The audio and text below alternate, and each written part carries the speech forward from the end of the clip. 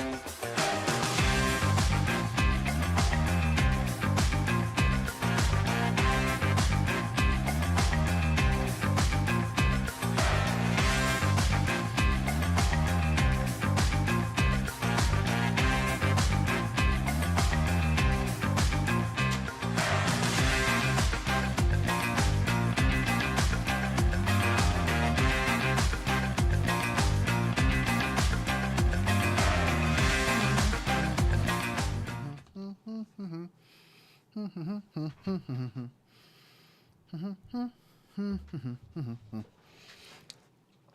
back. I'm doing things. I got a little Gogurt because yes, I am a child. Okay, perfect. Let's open. Let's add to.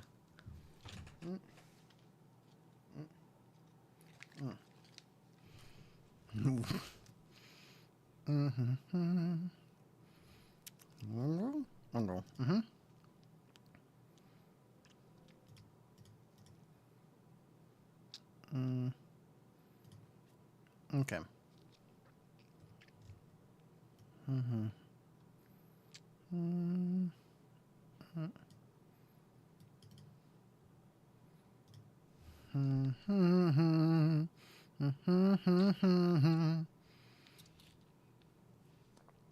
Error.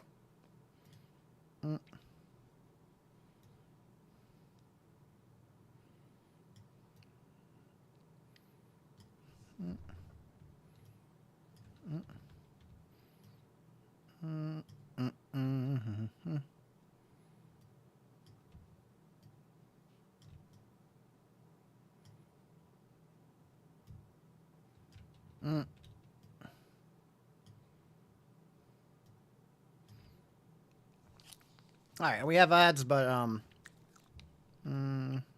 right, I can do it.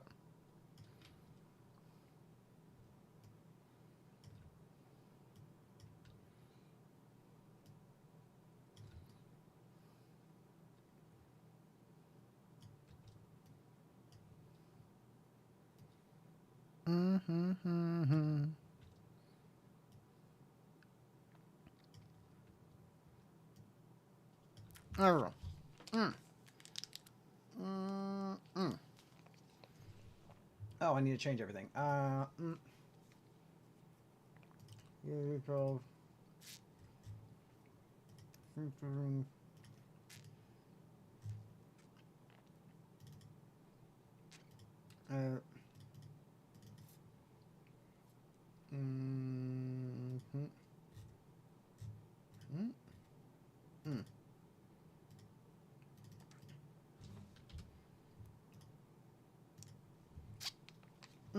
Okay. There we go. Okay, but for real talk, like Go-Gurts, they're pretty good. And like having something for yogurt on the go, it's helpful. It is very helpful. All right, then we're going to switch to from Boyfriend Dungeon because we are not playing that anymore. We're going to be switching to just chatting. Because I'm assuming that's where I'm supposed to technically be. And then after that, we'll go to Doki Doki Literature Club. And then we'll be done for this entire month-long event that we've been doing. And it's going to just have been a crazy ride. Boy, oh boy. Okay, so I'm feeling like we do this one first. We're going to do the just the games. So how this works. If it ends up in D tier, 1 vote. If it ends up in C tier, every character in that game gets 2 votes. B tier gets 3 votes. A gets 4 votes. S tier gets 5 votes. I think it seems fair. Yo, everyone, we have abandoned ship. We got to vote for Rin. Okay. Alrighty. Alrighty. With that, though, and then after that, we will, yeah. So next, we will go to, okay, so we'll start in order. Hooked on You. What did I think of Hooked on You? Honestly, Hooked on You is a game that I thought was much better than it kind of had any right to be. I would not put it in A or S tier. I would solidly put it in B tier. I feel like. Nothing against the game. It's just not like the greatest game that's ever existed or like the worst game that's ever existed. It's a solidly good game. For the price that it was fun. I would definitely recommend it to anyone who wanted to play a kind of wacky dating sim. I would play it again. Absolutely. Yeah, solidly good game. Kind of no notes on it. Rin is honestly, I also like feel like I went down the romance option that I probably would have liked the most, which is Rin. Trapper, don't even want to step down that road. Although Wraith might have been fun. And Huntress, I mean, honestly, like there are 3 romances I would be interested. Rin was definitely my favorite. Next game up is Boyfriend Dungeon. I high key really liked Boyfriend Dungeon. It is definitely my favorite game that I've streamed or played. Streamed or played this entire month. It's not too much of a dating sim, I'll admit. It's kind of just like romance people, but it was really fun. There's a very good variety of characters. And honestly, I legitimately think that by law, every nice guy should be forced to play this game just to see how much you don't want to interact with them. I think that Eric is a terrible, terrible person, but a fantastic character. Not in the way that like I like to be around him or I like to see him on screen, but I think he's very good at representing the demographic that he is set to establish. So I very much would put him in. I think I'm going to put it in.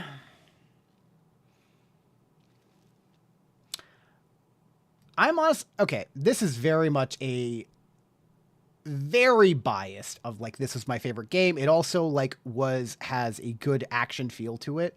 The dialogue is fun. I'm going to put this in S. Whether it might not technically deserve to be there, and it will probably be the only game that goes in S. Might be the only game that goes in S, but it was very good, and I very much enjoyed it. Okay, Dream Daddy. Okay, we're gonna come back to DDLC. Dream Daddy. Honestly, another top tier game. Really, really good. The dialogue was great. The thing I really liked and appreciated about it the most was that there is like obviously the whole like dating. You're finding another dad that you like and everything like that. That's great. The dialogue was fun with Craig and most of the characters. I feel like I would have been interested to like go down their paths as well. However, the relationship that I valued most out of that game was not any of the romances. It was the romance you had, or not the romance, the relationship you had with your daughter. And I was so invested in that, and it was really good at making me feel like, okay, I have to like take care of my daughter. And like, granted, I think I'm somebody who like kind of slips into like any form of fiction a little bit easier. But it was really good about that. It really made me feel like nervous for my daughter in this game. And I highly recommend it. I honestly really loved it.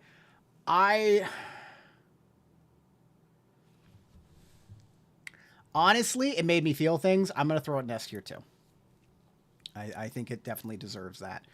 Boyfriend Dungeon is a little bit more like, I enjoyed the fast-paced elements of the actual like gameplay. Let me get some music going. I enjoyed the fast-paced elements that were part of the game and like the actual like dungeon crawling. Even if it wasn't that complex, it was definitely one of my favorite games that we played. Copyright free music, lo-fi. All right, we'll play this. Oh, let's not play that. Let's play that one.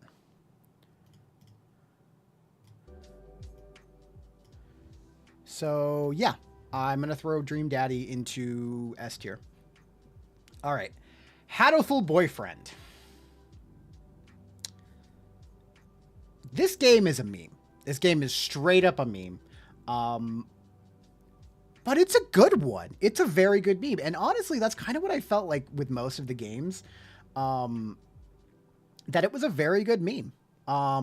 This game came out over a decade ago. But it's held up pretty well. There is a lot of extra stuff in the background that is like, there's obviously like this whole thing, there's the whole game is a joke of like, you're dating pigeons, you're dating birds, but there's this whole background, all these background stories of like, what's going on at the school, why, like what's with the hawks and dove party, and like there are all these political shenanigans, or like what, like how does everything interconnect. There's a lot more story there than you would ever really expect, and kind of like than it really should have. Hatoful Boyfriend is definitely better than it deserves to be. For that, I would put it in... I'll put it in A tier, honestly. It feels weird to put that above Hooked on You, but it kind of does feel right. Hooked on You is very much was a good game, but yeah, I think that's right. All right. Oh, I Love You, Colonel Sanders, a finger-licking good dating sim. Okay. This game was solid, for what it was. For what it was a solid game. It was perfectly acceptable. It was fun. It was a fun game. It was free. And that's the right price tag for it, because it's also just inherently an advertisement. Did I have fun playing this game? Absolutely. Would I ever play it again? No. This game has a single playthrough. There are other things that you can do, but there's also like, it's much more akin to a visual novel once you get down to it of like, okay, this is the right, this is wrong, this is right, this is wrong. Good game for what it is. It's a glorified ad. It was fun. I would put it in D tier, and it's gonna stay there. Kudos to like the art and everything, like the assets and everything that's in it are really good. And it's fun to read like, oh, everything's so great, but it's also like very like there's like a bit that undermines it for me a little bit of like, oh, the food is so good and you can order it today if you go down the street. There's a lot of fun to it. There's a lot of humor to it, but at the same time, I would not rank it higher than D. Good game though. Definitely recommend it. If you're doing an event like this. All right, next one, Sucker for Love. Again, a lot of these games are better than they have any right to be. And I think that's what makes me love them, because it's so easy for like Hatoful Boyfriend or Sucker for Love or even Hooked on You to have these like gimmicky ideas and just be like, oh yeah, it's so gimmicky. Like, ha ha ha, we made Cthulhu into an thick anime waifu. Isn't that so funny? Ha ha ha. And it'd be so easy to do that. And that's what I walked into this game expecting. And while it's not like the most complex or deep story, and I'm not here to like say that it is, it's way better than I thought it would have been. And there's a lot of different choices you can make. There were definitely, the art's fantastic. I loved the interpretations of certain things. And it got me interested to go like research Lovecraftian lore. Like the King in Yellow is, I know someone, but now I'm like interested to play it more. Or to like learn more about them, even though Lovecraft is a whole thing. I definitely, I think we're going to put that in A tier as well. Yeah. It's a really good game. I highly recommend it. Honestly, if you haven't played it, I definitely recommend giving it a play or a watch through. You can watch it on my YouTube channel. My entire stream's uploaded. Ha ha ha. So I highly recommend it. It was good. It was a really good game. They have another one that's going to be coming out. We're definitely going to play it on stream. It was a lot of fun. All right. Mass Effect. S tier. Mass Effect barely belongs here. The only reason it is here is because it was redeemed as part of a lost love for Miranda Lawson, who is this is one of my favorite game series of all times. If you think it's going anywhere other than S tier, you're completely wrong. I absolutely love this game series. It's fantastic. We will be playing something of it when it comes, some of these games when it comes to November, probably each year, at least a little bit. No notes. Monster Camp does not actually go on this list. I put it on here because I wasn't sure if we were going to be able to play around before we did the tier list and somebody would get in.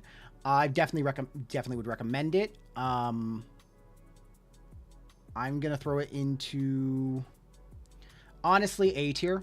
And Monster Prom is also going to go in A tier as well. The characters are very fun. The characters are very entertaining. And they're just a joy to kind of like watch and interact with. It's a very funny game. It's a very humorous game. And it's just fun to play. There's also, like, you also don't have to play it alone. You can play with up to 3 other friends as a 4-player total, where everyone's trying to romance each other. I highly recommend it. They do have a third that I wanted to get through all 3 of them this month, but it wasn't in the cards for a few different reasons. And so we will definitely come back to Monster Camp because I want to I need to play it again and get a successful romance. And then after that, we will definitely hit Monster Road Trip at some point. But yeah, both of them A tier. Very good games. Very good games. All right. Did Bastila get restored? Bastila did not get restored. If anyone wants to restore Bastila real quick, that might be something that we could do. But obviously, Star Wars Knights of the Old Republic, top tier. It's a great game. Love it. Little dated, I will admit. It's an old game at this point. Old game. But honestly, like, here's the funny thing. As I got older and started doing other things and playing, I don't know, D&D, going back and looking at this game is hilarious because I was able to look at all of like the rules and went, wait a second, I know all of these now because it's literally all a D20 based system, which is hilarious. I honestly think we might play this game next month. We might start playing this game next month and then try and burn through it. I'm debating between a few different games for next month.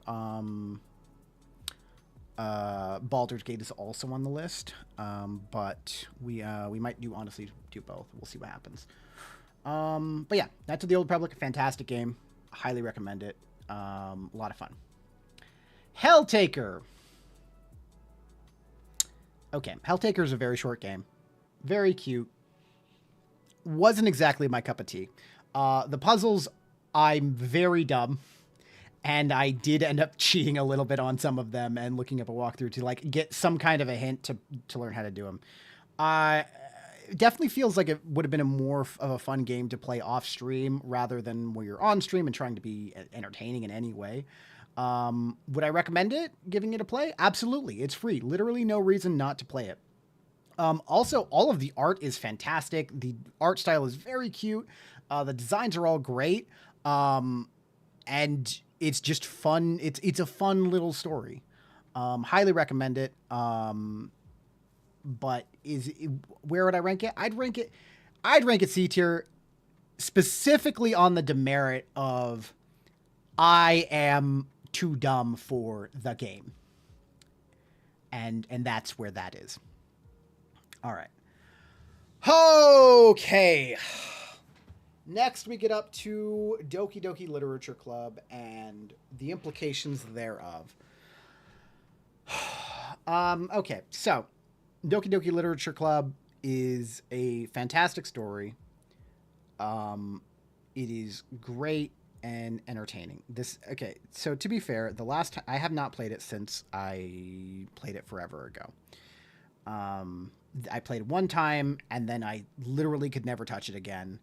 And I think there is power in that. I legitimately feel like that's a kind of like, if there's such a story that it makes you feel enough that you don't want to touch it again, not because it was a bad story, but because like it made you feel things. I think there's some recommendation to that. It's definitely not a game. I know it like a lot of people in the internet obsessed over it and played it a lot. And that's very cool. Was definitely not my cup of tea to do that again. That was definitely not how I did it. As a result, I am really tempted to put an S tier. Okay, so here's what we're going to do. I'm going to put it in A tier. After we beat the game tonight, I am going to look at it again and determine if I will keep it in A tier or if it deserves to be moved up to S tier. I think this is, or if it needs to be adjusted down to B. This is my personal opinion, and we will adjust the votes based off of that afterwards. I think it's a great game. I think that the story that it tells is a very interesting one, and I know there was the creator talked about making not necessarily a sequel, but something that would come afterwards, but it never really did, so we'll kind of see what happens with that. But with that, let's go through and give all of the extra votes. So 1, 2, 3, 4, 5. Okay, so Colonel Sanders gets 1 free vote. The Helltaker, all of the Helltaker characters get an extra 2 votes. So 1, 2, 2, 1, 2, 1, 2, 1, 2, 1, 2, 2, 2, 1, 2. All right, so you do not have 3. There we go. It's nice to know that all of them should just be at the same number of 3 because it's great. Makes things like, oh yeah, they're all the same. Okay, next up is Hooked on You, which means Rins gets a bonus 3 points. 2, 3. All right, Hatful Boyfriend gets 4 points. I really gave them A tier. No, you know what? I'm moving it Hatful Boyfriend down to B tier. Very good game. Very fun game. It's not A tier. Yeah, no, that feels better. Give Hatful 1, 2, 3. 1, 2, 3, which bumps Yuya up to a respectable 6 votes. Sucker for Love gets 4 points, which, all right, Lynetta will bump up to 5. The King in Yellow will also be bumped up to 7. All right, Monster Prom, all monster. Okay, so we have 4 votes. 1, 2, 3, 5. 1, 2, 3, 4, 5. 1, 2, 3, 4, 5. Okay, and I think that's everyone, right? Yeah. Okay. There's no one from Monster Camp. Doki Doki Literature Club will get also 4 votes. 2, 3, 5, 4. Boyfriend Dungeon will get... Oh, gosh. Of course, I had to make Boyfriend Dungeon just difficult. 1, 2, 3, 4, 5, 6. 2, 3, 4, 6. 2, 3, 4, 6. Dream Daddy. 2, 3, 6. 6.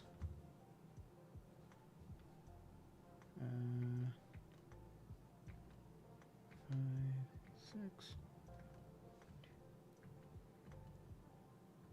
7.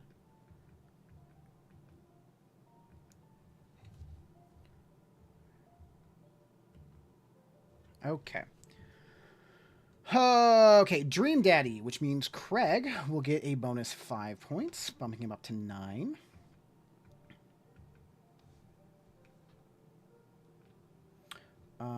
And Bastila, just for the... she's... Okay. If she should be restored, she will come in with the 5 points. If not, then she will not be. All right. But that is my... that is going to be my tier list for the different games that we played this month. Honestly, happy with this. Feel pretty good about this. Even the game that we didn't play, some of the games that we didn't play, that are just included by proxy. Next, we're going to go to the character tier list, which I'm sure will be much more of a whole thing, as it were to say. We will come back to you. All right, Basta LaShawn. Okay, now we get to be a little bit more spicy because we are talking about specifically characters, not the game, and that changes things. That changes things a lot. Basta LaShawn was my first romance. She's an interesting character. The romance between her and Revan, or Nevar, if you would like me to say, go with my headcanon name, is a very good setup. Upon replay of the most recent time I played it, not the best actual, like, written romance, but it was, like, again, one of the forerunners of, like, that being in video games, as far as I know. I don't really remember any other romance options, like, being a thing.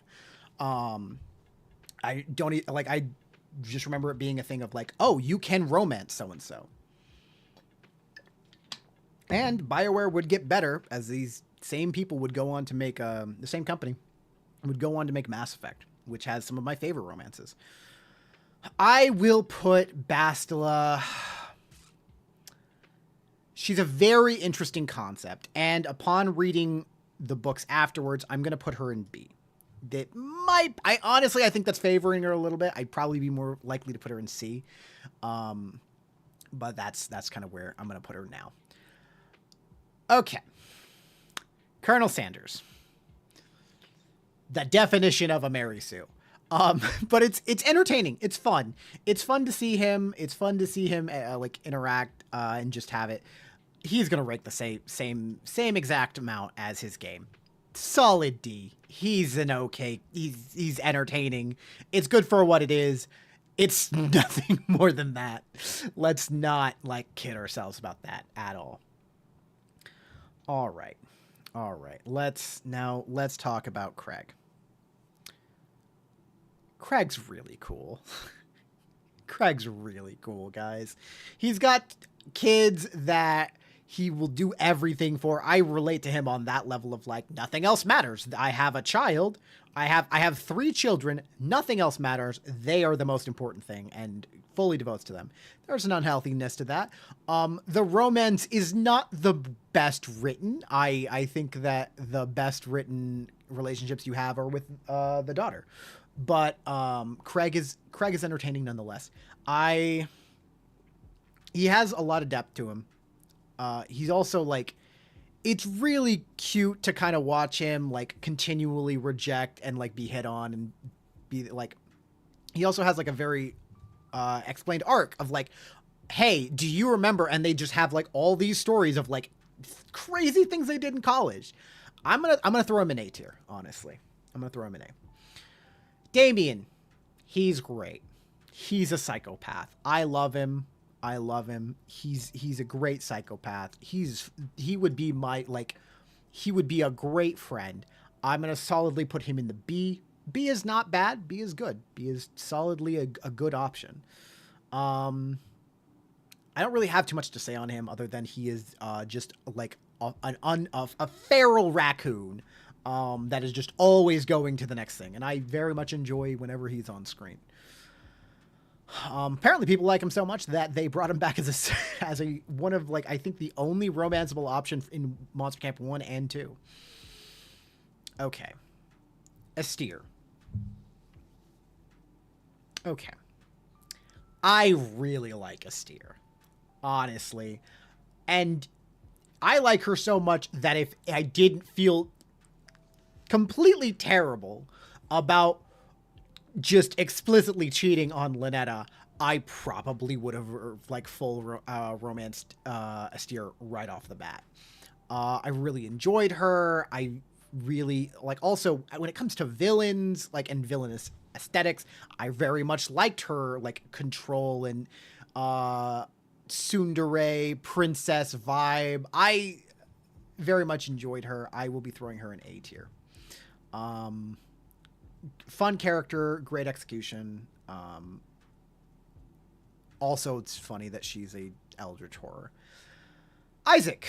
Oh boy. Can we say daddy issues? I don't not like him. Okay, I want to be very clear. He's great. He's smart. I didn't like his relationship the most. Him as a character, great. The relationship that you have to view him through, not my most favorite bit. It's a whole thing where you're like, yes. It's like his entire relationship is just dealing with his dad. And everyone has their own side characters, or most people do, and that's fine. But his entire thing is, my dad sucks, and he is rich man, and I am trying to do good. And he's like, the ending isn't even satisfying. It's just like, well, I've lost everything. Guess I'm gonna figure it out where I'm gonna go next. Is not a great ending. Wasn't very fun. I'm gonna drop him in C. I like him. I would like to put him higher. I'd like to put him higher. I don't think that what he was given was like a good story. It was fine story, not a great romance. All right, Jonah.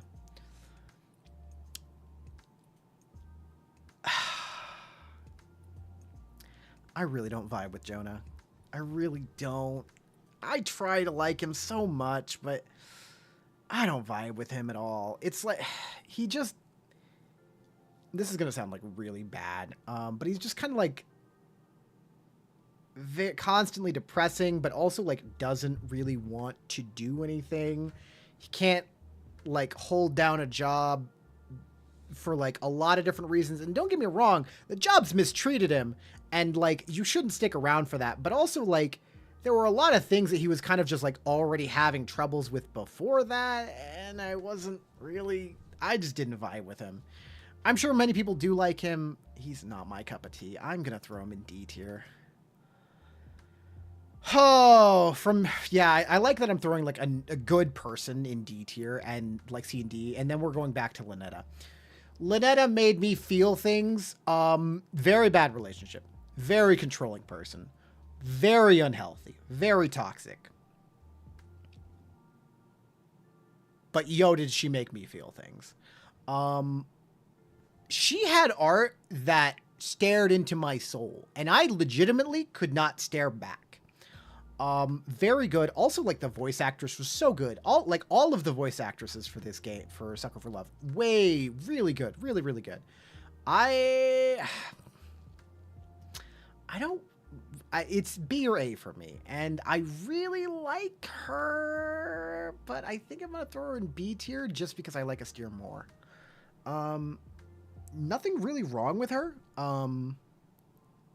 The feeling she made me feel good.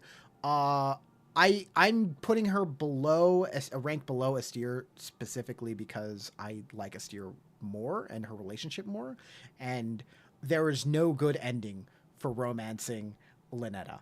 All right. Next we go to a very oh, I didn't give her votes. I just realized. She should be a 6. Did I give? Okay, cool. Okay, apparently I just missed Mass Effect on the last one. Oh, we're going to go to a very controversial one. Miranda Lawson from Mass Effect. Look. Everyone in the game, everyone who plays Mass Effect wants to be like, oh, I love Liara. Oh, I love Tali. Oh, I love Garrus. And Garrus is not wrong. But Miranda always is and always has been my go-to romance. I adore her. This is very much a me thing. She has such a, like, her personality is so tied to needing perfection and needing to rise above what she was given and be just the best she can be and like unapologetic. She's a very smart individual. I love her 1,000%. S tier. I know that like nobody agrees with me on this, and the merch that is available for her is very frustrating because it's just not what I want. It's never good, but it's where she belongs. S tier. I love her. Miranda from Monster Prom. Great character. Fun character. I enjoy her. I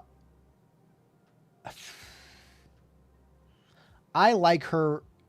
I can't. I don't think I can put her higher than C tier. I want to put her B. I want to put her B tier. I can't. She is too murderous. She's great, but too murderous. Way too murderous. Kazuyaki, the teacher. He's entertaining. He's fun. He's all right. We're going to throw him in D. He's Auntie Nian Nian. Okay. Gameplay-wise, probably one of my favorite. Relationship-wise, she is not built on at all. There's only like there are a couple weird things with her romance. Also, she's like really old, which I am not. I don't like the MILF or more feeling like GILF vibes that she gives off. I like her. I'm gonna throw her in C tier. I feel like her entire section of the game is more just based off of the like her gameplay is great. There's not really much of a romance there. I'm throwing her C. Kind of be unapologetic about it. Polly. Yeah, we throwing her S tier. Polly is so fun all the time. And okay, maybe not S tier, maybe A tier. I don't know. We'll throw her in A tier. Now we're throwing her S tier. I love her. Unapologetically, I love her. She is a bundle of just the horniest and most energetic energy with like no restraints, and she's just about fun, and it's a joy to see her on screen whenever she's on screen. I love her. She's great. Honestly, no notes. No notes. Probably like I definitely think she's my favorite Monster Prom character. Holmes. Solid. Honestly, I love her. She's fun. I do really like her as a character. I do really enjoy her. She's not my favorite. She's not my second favorite, but I very much enjoy her. Them.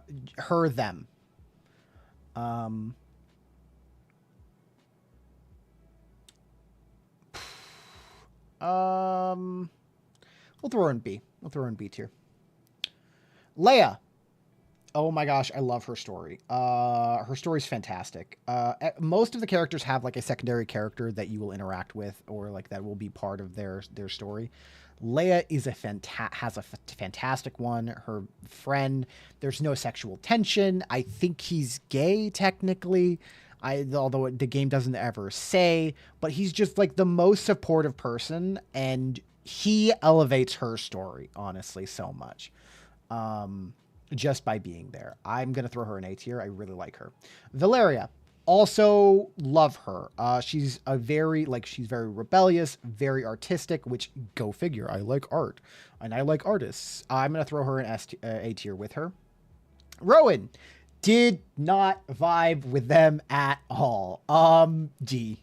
Totally cool if they're your vibe. Totally cool if you like them. Not really mine. They were great, but okay, I'm actually going to throw Valeria up. I like Valeria a little bit more. She was my favorite. So we're going to throw her up in S by virtue of being my favorite. Oh, Sawyer. A tier. I loved them. I very much enjoyed. They're a very cute, dorky character. Very entertaining. Highly, I wish they were a little bit more capable just because I want them to be, but very understandable for a college student, and they tried very hard and they worked. I really liked them. 7, also A tier. Fantastic. Really interesting. It was a fun character. Most unbelievable thing is that the second they started hanging out with you is that they also started hanging out with all your friends consistently. But that's also like really cool that they would do that. I really like them. They were fun to interact with. Also, them as a weapon, or he as a weapon, is just fantastic. Yeah. I really liked. Honestly, Boyfriend Dungeon again, very high turnout. Very much loved the game. Recommend. Sunder. Sunder. He's there. He's not my favorite. I enjoyed like him a little bit. I enjoyed him more than other characters. He was my least favorite. The vampire thing really came out of nowhere. Only like more out of nowhere thing is Rowan, which still wasn't explained.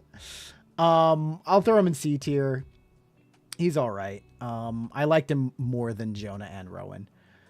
Rin, S tier. I love her. She's a complete dork. But also like the second she's like, if the anime waifu body pillow fits, I'm gonna like, I'll wear it. I was like, we're so like 100%, 1000% in that moment.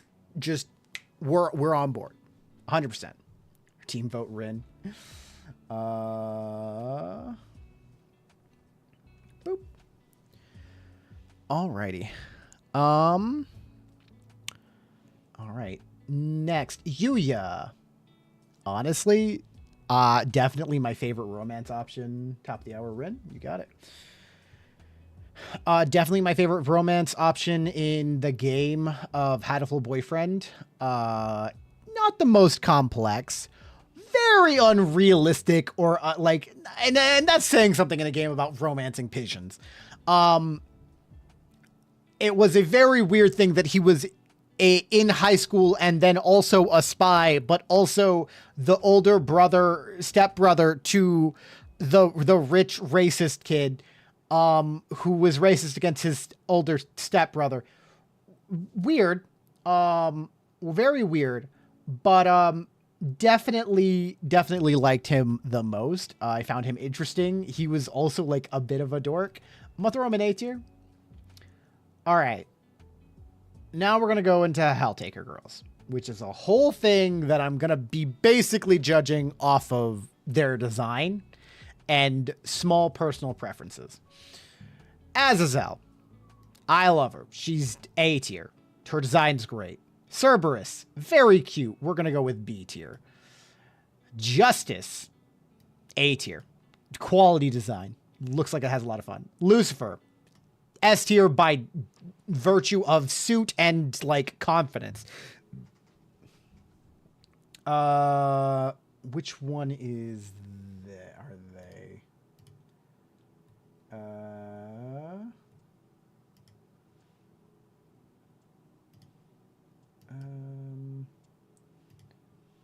I don't remember their name, which kind of says something bad about them.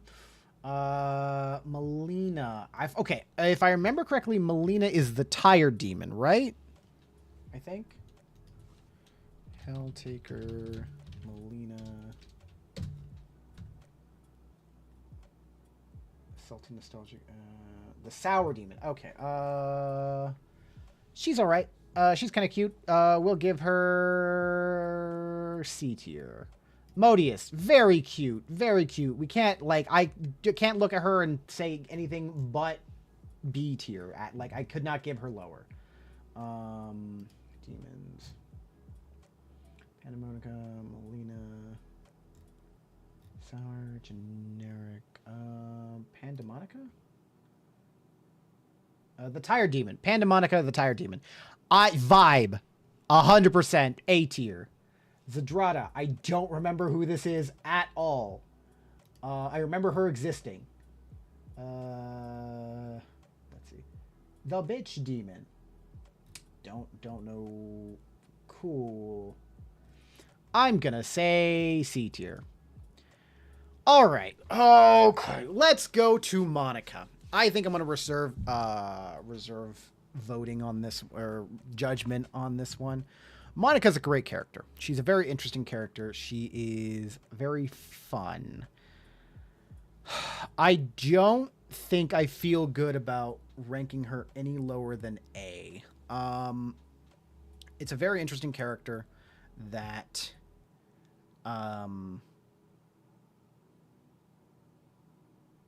there's something when it's very easy to look at her and be like, oh, she's a yandere, and like kind of move on. But it's also like important to kind of like remember the reason that she does become one.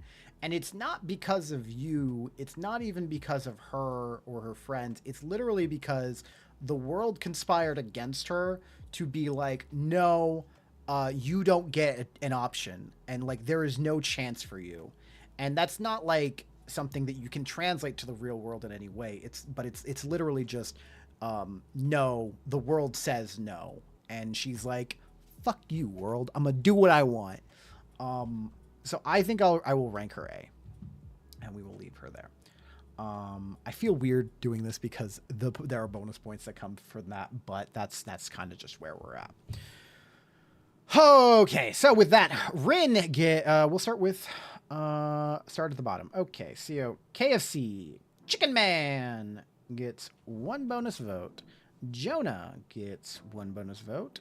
Yuya Kazuyaki gets 1 bonus vote. Rowan gets 1 bonus vote. All right, Isaac gets 2. Miranda gets 2. Nyan Lanthotep gets 2. Sunder gets 2. Where's Sunder? There you are.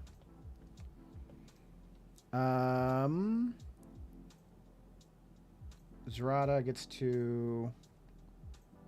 Sour gets 2. Bastila gets 3 if she is restored. Damien gets 3. Lynetta gets 3. Holmes gets 3. Where's Holmes? 2, 3.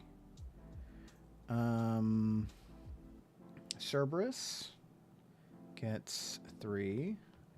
3 votes, 1 for each head. They all get little pats. Modius gets 3. All right. Craig. Oh. Where's Craig? Okay. Craig gets 4. 1, 2, 3, 4. Astir gets 4. 1, 2, 3, 4. Leia gets 4. 1, 2, 3, 4. Sawyer gets 4. 2, 3, 4. How does Leia have... Leia should not be able to be 1 vote down. I think I definitely missed something. Sawyer 7. 3, 4. Okay, I think I see what I made a mistake on. Okay.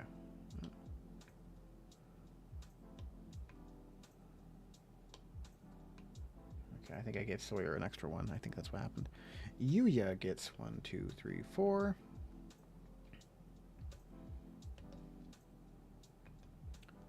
Azazel 1, 2, 3, 4.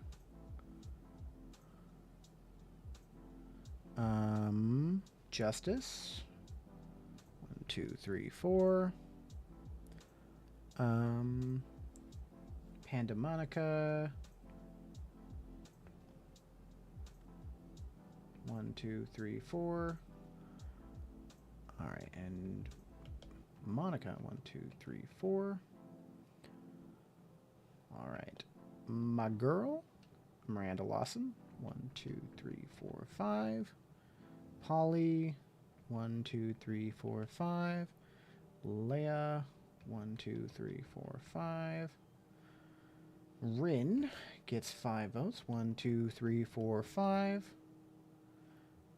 And Lucifer gets 5. 1, 2, 3, 4, 5. Alrighty, that is our tier list for all the romanceable characters. Characters romanced this year in the 2024 romance election. With that, though, we have one last thing left to do. We got a game to play. With that, though, let's go hop into what is sure to be a very depressing time. We're going to hop into... I wonder if anyone's, like, even watching this game right now. Yo, there are 77 people watching that game, right? 100, technically. Over 100 people. All right. We are going to hop into Doki Doki Literature Club.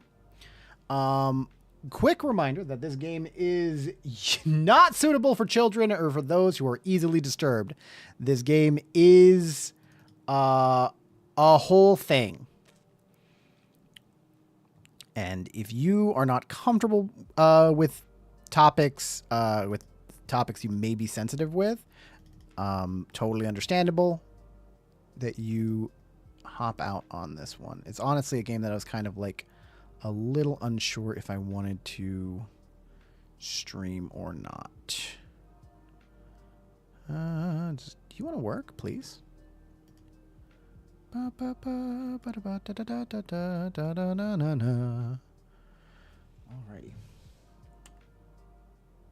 And with that, boop.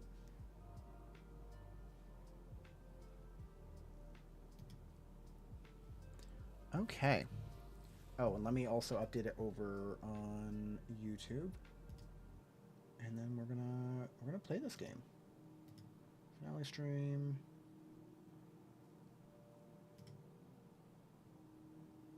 Edit.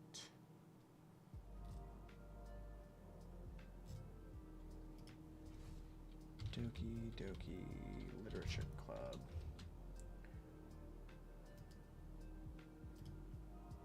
All right.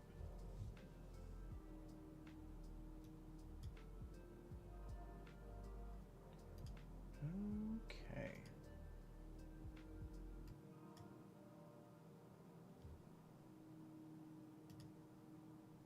Alrighty.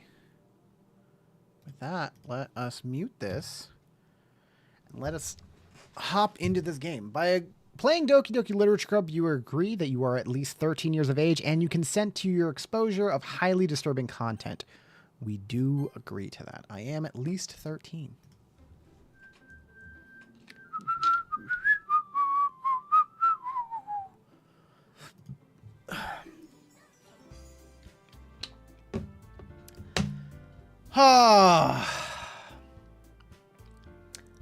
It's been a while. It's been a while. Oh, we don't have any slots. It's like I didn't play this game before or something like that. Or something like that. Oh, Noches. Also, real talk. Your reality is a bop. Hey! I see an annoying girl running towards me from the distance, waving her arms in the air like she's totally oblivious to any attention she might draw to herself. That girl is Sayori, my neighbor and good friend since we were children. You know, the kind of friend you'd never see yourself making today, but it just kind of works out because you've known each other for so long. We used to walk to school together on days like this, but starting around high school, she would oversleep more and more frequently, and I would get tired of waiting up. But if she's going to chase after me like this, I almost feel better off running away. However, I sigh and idle in front of the crosswalk and let Sayori catch up to me. I overslept again. But I caught you this time. Maybe, but only because I decided to stop and wait for you. You say that like you were thinking about ignoring me. That's mean, Noches. Well, if people stare at you for acting weird, then I don't want them to think we're a couple or something. Fine. But you did wait for me after all. I guess you don't have it in you to be mean even if you want to. Whatever you say, Sayori. We cross the street together and make our way to school. As we draw near, the streets become increasingly speckled with other students making their daily commute. By the way, Noches, have you decided on a club to join yet? A club? I told you already, I'm not really interested in joining any clubs. I haven't been looking either. That's not true. You told me you would join a club this year. Did I? I'm sure it's possible I did in one of our many conversations about where I dismissively go along with whatever she's on about. Sayori likes to worry a little too much about me when I'm perfectly content on just getting by on the average while spending my free time on games and anime.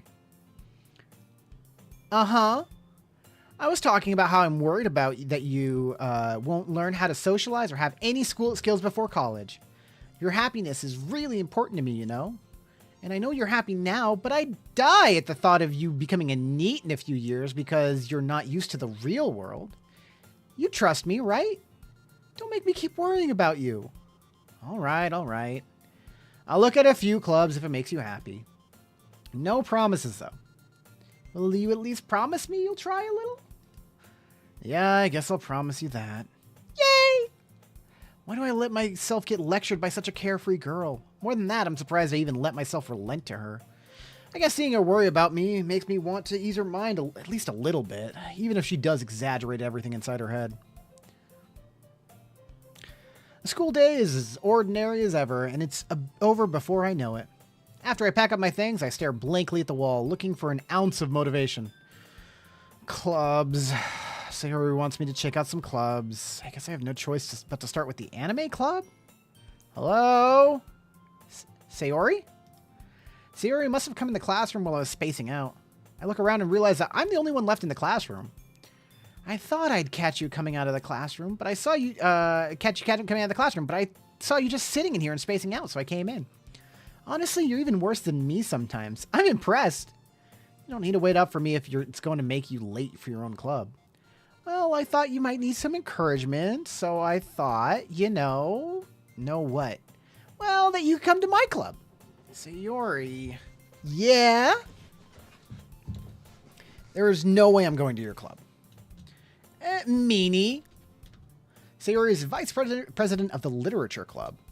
Not that I was ever aware that she had any interest in literature. In fact, I'm 99% sure she only did it because she thought it would be fun to help start a new club. Since she was the first one to show interest after the one who proposed the club, she inherited the title of vice president. That said, my interest in literature is guaranteed to be even less. Yeah, I'm going to the anime club. Come on, please. Why do you care so much anyway? Well, I kind of told the club yesterday I would bring in a new member, and Natsuki made cupcakes and everything. Don't make promises you can't keep. I can't tell if Sayori is really that much of an airhead or if she's so cunning as to have planned all this out. I let out a long sigh. Fine, I'll stop by for a cupcake, okay? Yes, let's go. And thus today marks the day I sold my soul for a cupcake. I dejectedly follow Sayori across the school and upstairs, a section of the school I rarely visit, but being generally used for third-year classes and activities. Sayori, full of energy, swings open the classroom door. Everyone, the new member is here. I told you, don't call me a new member. I glance around the room. Welcome to the Literature Club. It's a pleasure meeting you. Sayori always says nice things about you. Seriously? You brought a boy? Way to kill the atmosphere. Ah, Nochez, what a nice surprise. Welcome to the club. Huh? All words escape me in this situation. This club is full of incredibly cute girls. What are you looking at? If you want to say something, say it. Sorry? Natsuki? Huh. The girl with the sour attitude, whose name is apparently Natsuki, is the one I don't recognize. Her small figure makes me think she's probably a first year. She's also the one who made cupcakes, according to Sayori. You can just ignore her when she gets moody. Sayori says that quietly into my ear and then turns back to the other girls. Anyway, this is Natsuki, always full of energy, and this is Yuri, the smartest in the club. Don't say things like that. Yuri, who appears comparably more mature and timid, seems to have a hard time keeping up with people like Sayori and Natsuki. Well, it's nice to meet both of you. And it sounds like you already know Monica, is that right? Yes. Yes, I do, Sayori. That's right. It's great to see you again, Nochez. Monica smiles sweetly. We do know each other. Well, we rarely talked, but we were in the same class last year. Monica was probably the most popular girl in class. Smart, beautiful, athletic. Basically completely out of my league. So having her smile at me so genuinely makes me feel a little... You too, Monica. Come sit down, Nochez. We made room for you at the table, so you can sit next to me or Monica. I'll get the cupcakes. Hey, I made them. I'll get them. Sorry, I got a little too excited. And how about I make some tea as well? The girls have a few desks arranged to form a table. As Sayori mentioned, it's been widened so that there is one space next to Monica and one space next to Sayori. Natsuki and Yuri walk over to the corner of the room where Natsuki grabs a wrap tray and Yuri opens a closet. Still feeling awkward, I take a seat next to Sayori. Natsuki proudly marches back to the table, tray in hand. Okay, are you ready?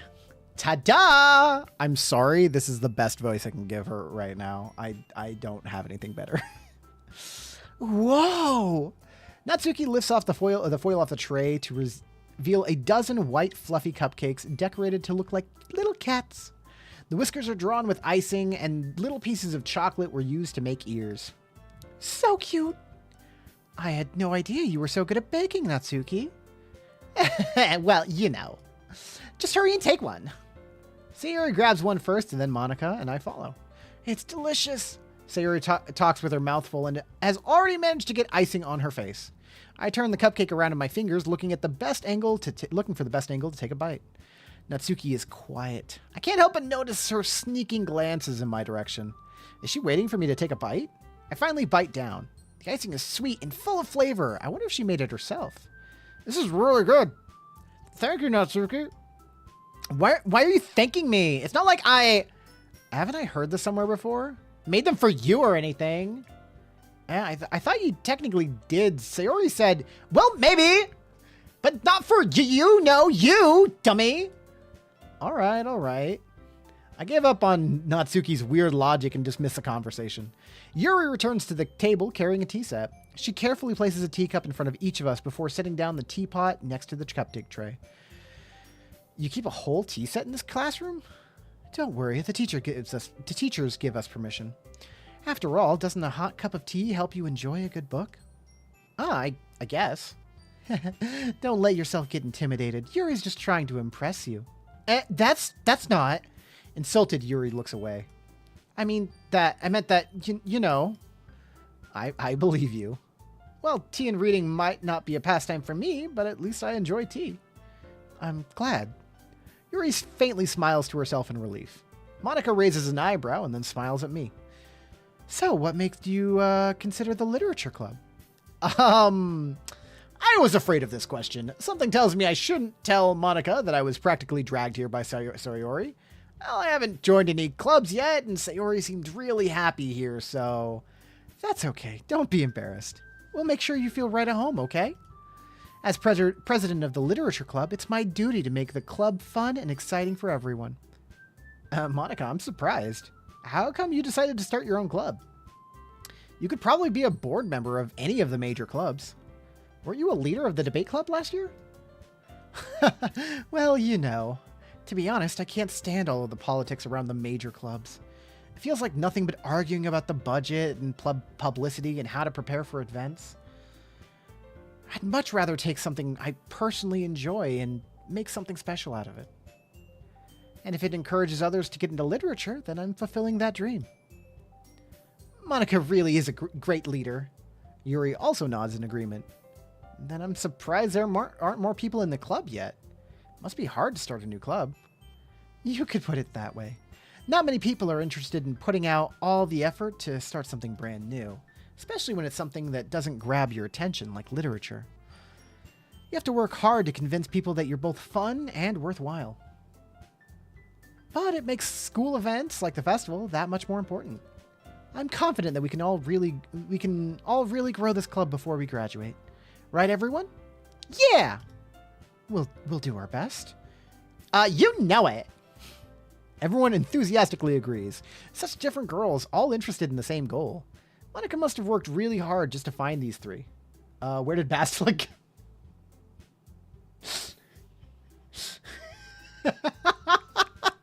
Bro, you haven't been here for a while, have you? So here's the funny thing. A while ago, a wheel was spun, and Bastila was eliminated. Unfortunately. However, you can restore the code with half the votes, And there were bonus votes that were handed out because she ranked pretty highly on the tier list. So she will come back generally around the same amount of votes that she left with.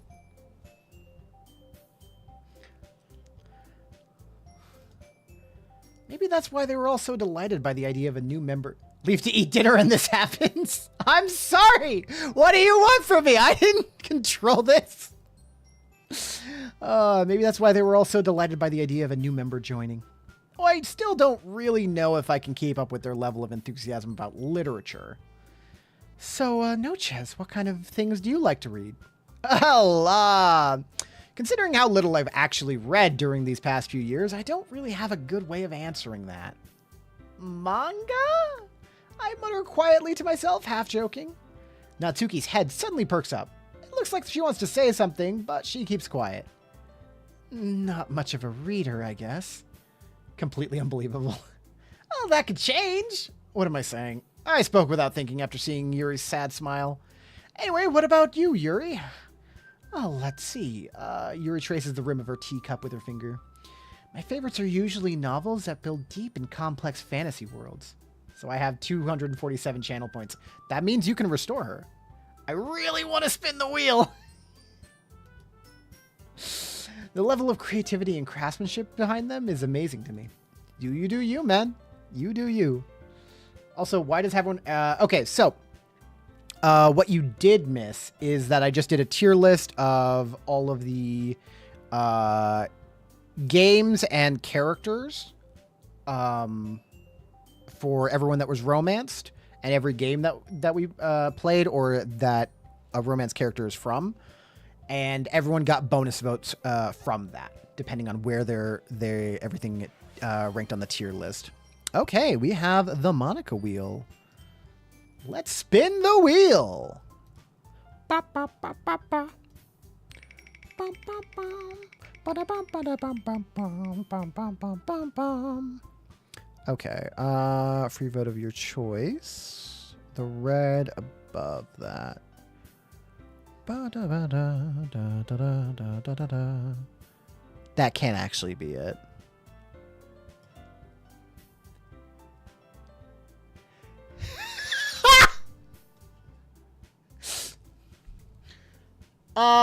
So here's the funny thing.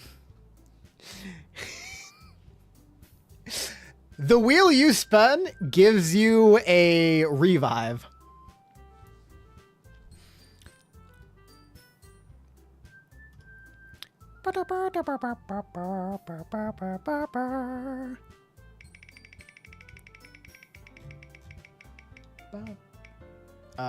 Yeah.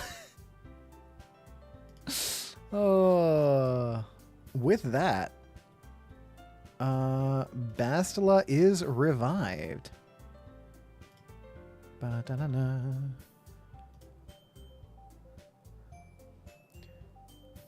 And she does get all of the votes that she would have gotten if she had been around for the tier list. She still gets those votes. And telling a good story in such a foreign world is equally impressive. Yuri goes on, clearly passionate about her reading. She seemed so reserved and timid since the moment I walked in, but it's obvious by the way that her eyes light up that she finds her comfort in the world of books, not people. But, you know, I like a lot of things. Stories with deep psychological elements usually immerse me as well.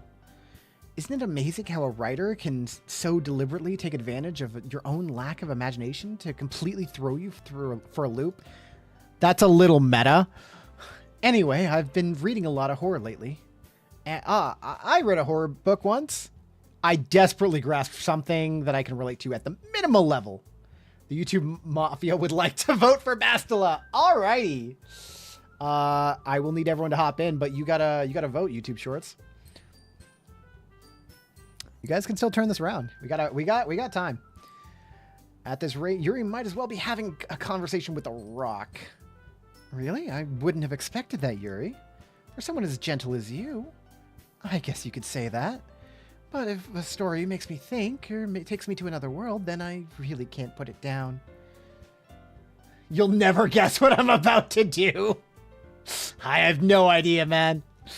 Surreal horror is often very successful at changing the way you look at the world, if only for a brief moment. I hate horror. Oh, why is that? Well, Natsuki's eyes dart over to me for a split second. Never mind. That's right, you usually like to write about cute things, don't you, Natsuki? What? What gives you that idea? You left a piece of scrap paper behind during last club meeting. Bro, you're still screaming? Not a dedication. Yeah, we're going till, we're gonna finish this game. We probably got another like 3 hour, probably like three and a half hours left. Hi again, welcome back. How are you guys doing? It looked like you were working on a poem called Don't Say It Out Loud and Give It Back. Fine. Your cupcakes, your poems, everything you do is just as cute as you are. Sayori sidles up behind Natsuki and puts her hand on her shoulders. I'm not cute! Natsuki, you write your own poems? Yeah, Monica is evil. Yeah, she, you know, a little bit. Well, I guess sometimes. Why do you care? I just think that's impressive. Why don't you share them sometime? No! Natsuki averts her eyes. You wouldn't like them. Not a very confident writer yet? I understand how Natsuki feels. Sharing that level of writing takes more than just confidence. The truest form of writing is writing to oneself.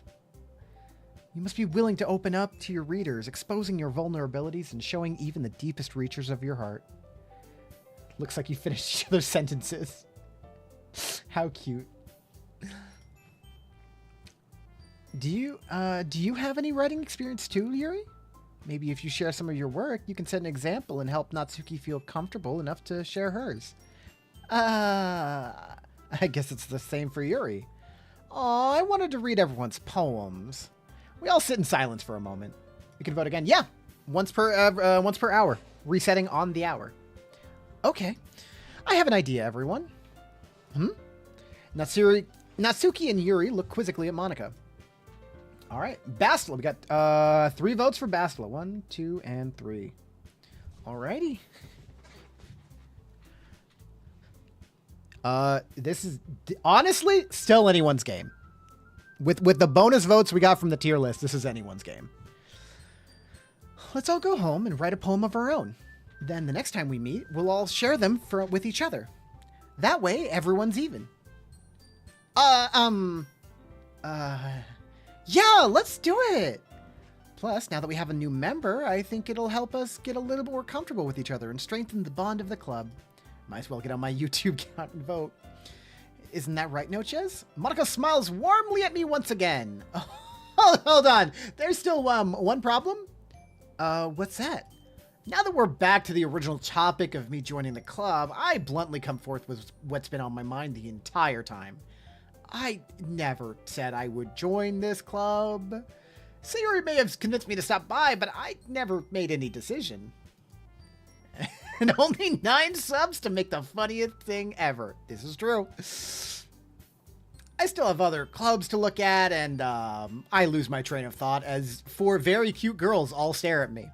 All 4 of the girls stare back at me with dejected eyes. But I'm sorry, I thought... Huh! Noches. I'm defenseless against these girls. How am I supposed to make a clear-headed decision when it's like this? That is, if writing poems is the price I need to pay in order to spend every day with these beautiful girls. Right, okay, I've decided then. I'll join the literature club. One by one, the girls' eyes light up. Yes, I'm so happy! I'll vote in the form of a joke. Who wrote the song Pompeii Bastila? But yeah, you know who okay. Oh, gosh. Yeah, Sayori wraps her arms around me, jumping up and down. Hey! You really did scare me for a moment. If you really came for the cupcakes, I just would have been super pissed. And then that makes it official. Welcome to the Literature Club. Thanks, I guess. Okay, everyone. I think with that, we can officially end today's meeting on a good note.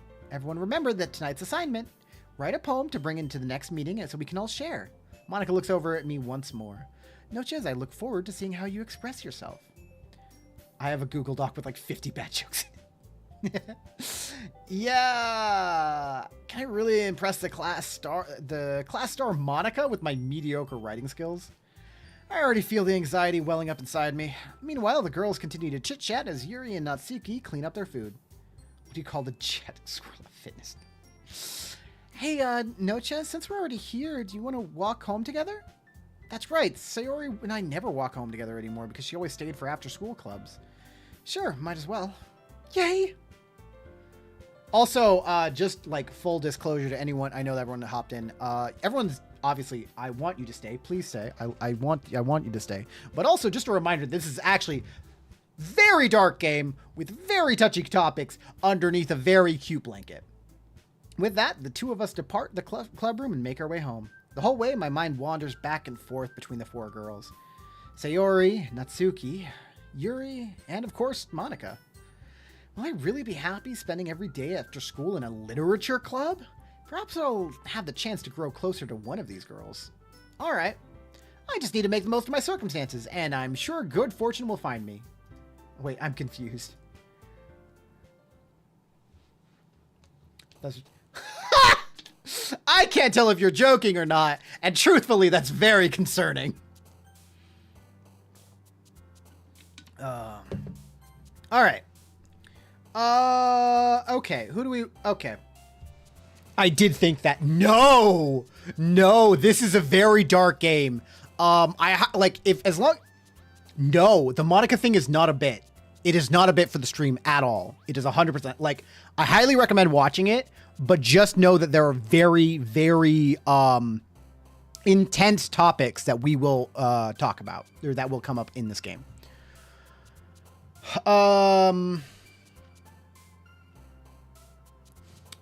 Let's go for Sayori. I'm always a friend of her. Friends.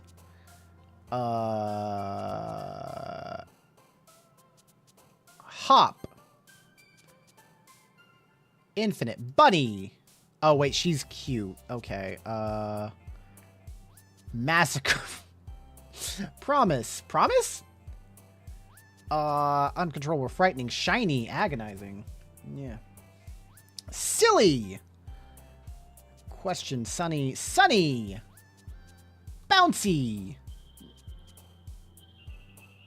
Raindrops. Gosh dang it.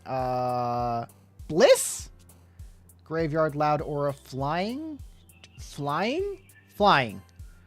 Landscape, warm, variance, vacation. Question, have you ever played hit game Peggle? Oh, the game Peggle? Yeah, I played it like a long time ago. Vacation. Anime. Heaven Sent. Heaven Sent. Contamination. Okay, she likes bigger words too. So, suicide. Oh, that was not who I expected to come up with that. Pink.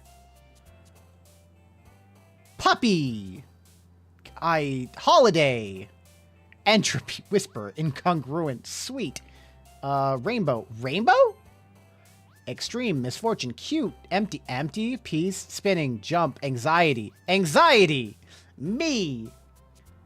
Well, did you know that I am the best Peggle YouTuber? I did not know that. No. Are you actually? Depression. Romance. Nature. Sing. Best Peggle YouTuber.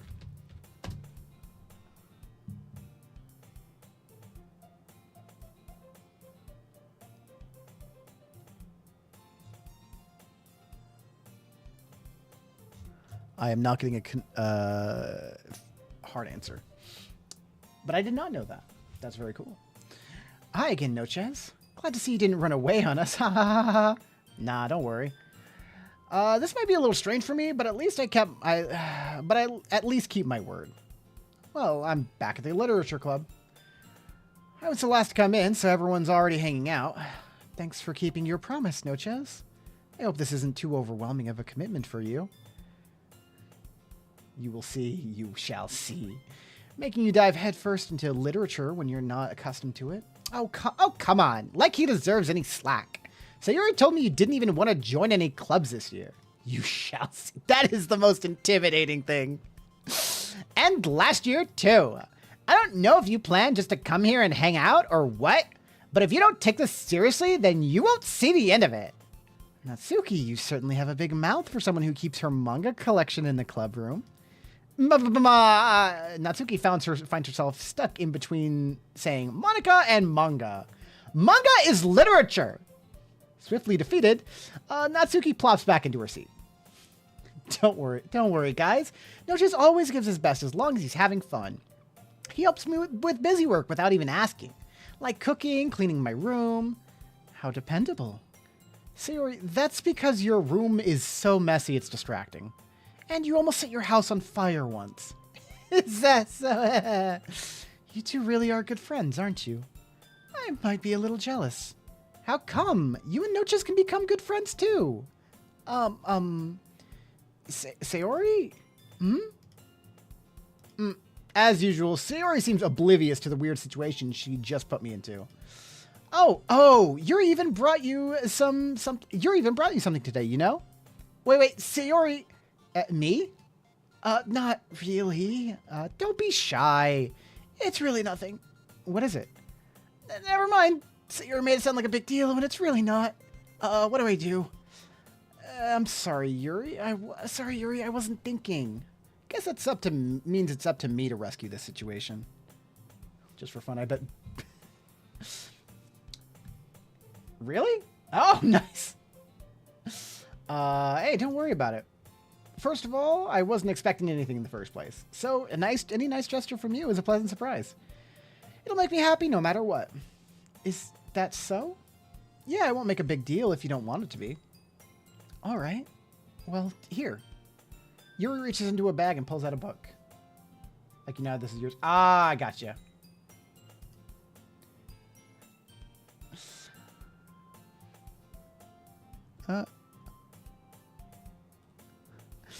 I do see it. I do see, yes.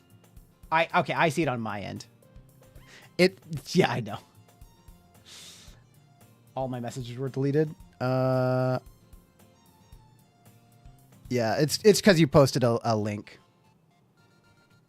I didn't want you to feel left out, so I picked out a book that I thought you might enjoy. It's a short read, so it should keep your attention even if you don't usually read. And we could, you know, discuss it if you wanted. This is how is this girl accidentally being so cute? She even picked out a book she thinks I'll like, despite me not reading much. Yuri, thank you. I'll definitely read this. Official Streamlabs hates the Noches Flores YouTube channel. I enthusiastically take the book. Whew. Well, you can read it at your own pace. I look forward to hearing what you think. Now that everyone's settled in, I expected Monika to kick off some scheduled activities for the club. But that doesn't seem to be the case. Sayori and Monika are having a cheery conversation in the corner. Yuri's face is already buried in a book, and I can't help but notice her intense expression, like she was waiting for this chance. Meanwhile, Natsuki is rummaging around in the closet. Man, it looks like no one wants to be bothered today. I slumped down on into the nearest desk. How am I supposed to occupy myself with something literature-related by myself like this? T-minus 10 minutes. Also, dude, Jeff's Peggle gameplay is actually so good. No, nice. I will check it out. I have not played Peggle in a while. I should actually pick it up again. Or if I can. I don't know. Is it available on PC? I could always read some of the book Yuri gave me. But I'm feeling a little too tired to read. I could probably fall asleep right now. I close my eyes and end up listening in on Sayori's conversation with Monika. We're just continuing the bit. We're probably going to see really lame compared to all the other clubs, though. Well, we can't give up. The festival is our chance to show everyone what literature is all about. The problem is that the idea of a literature club sounds too dense and intellectual. But it's not like that at all, you know? We just need a way of showing that to everyone. Something that speaks to their creative minds. That doesn't solve the problem, though. What do you mean? Even if we come up with the most fun thing ever, no one will come in the first place if it's a literature event. So it's more important to figure out how to get people to show up in the first place, you know? And then after they come, we could do the thing to speak to their creative minds.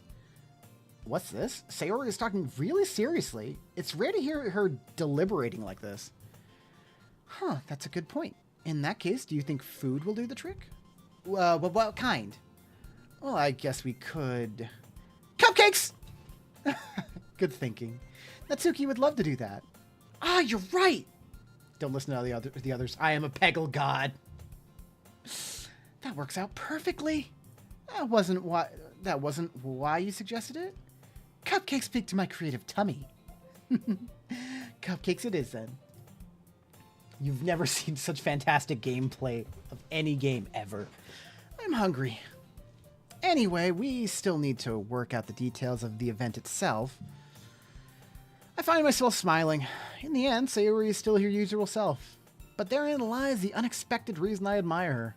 Unlike me, who has trouble finding any motivation at all, Sayori can put her mind to things and make them come to life.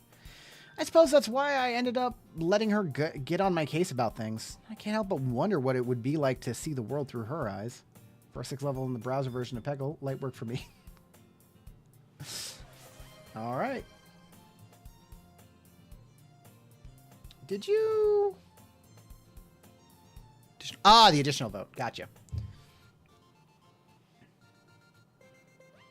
Okay. Ooh, what? I opened my eyes to find Sayori's face filling my vision. I nearly fall out of my chair. Sorry. Wait. Actually, I'm not sorry at all. It's your fault for sleeping like that. This isn't the napping club. Does our school have a napping club? You're staying up late again, aren't you? Sayori, you have no idea. Sleep isn't real. Wait, I just realized if I vote one on Twitch and once on YouTube, on all the Mafia votes, we can tie Basil in the next hour. The comeback. This is true. Anyone's game. You'll need to get used to it. Don't say it that loud. I glance over my shoulder to see if Monica overheard. It's true, though. Yeah, I know. You're always looking out for me, Sayori. It's what I do best. That's a problem. What about you?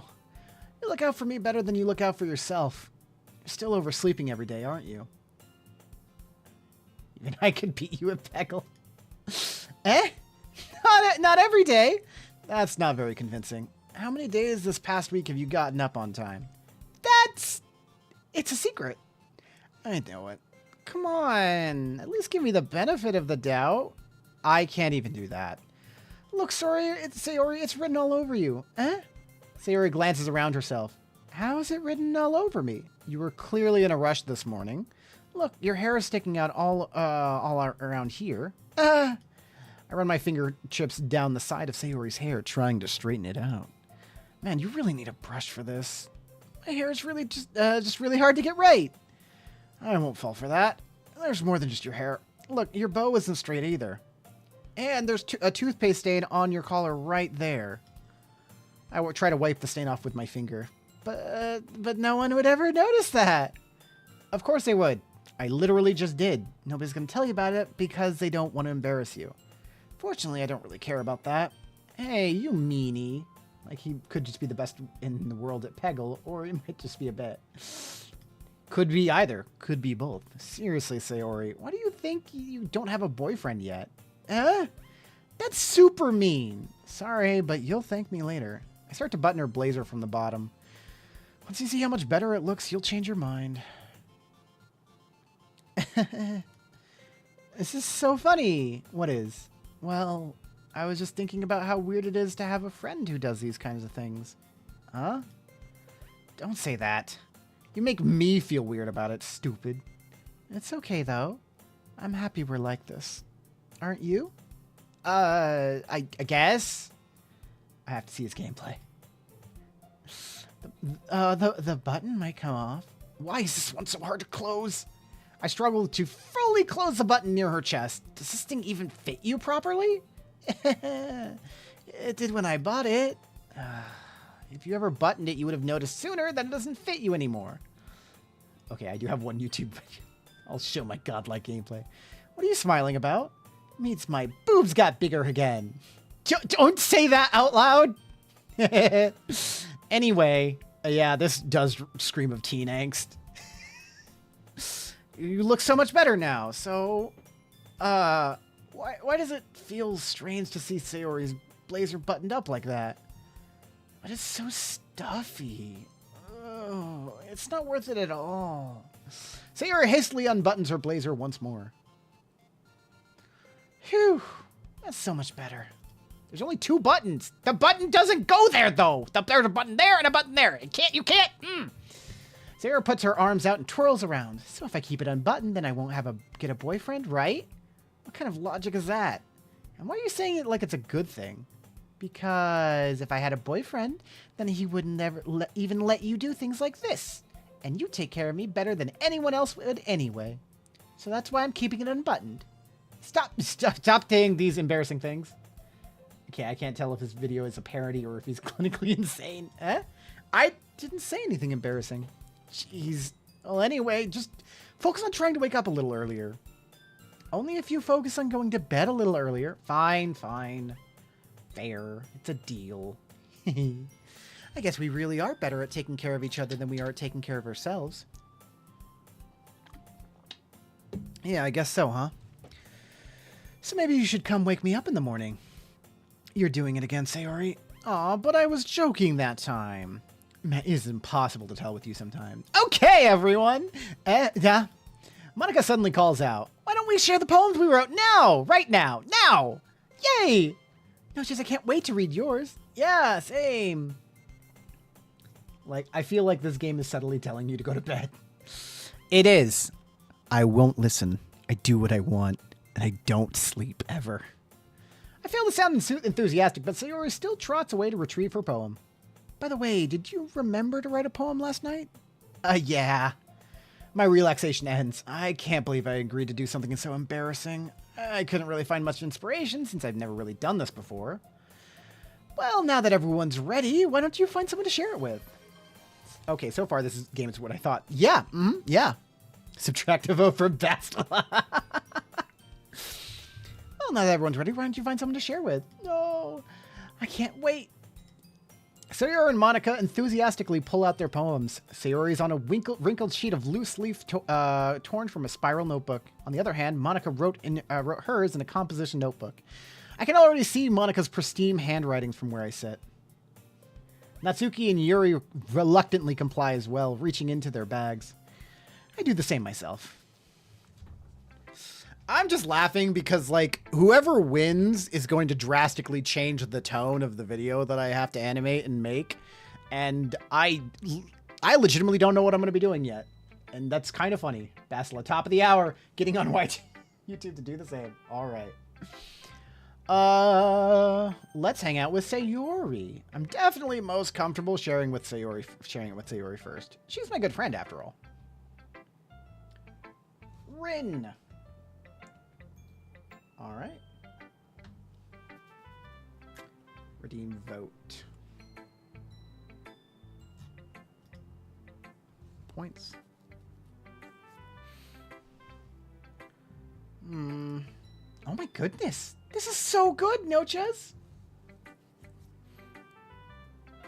I think it's I think redeem and vote. It's redeem, vote, and then I think Rin will come up after that.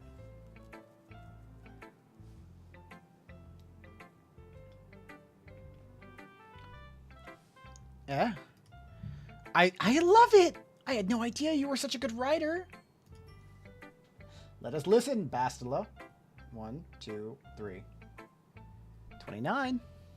We are rapidly approaching Monica. You must be seriously overreacting. I'm not a good writer at all. I honestly have no idea what I'm doing. We vote for Bastila. Well, maybe that's why. Because I have no idea what I like either. Jeez. I'm sure Yuri's opinion has to be a little bit more constructive than this. Maybe even Natsuki's. So here's the thing. The YouTube Mafia exists, right?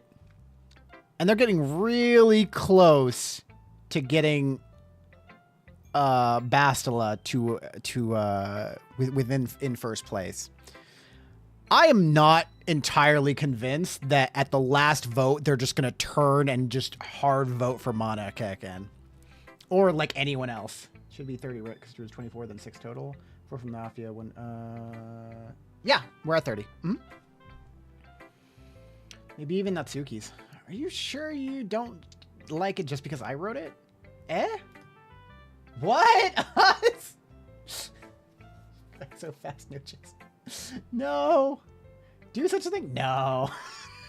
I don't want to out you guys, but I've just been watching and I'm just like, I think I understand you better than a lot of people, you know?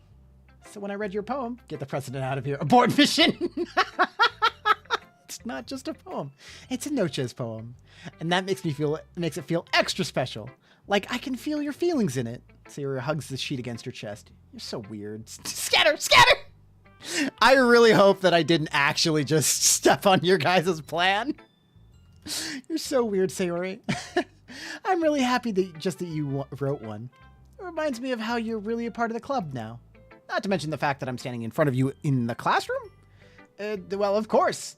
I'm not really into it yet, but that doesn't mean I'll break my promise. See? It's like I said before, Noches. Deep down, you're not selfish at all, you know? Trying new things like this for other people, that's something only really good people do. Thanks, Sayori. I'm not sure if Sayori sees the full picture of my motive here. Then again, I can't deny that she's part of the reason I joined. Knowing how much this means to her and all. Yeah. Delete Monica. I dare you. Oh, lurking. We've been plotting this for months. Lurking. Did it go in my shirt? I don't think it went in my shirt. Okay, no, it's not. Okay. Okay. Interesting. Interesting.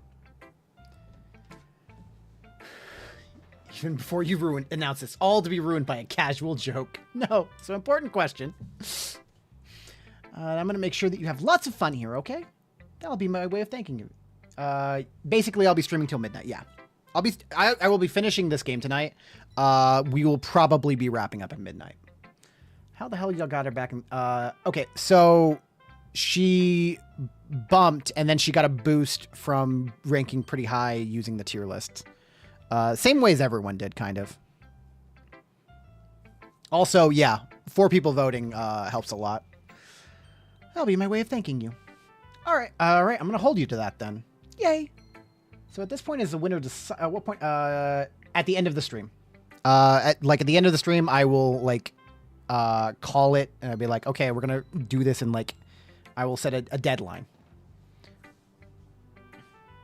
Yeah, I mean, I doubt we'll be finishing at midnight exactly. So now you'll read my poem too, right?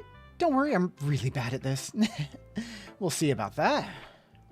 Dear sunshine, the way you glow through my blinds in the morning, it makes me feel like you missed me, kissing my forehead to help me out of bed, making me rub the sleepy from my eyes. Are you asking me to come out and play? Are you trusting me to wish away a rainy day? I look above, the sky is blue. It's a secret, but I trust you too. If it wasn't for you, I could sleep forever, but I'm not mad. I want breakfast. Sayori, this is just a guess, but did you wait until this morning to write this? No! Just a little bit. You know, you're going to be back to playing normal games next week, and then you're going to be like, where's the anime girl? Yeah, next week after this, when I'm just streaming normal games again, when I'm streaming Helldivers next week, it'll be a very different vibe. I forgot to do it last night. Well, at least that makes me feel a little bit better about myself. Don't be mean. I still tried my best. Yeah. I didn't mean to say that it was a bad poem. It came out nice. Or how should I put it? It sounds just like you. Really? Yeah. Especially that last line. I made eggs and toast. Give the streamer a vote. I can't. Okay, who can I vote for? Okay, so we have Monica, Bastila, and Rin. You know what? Let's give a little bit of love to our fallen boy. We're gonna give a vote to Craig. Go for Bastila. Come on, negotiations can be made. I'm trying to play werewolf. Negotiate. Even though you were late to school, it's bad to skip breakfast. I get all cranky. Well, I guess there's no point in arguing. Anyway, thanks for showing me. This was so much fun. Monica's the best. Helldivers. Freedom! Super Earth! But next time I won't forget, and I'm gonna write the best poem ever. Well, I guess I look forward to it. Who should I show my poem to next? Monica. Hi, Noches. Having a good time so far? Yeah. Good, glad to hear it. By the way, since you're new and everything, if you ever have any suggestions for the club, like new activities, or things we can do better, I'm always listening. Don't be afraid to bring things up, okay? What, you stream other stuff? Normally, yeah. Normally, I don't spend, I thought you were like a dating Sims guy and each month stuff reset. No, I just did this as a fun thing for like February, in the month of February. Normally, I'm just a variety streamer.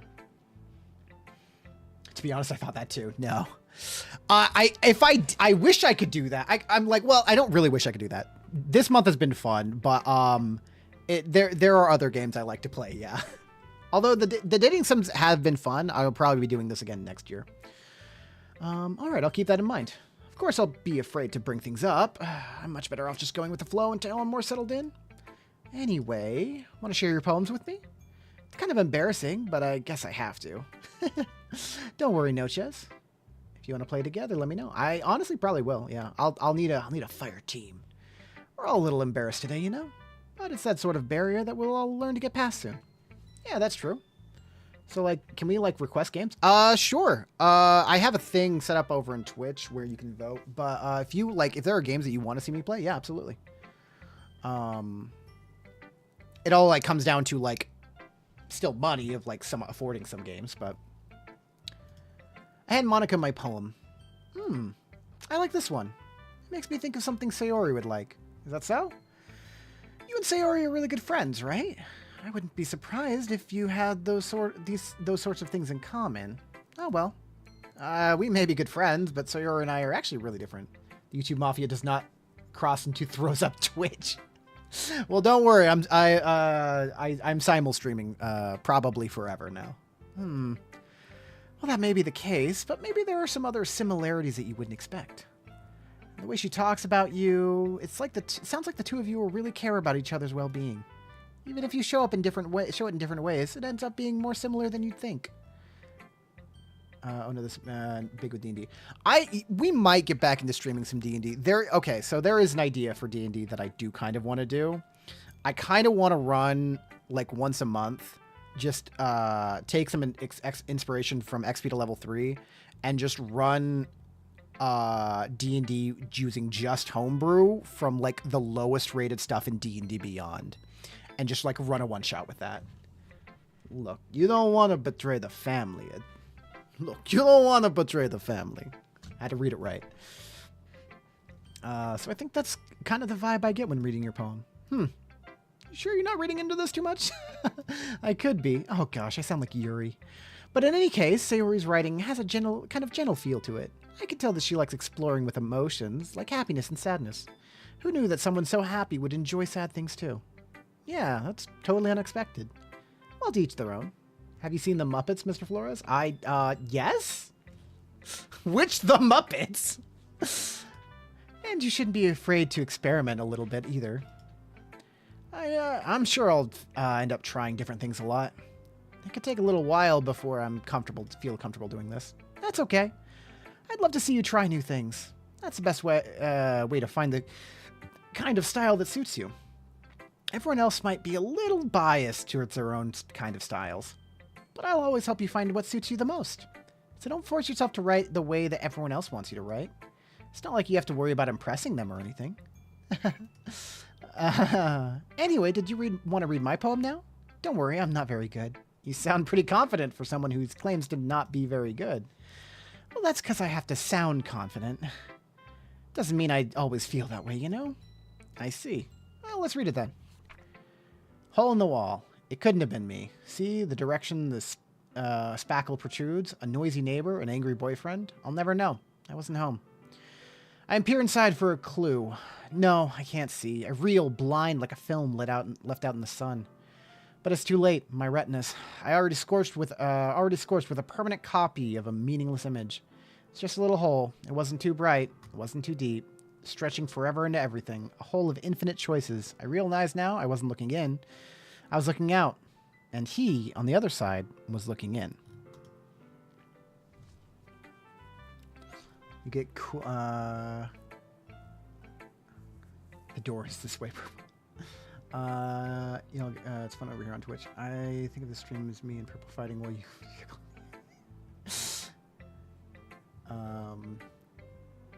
Don't cross the family. Godfathers, close the door. Yeah, that is true. We do have cool emotes. Let's see. Where are the new ones? Oh, like this one. So what do you think? It's very freeform, if that's what you call it. Sorry, I'm not really the right person to ask for feedback. That's okay. Yeah, that kind of style has gotten pretty popular nowadays. That is, a lot of poems have been putting emphasis on the timing of between words and lines. When performed out loud, it can be really powerful. What was the inspiration behind this one? Well, I'm not sure if I know how to put it. Was there such a shiny... Too much of a price to pay to betray our idea. Ooh, shiny! Well, I'm not sure if I know how to put it. I guess you could say that I had some kind of epiphany recently. It's been influencing my poems a bit. An epiphany? Yeah, something like that. I'm kind of nervous to talk about deep stuff like that because it's kind of coming on strongly. Maybe after everyone is better friends with each other. Anyway, here's Monica's writing tip of the day. Sometimes when you're writing a poem or a story, your brain gets too fixated on a specific point. If you try so hard to make it perfect, then you'll never make any progress. Just force yourself to get something down on paper and tidy it up later. Honestly, this is the best creative advice you could ever have. Another way to think about it is this. If you keep your pen in the same spot for too long, you'll just get a big dark puddle of ink. Delete Monica, I dare you. Okay. Interesting.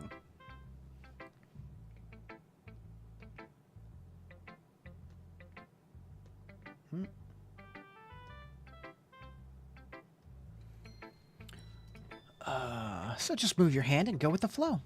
That was my advice for the day. Thanks for listening. I like Yuri more. Like a hive mind. He's like a hive mind mood. I get that. Yeah. Yuri stays at the poem. A minute passes, more than enough time for her to finish reading. Oh, sorry. I forgot to start speaking. It's fine. Don't worry yourself. I'm not. I just need to put my thoughts into words. Hold on. Okay. This is your first time writing a poem, right? Yeah? Why do you ask? I'm just making sure. I guessed it might be after reading through it. Oh, so it's that bad. No! Did I raise my voice? Did I just raise my voice? I'm sorry. Yuri buries her face in her hands. I couldn't help but notice it's been several minutes and we haven't really gotten anywhere. It might take Yuri a while to get used to new people. It's fine, I really didn't notice. What were you saying? The door is over there, but I am blind. Right, it's just that there are specific writing habits that are usually typical of new writers. And having been through that myself, I kind of learned to pick up on them. I think the most noticeable thing I recognize in new writers is that they try to make their style very deliberate. In other words, they tend to pick up a writing style separate from the topic matter, and they form-fit the two together. Made the mafia. I am the dragon, and I have chaotic force of nature. The end result is that both the style and the expressiveness are weakened. Once Yuri finds her trains of thought, it's as if her demeanor totally changes. Her stammer is just completely gone, and she sounds like an expert. Of course, that's not something you can be blamed for. There are so many different skills and technique that go into writing even a simple poem. Not just finding them and building them, but getting them to work together is probably the most challenging part. It might take you some time, but it all comes with practice and learning by example and trying new things. I also hope that everyone else in the club gives you valuable feedback. Natsuki can be a little bit biased, though. Biased? How? Well, never mind. I shouldn't be talking about other people like that. Sorry, it's fine. I'm not sure if Yuri is apologizing to herself, to me, or to Natsuki. Do you mind if I read your poem now? Please do. I'd love to share my thought process behind it. Yuri smiles dreamily as if it's a rare opportunity for her, which in itself is kind of funny. After all, isn't this supposed to be a literature club? Ghost under the light, the tendrils of my hair illuminate beneath the amber glow, bathing. It must be this one, the last remaining streetlight to have withstood this test of time. The last yet to be replaced by the sickening blue-green hue of the future. I bathe. Calmed breathing air of the present but living in the past. The light flickers. I flicker back. I'm sorry to have such terrible handwriting. What? I wasn't thinking about that at all. But it took you a long time to read. Ah! Well, I just don't read script very often. I actually really think your handwriting is pretty. Huh? That's the relief, Mr. Flores. I also call seniority. I need Reddit tech support. Yeah, I'm the tech support person. Sure, hit me up. Also, I'd like the poem. Even if though it's short, it was really descriptive. It wasn't too short? I usually write longer poems. Not at all. I'm really glad you like it. I don't know how to post to your subreddit. Did you make a post? I'll be honest. Since it's our first time sharing, I wanted to write something a little bit more mild. Something easy to digest, I suppose. Are you into ghosts, Siri? Actually, the story isn't about a ghost at all, Noches. There should be like a post or button around there somewhere. I honestly don't know. Really? I must have totally missed the point. Well, I suppose you did only glance over it after all. But remember that poets often express their own thoughts, feelings, and experiences in their work. They usually do more than tell a simple story or paint a picture. In this case, perhaps the subject of the poem is only being symbolically compared to a ghost. I got there and it's not working. I don't know. I got nothing, man. Lingering in her past, last remaining place of comfort, unable to let go of their past. And soon to be left with nothing. It's a lot more solemn putting it that way. I hadn't even thought of that. That's impressive. It's nothing really. Well, it makes me happy that you think that. Just remember that it won't be long before you pick up on these things too. Yeah, maybe you're right. I guess I'll have to keep trying. I'm counting on you. Okay, it's fine. I had to generate the image of the YouTube mafia, and it's amazing. Let's show it to Natsuki. Well, it's about what I expected from someone like you. That's a little blunt. Well, excuse me. It's not like I said it was bad. I just didn't evoke any emotions. So basically, it's not cute enough for your tastes? Do you want to get smacked? I'll pass. Huh. Well, anyway, guess I need to show you mine. Not that you'll like it.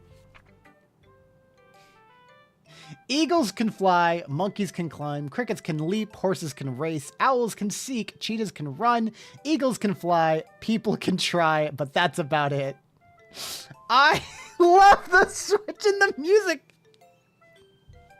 It's like goes to 6th grader recorder. Oh, people can try, but that's about it. That is good. It's good. It's got a good point. Yeah. I told you that you weren't gonna like it. I like it.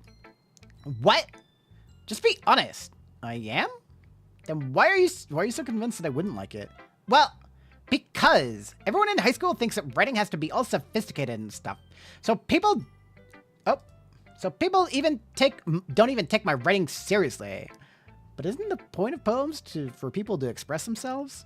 Your writing style wouldn't make your message any less valid. Yes, exactly. It's like when I like when it's easy to read, but it hits you hard. Like in this poem. Seeing everyone around you do great things can be really disheartening. So I decided to write about it. Yeah, I understand.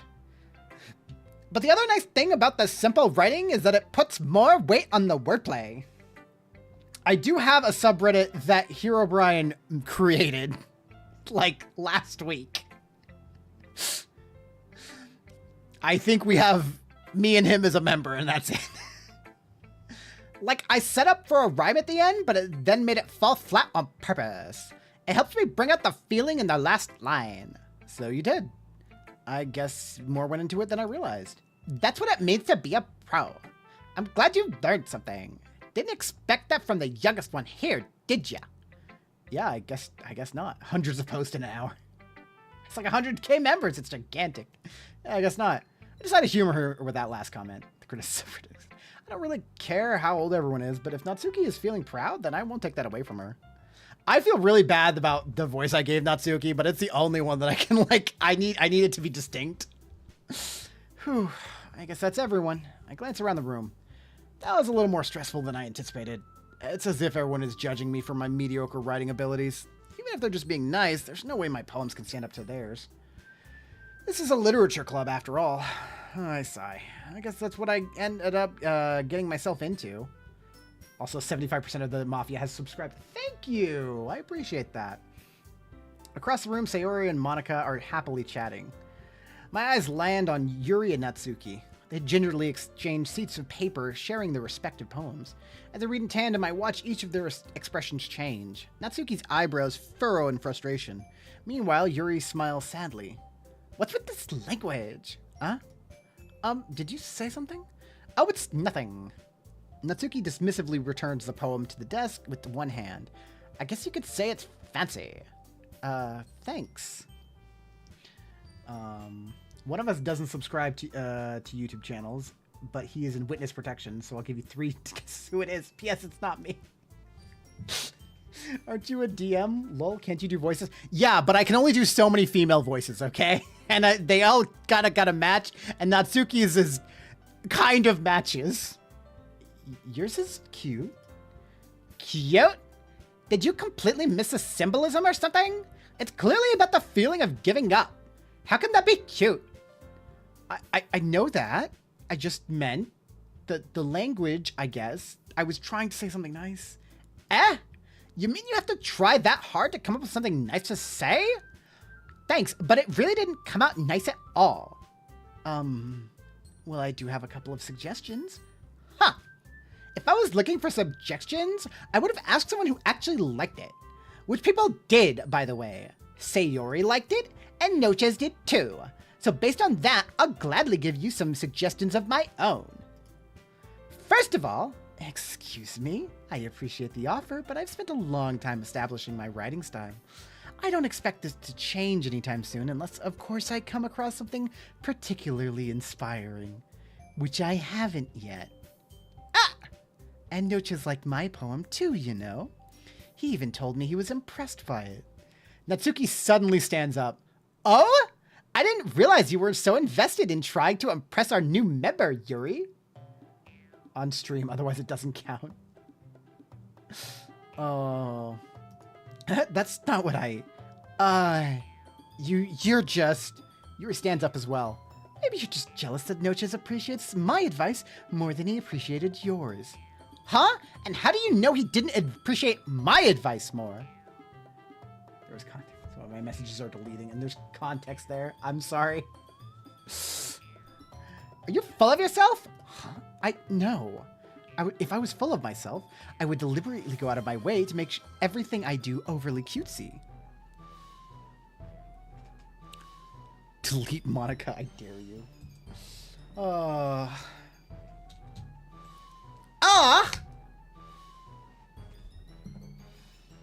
Okay. With that, Bastel is in the lead. Is everyone okay? Well, you know what? Since I'm a sub and all. Basically, I just wanted you to watch my Peggle gameplay. Since I'm a sub and all. Sure. I will, I'll check it out after the stream. Natsuki? Natsuki. That's a little... This doesn't involve you! I don't like fighting, guys. Suddenly both girls turned towards me as if they just noticed I was standing there. Noches! Noches? She's just trying to make me look bad. That's not true. She started it. If she could get over herself and learn to appreciate that simple writing is more effective, then this wouldn't have happened in the first place. Allow me to direct you to saying on stream. Oh, you want me to watch it on stream? I probably am not going to do that. Sorry, man. Otherwise, it doesn't count. That's not how that works. Then this wouldn't have happened in the first place. What's the point in making your poems all convoluted for no reason? The meaning you should jump out at the reader, not force them to have to figure it out. Help me explain that to her, Noches. Noches, please give me back the eliminate powers. I can't do that. I have the rules are there. But wait, there's a reason we have so many deep and expressive words in our language. It's the only way to convey complex feelings and meaning them most effectively. Avoiding them is not only unnecessarily limiting yourself, it's also a waste. Random people, how dare you? I know, I'm the worst. I'm letting the fame get to my head. You understand that, right, Noches? Well? How did I get dragged into this in the first place?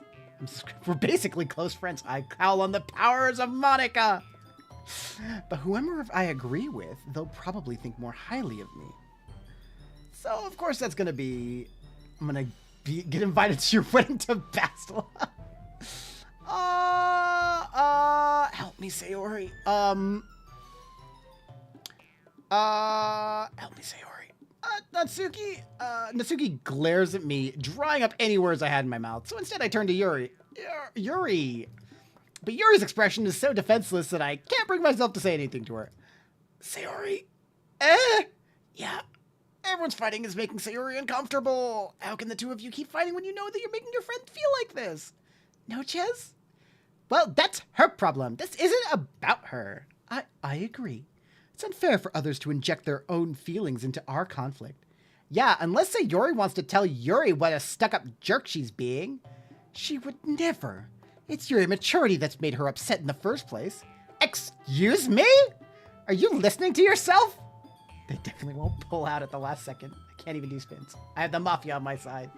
Channel points are useless now. I will say, if you want to spin the wheel, there's a lot of things that could happen. Purple. This is exactly why nobody likes... Stop! Natsuki, Yuri, you guys are my friends. I just want everyone to get along and be happy. My friends are wonderful people, and I love them because of our differences. Natsuki's poems, they're amazing because they give... You can't? Rewards. Channel points. Did I set a limit on that? Spin. Okay. What's the... Ah. Okay, so it's just a 30-minute cooldown now. Spin the wheel. See, I'll finish the scene and then we'll spin the wheel. They're amazing because they give you so many feelings with just a few words. And Yuri's poems are amazing because they paint beautiful pictures in your head. Everyone's so talented. So why are we fighting? Because, well, also, Natsuki's cute and there's nothing wrong with that. And Yuri's boobs are the same as they always were. Big and beautiful. What the fuck, Sayori? Sayori stands triumphantly. Monica stands behind her with a bewildered expression. I'll make some tea. Yuri rushes off. That's been for 30 minutes. I'm sorry, you gotta tell me. Natsuki sits down with a blank expression on her face, staring at nothing. So this is why Sayori is vice president, I whisper to Monica. She nods in return. To be honest, I might come off as a good leader, and I can organize things, but I'm not very good with people. I couldn't even bring myself to interject. I had been waiting for longer. As president, that's kind of embarrassing to me. Nah, it's not like I can blame you. I wasn't able to say anything either. Remember when the colonel was in first? I do. He was in first for 3 weeks. Well, I guess that just means Sayori is amazing in her own way, isn't she? There are like 6 people on the bottom. Yeah, you could say that. She might be an airhead, but sometimes it's weirdly suspicious that she knows exactly what she's doing. I see. Take good care of her, okay? I would hate to see herself or get herself hurt. That makes 2 of us. You can count on me. I will bring you back to the hospital, hero. Monica smiles sweetly at me, causing my stomach to knot. Such a genuine person really does make a good president, regardless of what she says. If only I could get the chance to talk to her a little more. Okay, everyone, it's just about time for us to leave. How did you all feel about sharing poems? It was a lot of fun. Well, I'd say it was worth it. It was all right. Well, mostly. Noches, how about you? Yeah, I'd say the same. It was neat to talk about it with everyone. Awesome. In that case, we'll do the same thing tomorrow. It's again the Mafia. And maybe you've learned something from your friends, too. So your poems will turn out even better? Yeah, I think to myself. I did learn a little more about the kind of poems everyone likes. With any luck, that means I can do at least do a better job of impressing those I want to impress. I nod to myself with newfound determination. Nochez, ready to walk home? Sure, let's go. Sayori beams at me. It truly has been a while since Sayori and I have spent this much time together. Can't really say I'm not enjoying it either. What must I do to win y'all's sway? Sayori? About what happened earlier. What do you mean? You know, between Yuri and Natsuki. Does that kind of thing happen often? No. That's really the first time I've seen them fight like that. I promise they're both wonderful people. You don't hate them, do you? No, I don't hate them. I just wanted your opinion, that's all. I can see why they'd make good friends with you. Whew. You know, Nochez, it's nice that I get to spend time with you in the club. But I think seeing you get along with everyone is what makes me the happiest. And I think everyone really likes you too. That's... Every day is going to be so much fun. Looks like Sayori still hasn't caught on the kind of situation I'm in. Sure, being friends with everyone is nice, but does it really need to stop there? We'll just have to see what the future holds, Sayori. I pat Sayori on the shoulder. I said that more to myself than her, but it's easy to use Sayori as an internal monologue sometimes. Okay. First week's like nothing, then it's just skyrockets in terms of votes, romances, etc. Yeah. It definitely exploded the last week. And I'm happy about that. Let's do this. All right, let's turn on the wheel and give it a spin. Round and round it goes. Where it stops, no one will know. Okay, free vote of your choice. The one above that. Where is it?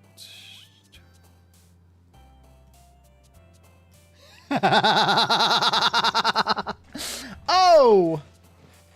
Okay, so this is a fun one. We have gotten it before. But I want to re-explain what it means. All right. Purple, you get the chance to alter history, meaning that you can add one character from any game previously that we have played and add them as a romanceable option, since it is the last day. And now I want to be very clear. This does not have to be someone that we romanced. It does not have to be someone we tried. It could be literally anybody. Any character. This really doesn't matter. I'm also going to say that it comes in with a few votes for the joy of it. Alter history. It will come in with what the bonus votes, and I'm going to say it comes in with a D12 of votes as well. So anywhere from 1 to 12 bonus votes. For funsies. Yeah. So it could be a side character. It could be a character that like shows up once. It could be Eric if you're a sadist. Any character that we played this month. Destiny Papa. Sunset. Lazy. You not Eric Gross. Yeah, anyone. Pick Dolphin Punch. It has to be somebody, a character in game. Yes, I'm glad that you were on the same page about this. Jumpy. Bunny. Inferno. Vibrant. Unrestrained. Pure. Grief. Play. Contamination. Sadness. Sweet. Climax? Smile. Uncanny. Special. Special? Doki Doki. Milk. Ribbon, Graveyard, Unrecorded, Vivacious, Marshmallow. I'm trying. I'm very dumb. Love? Cheer, Suicide, Laugh. Alone, Calm, Vivid. Forgive? Fester, Vanilla. Nope. Journey, Music. Sing, Silly, Dazzle, Misery, Bliss. Technically different from Mr. Flores. Pick Dolphin Punch. Technically different. We are very something. Another day passes. It's time for the club meeting already. I've gotten a little more comfortable over here over the past couple days. Entering the club room, usually the usual scene greets me. Hi, Nochez. Yo, Sayori. Looks like you're in a good mood today. Just merely discussing peace offerings. Okay, I shall ignore. I'm still not used to you being in the club, that's all. I see. That's a pretty simple thing to get you in a good mood. But I guess it's always the simple things with you anyways. Speaking of which, I'm kind of hungry. Will you come with me to buy a snack? No, thanks. That's not like you at all. I have my reasons. Why don't we take a look at your purse, Sayori? Why that all of a sudden? No reason, really. I just wanted to look at it. Sayori nervously retrieves her coin purse. She fumbles with the latch and gets it open. Then she turns it upside down and lets its contents spill onto the desk. Only 2 small coins fall out. I knew it. I can see right through you, Sayori. That's not fair. How did you even know? It's simple. If you had enough money in the first place, you would have bought a snack before coming to the club room. So either you're not hungry and want an excuse to take a walk, or you plan to conveniently forget that you spent all of your money so that I would lend you some. But there's one more thing. You're always hungry. And so that only leaves the one option. I give up. Don't make me feel guilty. If you feel guilty, that means you deserve to feel guilty. Yuri suddenly giggles. I didn't know that she was listening in. Her face is in her book, as always. I wasn't listening or anything. It was just something in my book. Yuri, tell Noches to let me borrow some money. Don't get me involved with that, Sayori. Besides, you should only buy what you can responsibly afford. And frankly, after pulling a mischievous little stunt like that, your suffering is fair enough retribution. I didn't mean that.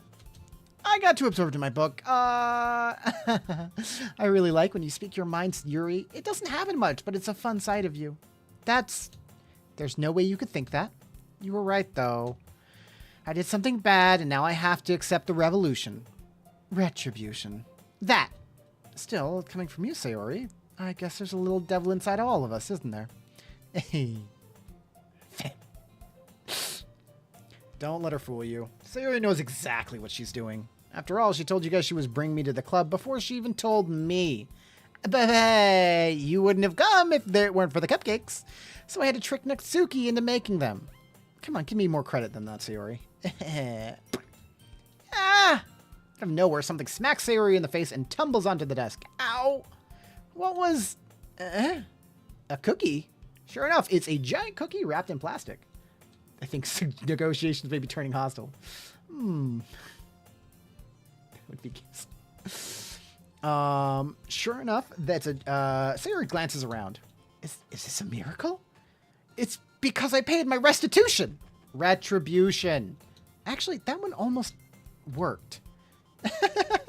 I was just gonna give it to you. But then I heard you blub about the cupcakes. It was totally worth it seeing your reaction, though. Natsuki? That's so nice of you. I'm so happy.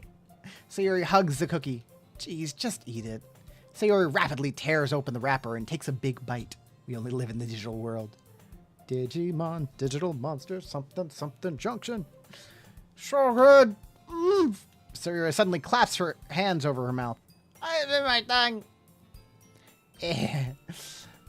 You're going through a lot over just one cookie. Natsuki takes a bite of her own cookie. Oh, yours looks really good too, Natsuki. Can I try it? Jeez, beggars can't be choosers. But yours is chocolate. Yeah, why do you think I gave you that one? Fine. Still am really happy you shared this one with me. Sayori gets out of her seat and goes behind Natsuki and then wraps her arms around her. Ah, jeez. I get it. Cookie still in hand, Natsuki reaches up to nudge Sayori off her. Sayori suddenly leans down and takes a bite out of Natsuki's cookie. Hey! Did you seriously just do that? Mouth full, Sayori trots off away to safety. Yuri and I laugh as well.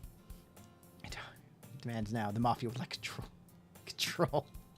Jeez, you're such a kid sometime. Monica, can you tell Sayori? Natsuki glances around. Monica isn't in the club room. Where's Monica anyway? Good question. Have you heard anything about her being late today? Not me. Yeah, me. I haven't either. That's a bit unusual. I hope she's okay. Of course she's okay. She probably just had something to do today. She's pretty popular after all. Huh? You don't think she has a... I wouldn't be surprised. She's probably more desirable than all of us combined. That's true. Excuse me? I'm gonna just not be part of that conversation because there's nothing good I can say about any of that. Suddenly, the door swings open. Control him so we can... What the fuck is going on? Sorry, I'm super sorry. And, there you are. I didn't mean to be late. Hope you guys weren't worried or anything. Eh? Monica chose a club after her boyfriend after all. You're so strong-willed. But boyfriend? What on earth are you talking about? Monica quizzically glances at me. Never mind that. What held you up anyways? Well, my last period today was study hall. So to be honest, I kind of just lost track of time. That makes no sense, though. You would have heard the bell ring at least. I must not have heard it since I was practicing piano. Piano? I wasn't aware you played music as well, Monica. Oh, I don't really. I just kind of started recently. I always wanted to learn piano. That's so cool. You should play something for us, Monica.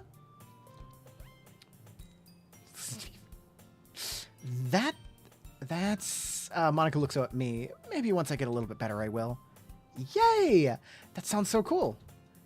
I'd also look forward to it. Is that so? In that case, I won't let you down, Noches. Monica smiles sweetly. I didn't mean any pressure or anything like that. Don't worry. I've been practicing a whole lot recently, and I'd really love the chance to share once I'm ready. I see. In that case, best of luck. Thanks. So I didn't miss anything, did I? Not really. I chose to leave out Sayori's mischievous escapade. I'm sure Natsuki will end up complaining to her anyway. Looks like everyone has already settled down. Sayori has somehow already finished her entire cookie. Yuri is back to her book, and Natsuki disappeared into the closet. Noches! Sayori suddenly comes up to me. I'm gonna go get some supplies from another classroom. Wanna come with me? Supplies? What for? 12 years old and actual Mafia members. Well, you know how the festival's coming up. Me and Monica were gonna go make some posters and stuff. So I need to go find some crayons and markers and glue sticks. I see. Sure, I'll go with you. Yay. Okay, Monica, we'll be back soon. Are you going with Noches to get the supplies? There's no need to trouble yourself. I'll be happy to go with him. But I wanted to go. It's so much fun exploring empty classrooms and stuff. Okay. It was just a suggestion. See if you can find some poster paper too, okay? Okay! Ready, Noches? Yeah, let's go. Sayori and I exit the club room. I follow behind as Sayori hums and skips around the hallway. Honestly, it feels like I'm taking a kid to the mall or something. Sayori finds pleasure in the simplest things sometimes. Hey, Sayori, what exactly are we doing for the festival anyways? I'm not sure how you would make an event out of literature. Me and Monica have it all planned out. Don't you worry. Is that so? Yep. We're gonna do a poetry performance. A performance? Of what kind? Well, everyone is going to take turns on stage and recite their favorite poems. That sounds kind of dull. Noches, you're not thinking about the right way at all. Still saying this game's... It does seem. That's how they get you. Also, you tube chat is a movie right now. Yes. It's not just about reading poems. It's about performing them. Like, you say the lines of the poem, like, between my feet... The last remaining flower beckons to me. I twist the stem, freeing it from its clinging roots, caressing the final joyous moment between my fingers. But to what ends have I summoned this joy?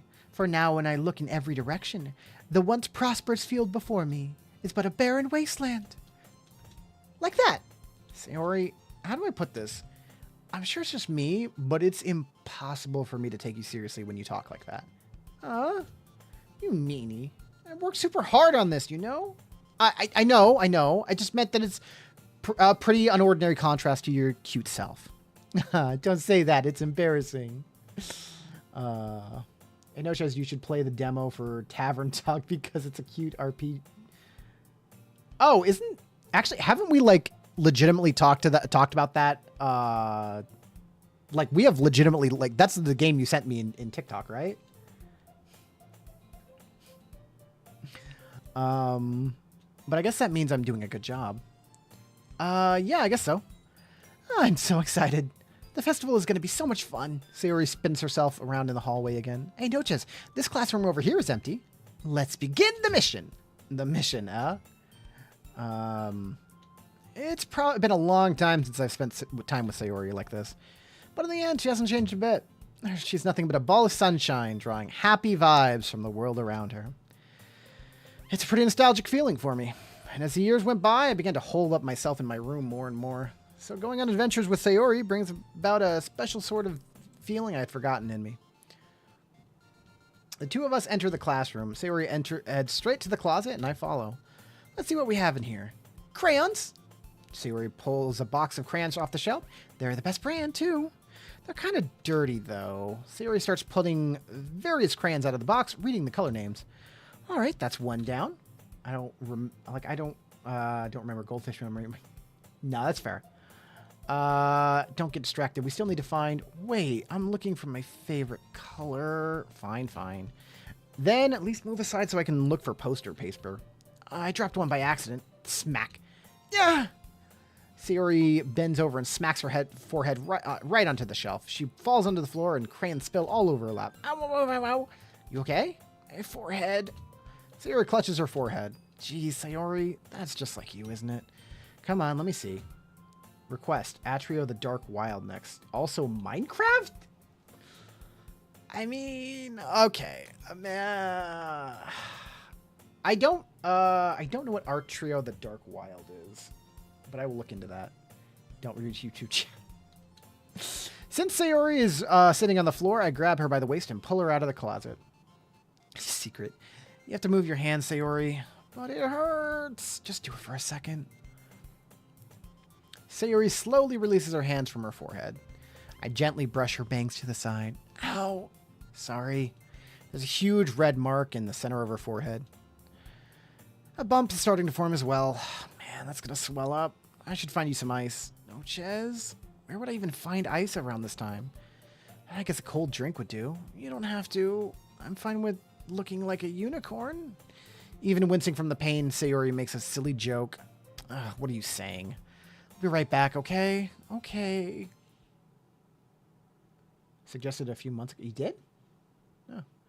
I pat Sayori on the shoulder and run out into the hallway. I locate the nearest vending machine. What should I get? It doesn't really matter since it'll be used in an ice pack rather than to drink. But I know Sayori likes apple juice, so I purchase that one. In just a moment, I'm already returning to the classroom where I left Sayori. She has one palm on her forehead and the other, using the other hand, to clumsily scoop crayons back into the box. At least they were already in the wrong spots before I spilled them. Sayori, here. I hand Sayori the bottle of apple juice. It's nice and cold. Sayori opens a cap and starts drinking from it. Sayori, what are you doing?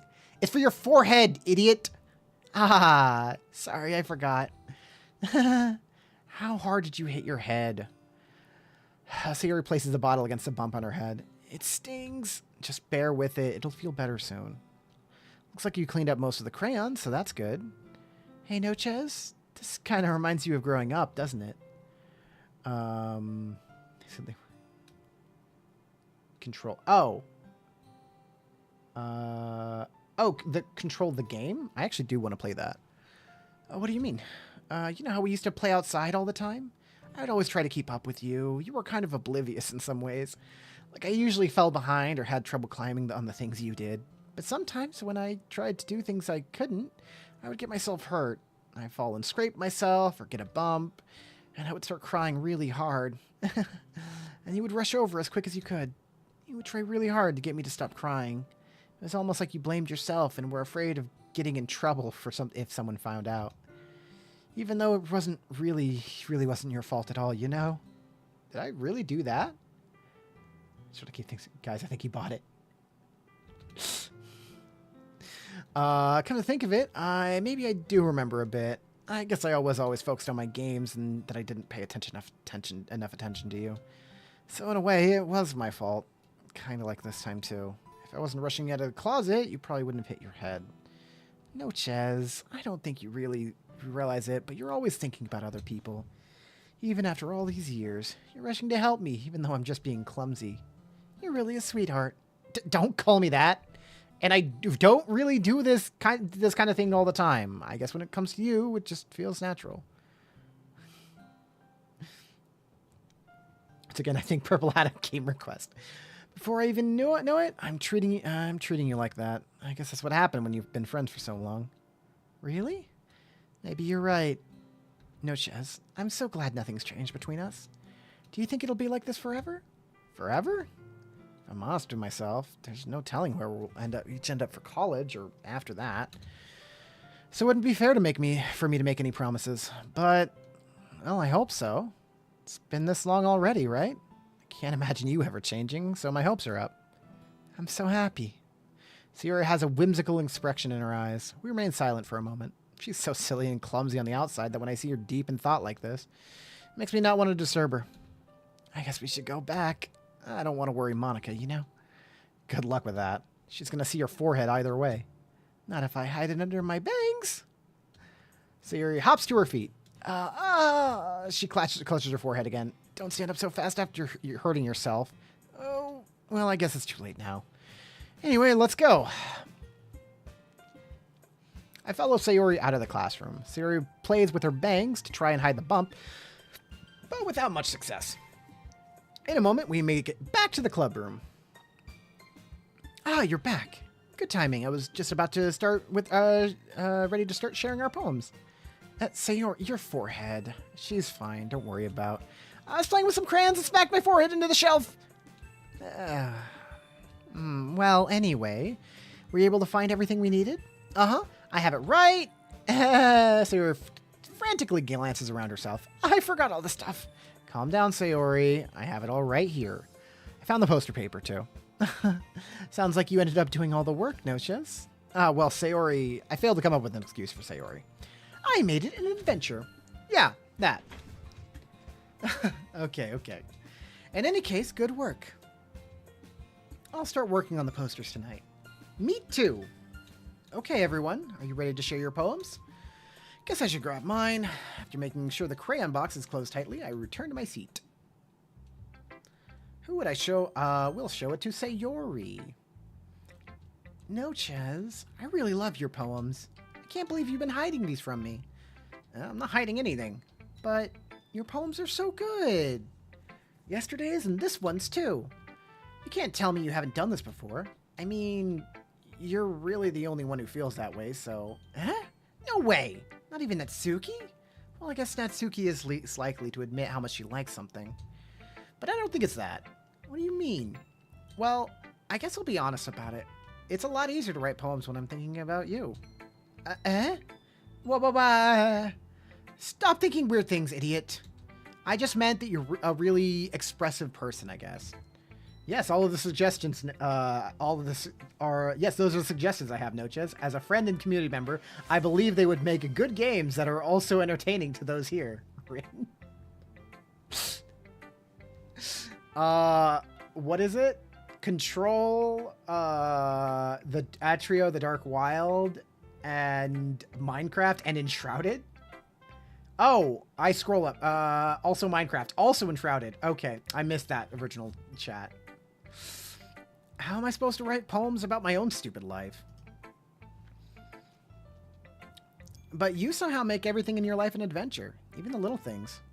Like cooking. Let's not talk about that. So yeah, I guess what I'm saying is I can feel more feelings through you than I can through myself. We kind of have a weird connection. It's your fault for getting in my business all the time. Huh? I don't know if I understand. You never understand when I try to explain things to you, do you, Sayori? I pat Sayori's head. Hey, I'm not a kid, you know. Are you sure about that? Maybe. Sayori starts fiddling with her pencil between her hands. Hey, Noches, will you give me your poem? I kind of want to keep it. Why?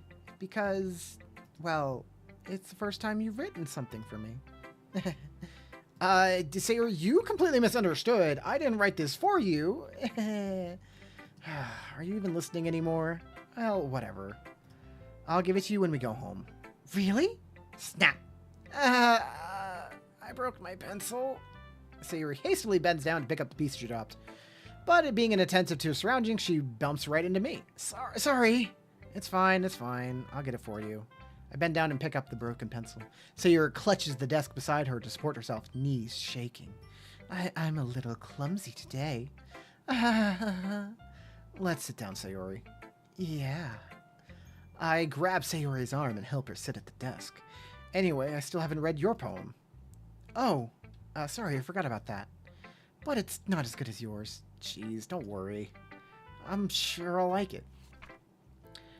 Bottles. I pop off my scalp like the lid of a cookie jar. It's a secret place where I keep all my dreams, little balls of sunshine all rubbing together like bundles of kittens. I reach inside with my thumb and forefinger to pluck one out. It's warm and tingly. But there's no time to waste. I put it in a bottle to keep it safe. And I put the bottle on the shelf with all the other bottles. Happy thoughts, and bottles, all in a row. My collection makes me lots of friends, each bottle in a starlight to make amends. Sometimes my friends feels a certain way. Down comes a bottle to save the day. Night after night, more dreams. Friend after friend, more bottles. Deeper my fingers go, like exploring a dark cave, discovering the secrets hiding in nooks and crannies, digging and digging, scraping and scraping. I blow dust off my bottle caps. It doesn't feel like time's elapsed. My empty shelf could use some more. My friends look through my locked front door. Finally, all done. I open it up and in come my friends. They come in such a hurry. Do they want my bottles that much? I frantically pull them from the shelf, one after the other, holding them out to each and every friend, each and every bottle. But every time I let one go, it shatters against the tile between my feet. Happy thoughts, and shards all over the floor. They were supposed to be for my friends who aren't smiling. They're all shouting, pleading, something. But all I hear is echo, echo, echo, echo, echo inside my head. Holy crap. Sayori, did you really write this? Of course I did. Didn't I tell you yesterday I was going to write the best poem ever? Yeah, but I didn't expect something like this coming from you. Monika taught me a whole lot, and I've been really in touch with my feelings recently. I see that. It's almost kind of creepy. Creepy? Well, not exactly. Maybe. Spin the wheel for Monika. Okay, after the scene. Maybe because I'm so used to you being cheerful. Never mind. I'm thinking too hard about it. The point is, it came out good, and you should be proud of it. Ah, thanks. I feel like I was meant to express myself this way. It even helps me understand my own feelings a little better. Writing is like magic. You've gotten pretty passionate about this, huh? I spammed clicking on it for the last 5 minutes. I hope you keep it up. Bryn, please and thank you. You got it. I hope you keep it up. Yeah, writing's the best. I'm gonna keep writing until I die. Don't get too ahead of yourself. Sayori's always had a habit of getting obsessed with something before dropping it no more than a week later. Like a hawk. I wonder if this is one of those times, but seeing the passion in her eyes makes it hard for me to be pessimistic. We'll just go down the list. All while looking at wood dowels. Well, it's not really any worse than your last one. Well, it's not really any worse than your last one. But I can't really say it's any better either. Phew. What? Phew, what? Well, anything that isn't a train wreck, I'll take as a win. And I get the feeling you're probably the most critical. Hey, what makes you... Wait, maybe that was a compliment? Glad to see someone recognizes my experience. Off the other saying, do you know what it is? Well then, keep practicing and maybe you'll be as good as me someday. Bastila vote? That's, something tells me Natsuki completely missed the point. Come to think of it, this kind of reminds me of Sayori's poem from yesterday. You think so? Yeah, well, I guess if you've been friends with her for so long, you might be on the same wavelength. Because I don't want to be overconfident. But you never really struck me as her type. Sayori has a type all of a sudden? Well, I don't know, but honestly, how can someone, Fluffy, spend so much time with someone like Yo? It's like she's dragging around a dead weight. Oh, that was a little unnecessary. But think of it this way, if it weren't for me, she would probably just fly away instead of, like, letting go of a balloon. You could say we take care of each other in our own way. Whatever it is, I don't get it. Oh yeah, I guess I'm supposed to show you my poem. Here. There's no loyalty in there.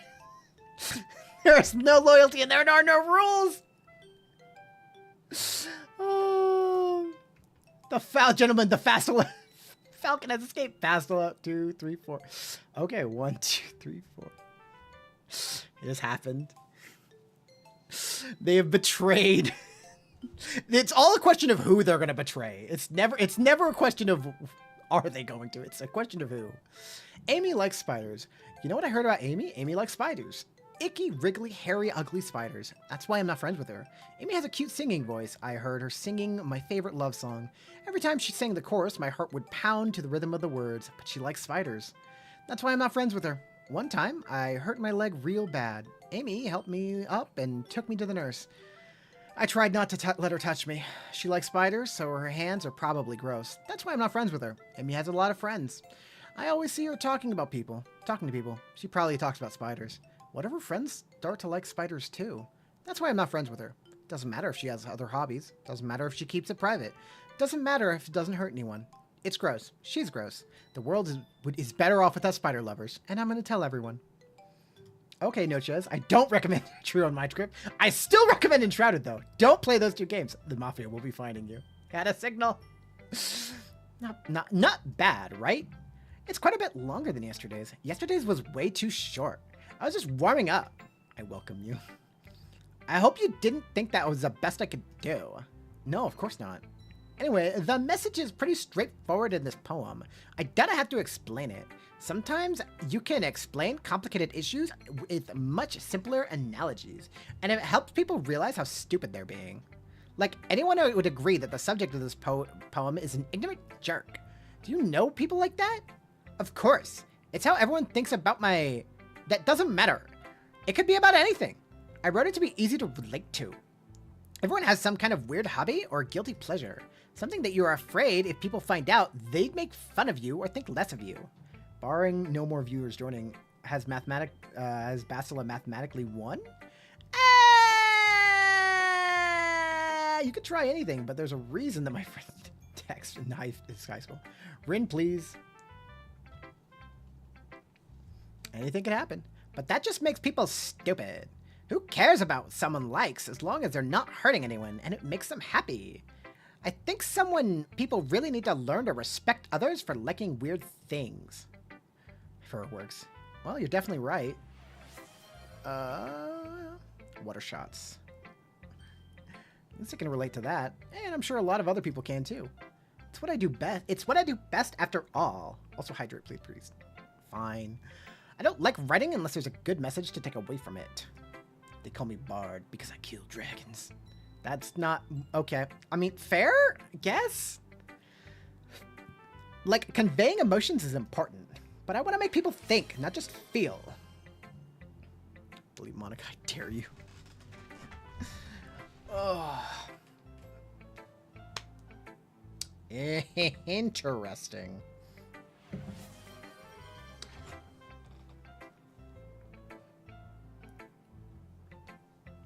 Hey, you know what's funny? 1, 2, 3, 4, 5, 6. Sometimes, people get more powerful in their own domain. Barcy, slay not slay dragons. I would know I am bold. Subtract a vote. Easily doable. But I want to make people think, not just feel. Remember that. I'm going to write a good one for tomorrow, too, so look forward to it. Is it a Hobbit reference? Are you still mad at me? Huh? For disrespecting Natsuki yesterday? Because reading this poem, now I know why you got mad at me. Because you prefer her writing over mine. That's not really true. Meaning when I disrespected her, I disrespected you too, didn't I? Oh no. Yuri, you might be reading into this a little too much. How could I be so stupid? I always let these things happen. Whenever I think before I speak, I just come off as awkward and unlikable. But if I speak without thinking, the things I want to keep inside come out and make people hate me. So please don't force yourself to be around me. I know this is what Monica wants, but it's not fair when you could be enjoying your time with Natsuki and Sayori. Yuri, please. It makes this easier for me if you don't express any concern. Besides, I have my books with me. That's all I need. Yuri smiles sadly and puts her head down on her desk. I'm frustrated. I don't hate her, but it's as if she's not capable of listening to me over her own thoughts. I sigh to myself. All I can do is accept that's how she is. If she wants to be left alone, then I have no choice but to abide that request. I'm in the YouTube video. I'm writing to the government. Monica! To complain. Hi again, Noches. How's the writing going? Alright, I guess. I'll take that. As long as it's not going bad. I'm happy that you're applying yourself. Maybe soon you'll come up with a masterpiece. I would not count on that. You never know. Want to share what you wrote for today? Sure, here you go. I give my poem to Monica. Alright. It's pretty good. Makes me think of Sayori, like the other one you wrote. You two are like the dynamic duo. That's kind of exaggerating it. So anything could happen. Definitely, probably? They will probably be mentioned, yes. They have done a lot. It would be hard not to mention them. Yeah, probably. But you spend a lot of time with her even in this club, don't you? Then again, I don't blame you for being a little shy. I'm not shy, it's just, I'm just teasing. I know it takes a little bit of time to make friends with everyone, but Yuri and Natsuki are super interesting people, so don't be afraid to give them their share of time. And you can talk to me every now and again, too. I'm not, like, unapproachable or anything, am I? No, it's nothing like that. I'm just still getting used to being here, that's all. Yeah. I'm sorry if I was putting pressure on you or something. I really didn't mean it like that. Waifu cosplays either. No, don't worry. I get what you're saying. Well, alright. But anyway, you want to read my poem now? I like the way this one turned out, so I hope you do too. Alright, let's take a look. Save me. The colors, they won't stop. Bright, beautiful colors. Flashing, expanding, piercing, red, green, blue. An endless cacophony of meaningless noise. The noise, it won't stop. Violent, grating waveforms. Squeaking, screeching, piercing, sine, cosine, tangent.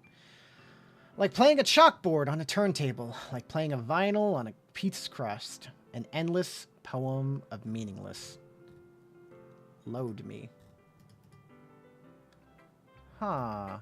It's even more abstract than your last one, huh? I guess it's just the way I write. I'm sorry if you don't like it. No, I never said that. It's just kind of thing I've never really seen before, I guess. I kind of like playing with my space on the paper. Choosing where and how to space your words can totally change the mood of a poem. It's almost like magic. The way I wrote my lines really short makes it feel like they're trying to speak over the noise. I see. It's hard for me to tell what it's about, though. Sometimes asking what a poem is about isn't the right question. A poem can be as abstract as a physical expression of a feeling or a conversation with the reader. So putting it that way, not every poem is about something. Anyway, here's Monica's writing tip of the day. Sometimes you'll find yourself facing a difficult decision. When that happens, don't forget to save your game. You never know when you might change your mind, or when something unexpected may happen. Wait, is this tip even about writing? What am I even talking about? That's my advice for today. Thanks for listening. Too late. I was gonna, looks like, Huntress Dead by Daylight version says.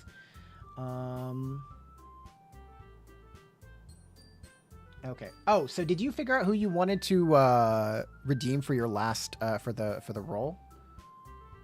Was it you wanted Huntress? Is that what I'm getting? Okay, everyone, we're all done reading each other's poems, right? I'll have something extra planned for today, so if everyone could sit at the front of the room. Is this about the festival? Meg?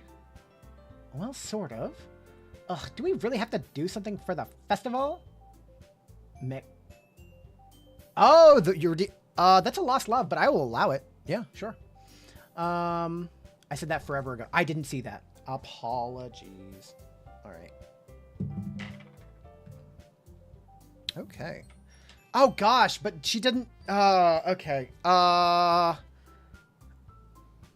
Hades S tier, so 5 points from that. Meg is a good character. She's complex. I wouldn't rate her higher than B, so she gets an extra 3. She'll come in with 15 points. Or 15 votes. It's not like we can put anything together in just a few days. We'll end up embarrassing ourselves instead of getting any new members. That's a concern of mine as well. I don't really do well with last-minute preparations. Don't worry so much. We're going to keep it simple, okay? We won't need much more than a few decorations. Shows Kent. I did say from the last month. It was supposed to be from this last month. We won't need much more. Siri has been working on posters, and I've designed some pamphlets so that we can give out during the event. Okay, that's great and all, but it doesn't tell us what we're actually going to be doing for the event. Oh, sorry, I thought you heard about it already. You are counting it. I'm counting it. It's fair. It's valid. She was a lost love, so it's just a redemption for that. We're gonna be performing. Performing? Monica? Yeah, we're gonna be having a poetry performance. Each of us are going to choose a poem and to recite during the event. But the cool part is we're also going to let anyone else come up and recite poems too. Sayori's putting on all the posters in case anyone wants to prepare ahead of time. Sayori, who's been coloring a poster, holds it up for us to see. Are you kidding me, Monica? You didn't already start putting those posters up, did you? Well, I did. Did you really think it's that bad of an idea? Well, no, it's not a bad idea. I just didn't set up for this, you know? There's no way I'm gonna be performing in front of a group of people like that. I agree with Natsuki. I could never in my life do something like that. Imagining it, Yuri shakes her head in fear. Guys, no, Sayori, I understand where they're coming from. Remember that Natsuki and Yuri have never shared their poems with anyone until just a couple days ago. It's a lot to ask for them to recite their poems out loud to a whole room of people. I guess I kind of overlooked that, so I'm sorry. But I still think we should give it our best. We're the only ones responsible for the fate of this club. If we start the event and put on a good performance, then we'll inspire others to do the same. And the more people who perform, the better we'll be able to show everyone what literature is all about. Yeah, it's about expressing your feelings, being intimate with yourself, finding new horizons, and having fun. That's right. And it's those reasons that we're all in this club today. Don't you want to share that with others? To inspire them to find the same feelings that brought you in here in the first place? I know you do. I know we all do. And if all it takes is standing up in front of the room for 2 minutes and reciting a poem, then I know you can do it. Natsuki and Yuri remain silent. Sayori looks worried. Guess that leaves me no choice. I agree. I don't think it's too much to ask. I think that Sayori and Monica have been trying really hard to get new members. The least we can do is try and help them out a little bit. Well, maybe, but it looks like Natsuki doesn't have any arguments left. Okay, fine. Guess I'll just have to get it over with. All right. Oh, thanks, Natsuki. What about you, Yuri? Yuri dejectedly glances around at everyone else's expectant faces. I guess I don't really have much of a choice. That's everyone. You're the best, Yuri. This club is seriously going to be the death of me. Oh gosh, you'll be fine, Yuri. But anyway, let's move on to the main event. I want each of you to choose a poem of yours. We're going to practice reciting them in front of each other. No way! Monica, this is too sudden. Well, if you can't recite your poem in front of the club, how can you expect to do it in front of strangers? Oh no. Don't worry. I'll start off to help everyone feel a little bit more comfortable. Can I go next? Of course. Now let's see. Monica flips through her notebook to the specific poem she has in mind for herself. She then stands behind the podium. The title of this poem is The Way They Fly. Okay. I forget how long the days are.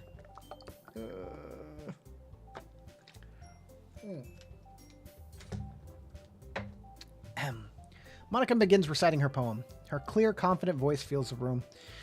More than that, her inflection is pristine. She knows exactly how to apply emotion behind each line she recites, bringing the words to life. Is this something she's done before, or is it she's simply natural? I glance around me. Everyone has their eyes on Monica. Sayori looks amazed. Yuri has an intense expression on her face that I don't understand. And finally, Monica finishes the recitation. The four of us applaud. Monica takes a breath and smiles. Holy shit.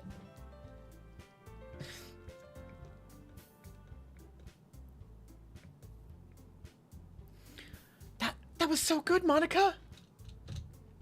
Thank you very much. I was just hoping to set a good example. Are you ready to go next, Sayori? I'll go next. Oh, Yuri's all fired up all of a sudden. Yuri clutches a sheet of paper between her hands and stands up. You are in her domain right now. I would like to remind you of that. Yuri clutches a sheet of paper between her hands and stands up. Yeah, it was a lot. Keeping her head down, she walks quickly over to the podium. This poem is called... Yuri anxiously glances at each of us. You can do it, Yuri. It's called After Image of a Crimson Eye. Yuri's voice shakes as she starts reading the poem. Just a moment ago, she practically refused to do this. Why is she suddenly putting in so much effort? If I can't win, no one can.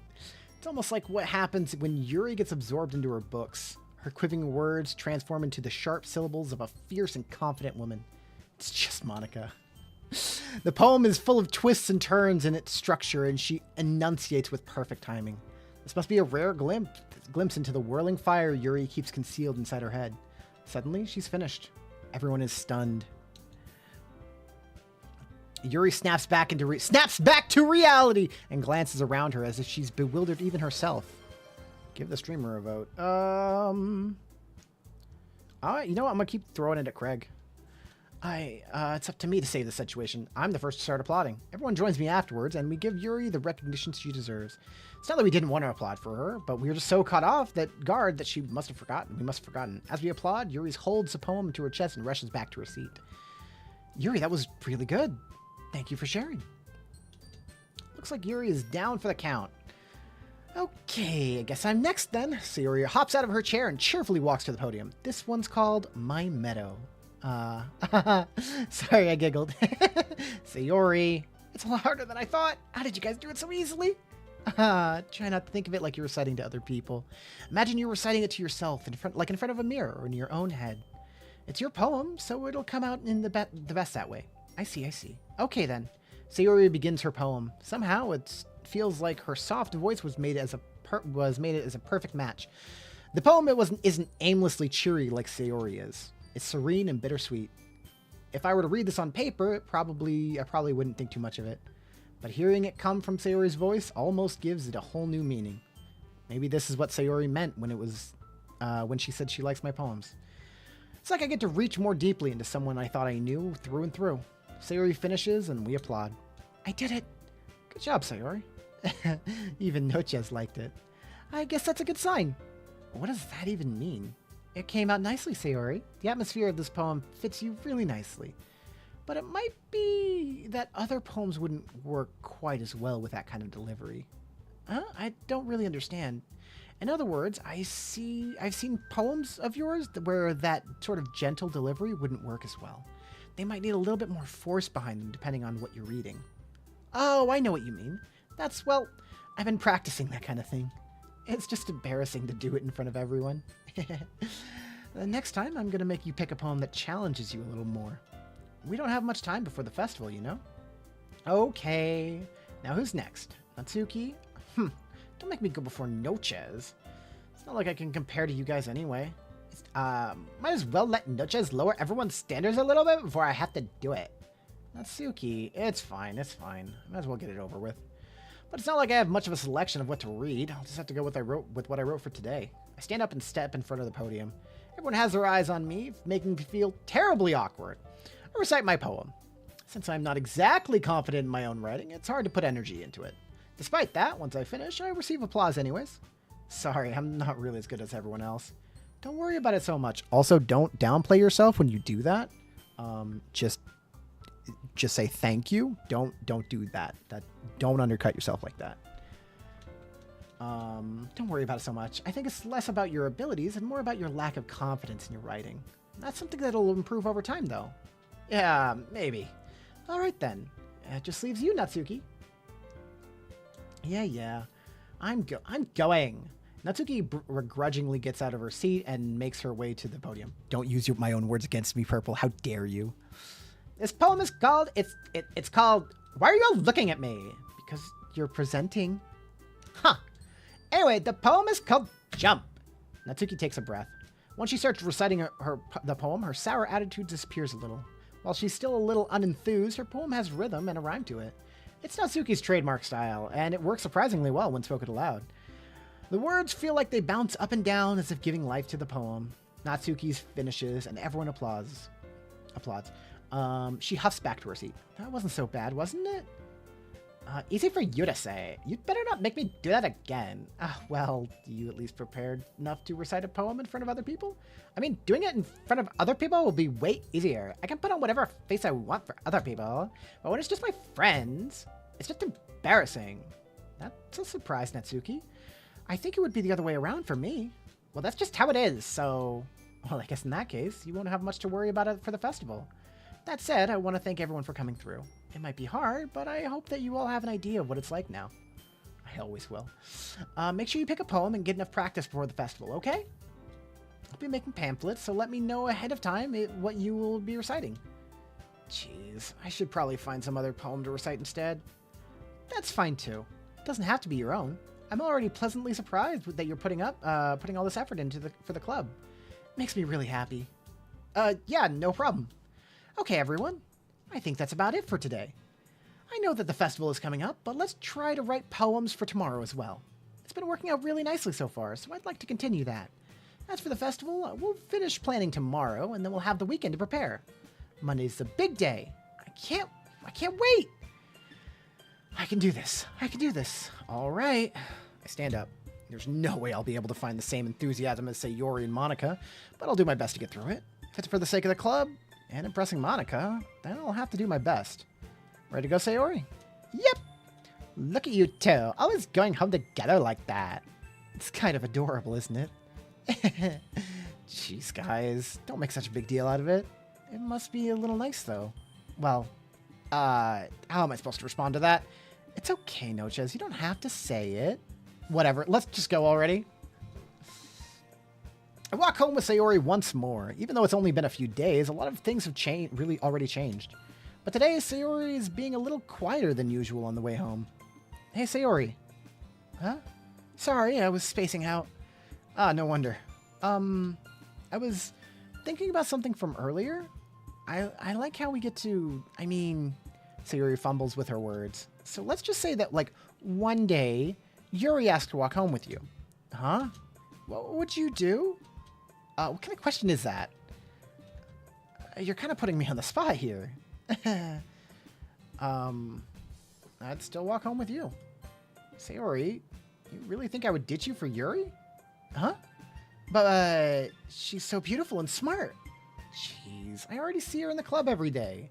Besides, you always seem to really like going home together. I wouldn't just ruin that just for you. You're so silly, Noches. You think about me too much sometimes. Yuri would deserve it if she wanted it, so... Sayori, I've already made up my mind. I really can't figure you out sometimes. Sorry. Besides, what's the point in speculating something that's never gonna happen? The conversation trails off. It's kind of a weird thing for Sayori to care so much about. But I want to respect her and keep her happy, too. Then again, the festival is only a few days away. Who knows what will happen in that time. Okay, I think we have one more day left.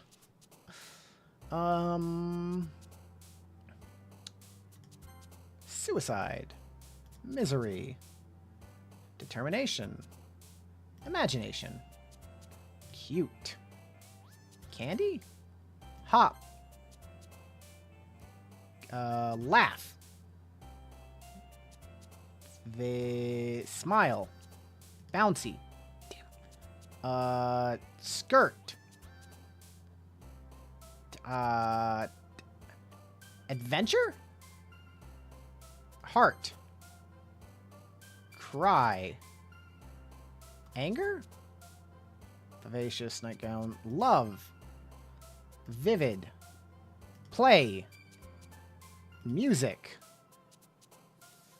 Fireflies? Okay. With that, we do have a wheel redemption that we gotta do. So we're gonna do that now. Spin the wheel! Okay. Free vote of your choice.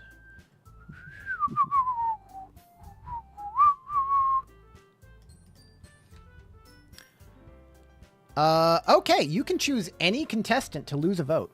Actually, that seems like low stakes. That seems a little low stakes right now.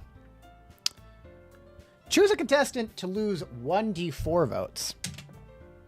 I would also like to emphasize, Monica is not exempt from this one.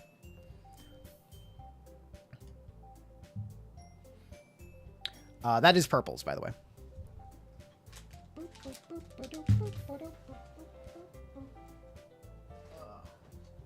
I'm gonna have a little cookie. Oh, I need to run to the bathroom real quick. I'll be right back.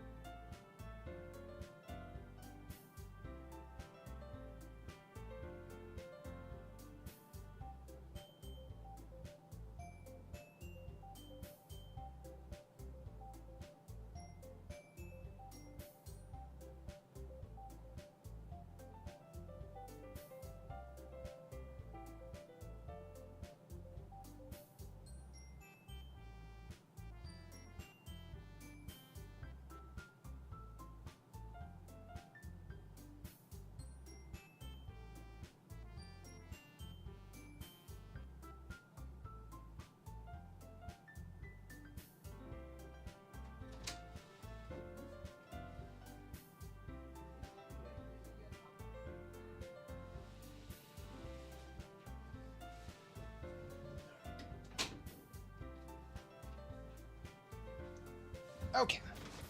I am back. Alright. I don't think that Purple is here right now, but I will remind her when she gets back. Oh man, I'm the last one here again. Don't worry, I just walked into. Were you practicing piano again? Yeah. You must have a lot of determination. Starting this club and now picking up piano. Well, maybe not determination, but I guess passion? Remember that the club wouldn't be here if it wasn't for all of you. And I'm super happy that you're all willing to help out for the festival, too. I can't wait for the festival. It's gonna be great. Huh?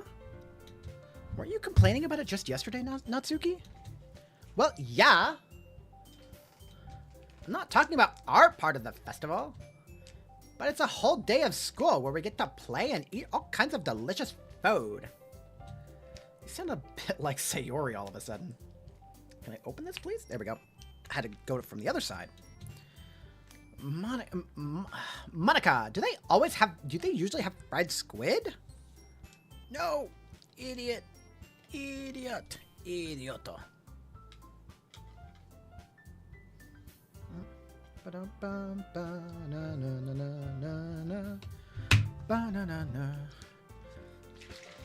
Squid? That's a pretty specific thing to look forward to. Oh, come on. Are you saying you don't like squid? You of all people? I didn't say I didn't like it. Besides, what do you mean by you of all people? Because it's right in your name. Monica. Huh? That's not how you say my name at all. Also, that joke makes no sense in translation. Huh? Never mind. Let's just focus on our own event for now, okay? Fine. Your reactions aren't as fun as Yuri or Sayori's anyway. Excuse me? Where is Sayori anyway? Oh, there you are. Sayori is sitting at a desk in the corner of the room looking down at nothing. I walk over to her. Hey, Sayori. I wave my hand in front of her face. Huh? You're spacing out again. Sorry. Don't mind me. You can go talk to everyone else. Is everything alright? Oh, of course! Why wouldn't it be? It just feels like you're a little off. Sorry for assuming things. Jeez, you worry too much about me. I'm fine, see? Sayori shows me a big smile. Don't let me distract you from having fun with everyone. Oh, alright. If you say so. I worriedly glance at Sayori before turning back towards everyone else, but the conversation is already dispersed with everyone back at their usual activities. Maybe I should ask, yo, Simply Genesis, how you doing? Welcome to the stream. Maybe I should ask Monica if she's noticed anything about Sayori recently. Since they've been preparing for the festival, they must have been spending a lot of time together. I timidly approach Monica, who is shuffling through some papers on her desk. No, Chaz, what's up? This might sound a little strange, but have you noticed anything up with Sayori recently? Anything up with her? In what way do you mean? Also, just to explain, I know that I've explained the rules to you, but if you hit the little fleur-de-lis at the bottom, that will give you access to all of the vote options and how you can interact with everything. Maybe I'm reading into it a little too much, but she seems a little downcast today. Oh, you think so? I can't say I've noticed anything about her. Monica peers across the room at Sayori, who is idly dragging a rubber eraser up and down her desk. Maybe there is something on her mind, but I'm surprised I'm not the one asking you, Noches. You certainly know her a lot better than I do. Yeah, but she's never really been like this. She's always talked to me about things that bothered her, but this time when I asked her, she was really dismissive. Sorry, I know that's not your problem. I just wanted to ask if you knew anything. So I'll drop it now. No. It's important to me too. I mean, I'm also friends with her. And I also care about the well-being of my club members, you know? Maybe I'll try talking to her myself. Are you sure about that? She seemed like she wanted to be left alone. Are you sure? Maybe she just has a hard time bringing it up with the person of interest. Person of interest? What do you mean by that? I'm saying that maybe the thing on her mind is you, Noches. Me? How on earth could you come to that conclusion? Well, I probably shouldn't say too much, but Sayori talks about you a lot more than anything else, you know? Huh? She's been much happier ever since you joined the club. It's like an extra light was turned on inside of her. What? No way. Sayori is always like that. She's always been full of sunshine. It's not any different now than it always has been. You're so funny, Noches. Have you thought that maybe you've always seen her as so cheerful? Because that's just how she is when she's around you? I said too much. I'm sorry, what do I know anyway? I didn't mean to jump to conclusions, so you should just forget about what I said. I'll try to talk to her, so try not to think about it for now. Alright. Monica smiles meaningfully. I know she said to forget about it, but I already know that I won't be able to get her words out of my head. Monica stands up from her desk and walks across the room to where Sayori is sitting. I watch her kneel down next to Sayori and gently talk to her, but she's keeping her voice so quiet that I can't hear her from here. I sigh and sit myself down. I know Sayori told me not to worry about her and to have fun with everyone else, but that's impossible to do when she's behaving like this. Exactly how much do I care about her that I'm letting her weigh me down so much? Now it feels like I'm the only one behaving out of the ordinary, but there's nothing I can do besides wait for Monica. Okay, everyone. After some time passes, Monica calls out to the club room. Why don't we share our poems now? Before I know it, everything is back to normal. Everyone goes to retrieve their poems, and I do the same. I make eye contact with Monica, and she smiles at me.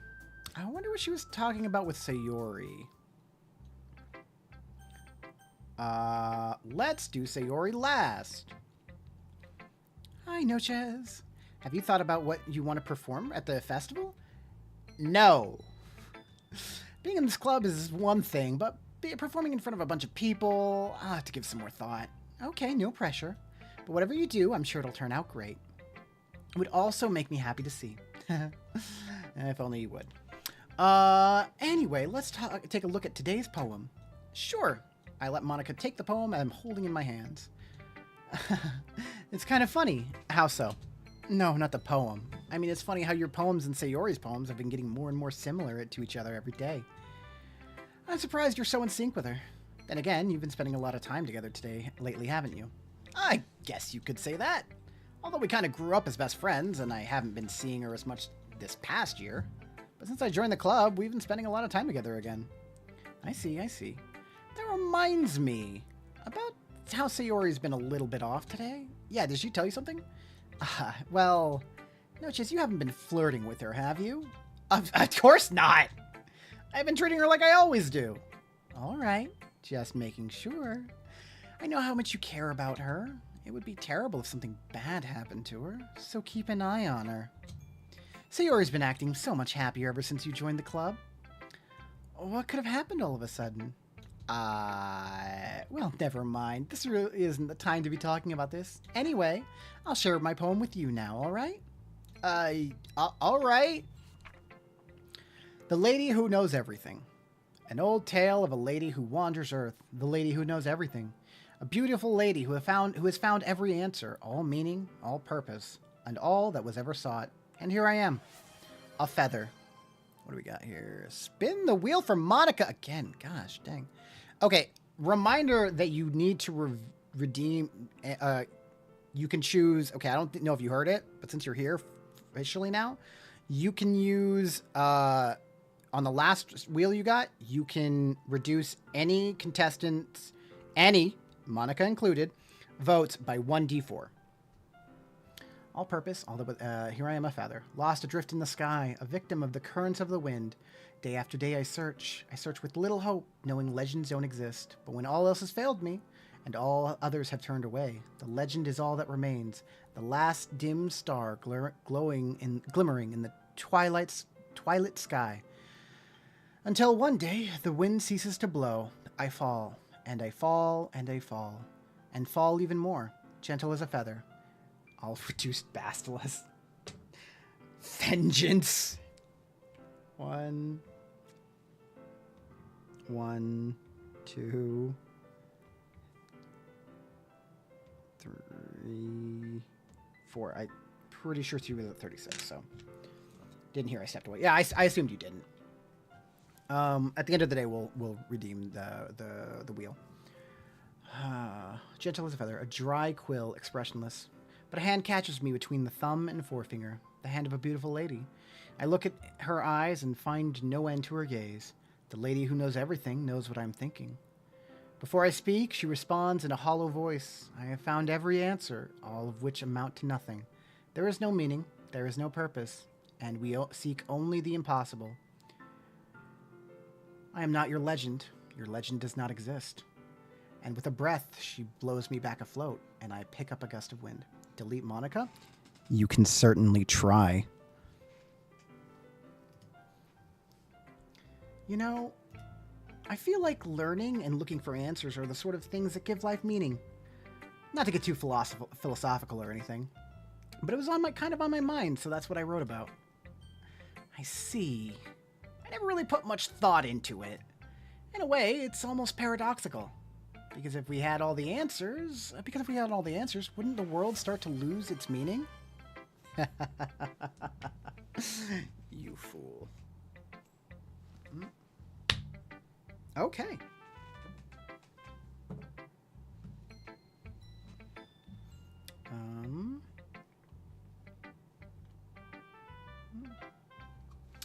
All right. Well, that happened. Because the world starts to lose its meaning. You know, there's one thing I noticed. It seems like everyone in this club prefers writing about things that are more sad than happy. Are you surprised?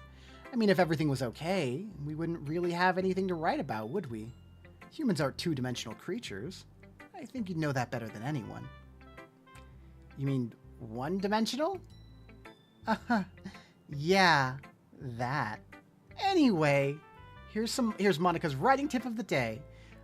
Are you ever too shy to share your writing because you're afraid it's not that good? It can be really disheartening to get lukewarm response just to something you put so much into. But if you find other people who enjoy writing, then sharing becomes a lot easier. Because instead of just telling you that your writing is good, or okay, or bad, they'll want to focus more on everything that went into it and the things you can work on. It's more encouraging that way, and it will make you want to continue improving. It's almost like having your own little literature club, don't you think? That's my advice for today. Thanks for listening. Who should I? We'll go to Sayori last. Yuri doesn't look too enthusiastic about spending time with me. I guess if she changes her mind, she'll come to me. But I should leave her be for now. This is a very different playthrough because the first time I played through, I really liked Yuri and I spent time with her. This one's alright. Alright? Well, yeah. About as good as yesterday's anyway. I see what you're going for, but it's just not really my style. I mean, that's fine. I'm mostly just glad you're trying a little bit. Of course I'm at least trying. Why are you so emotionally invested in my poems anyway? Isn't that more of a compliment to me? Huh? No, gross. It's not like I care. It's not like that. It's just that one of us in this club has to make sure that you're not slacking off. Really?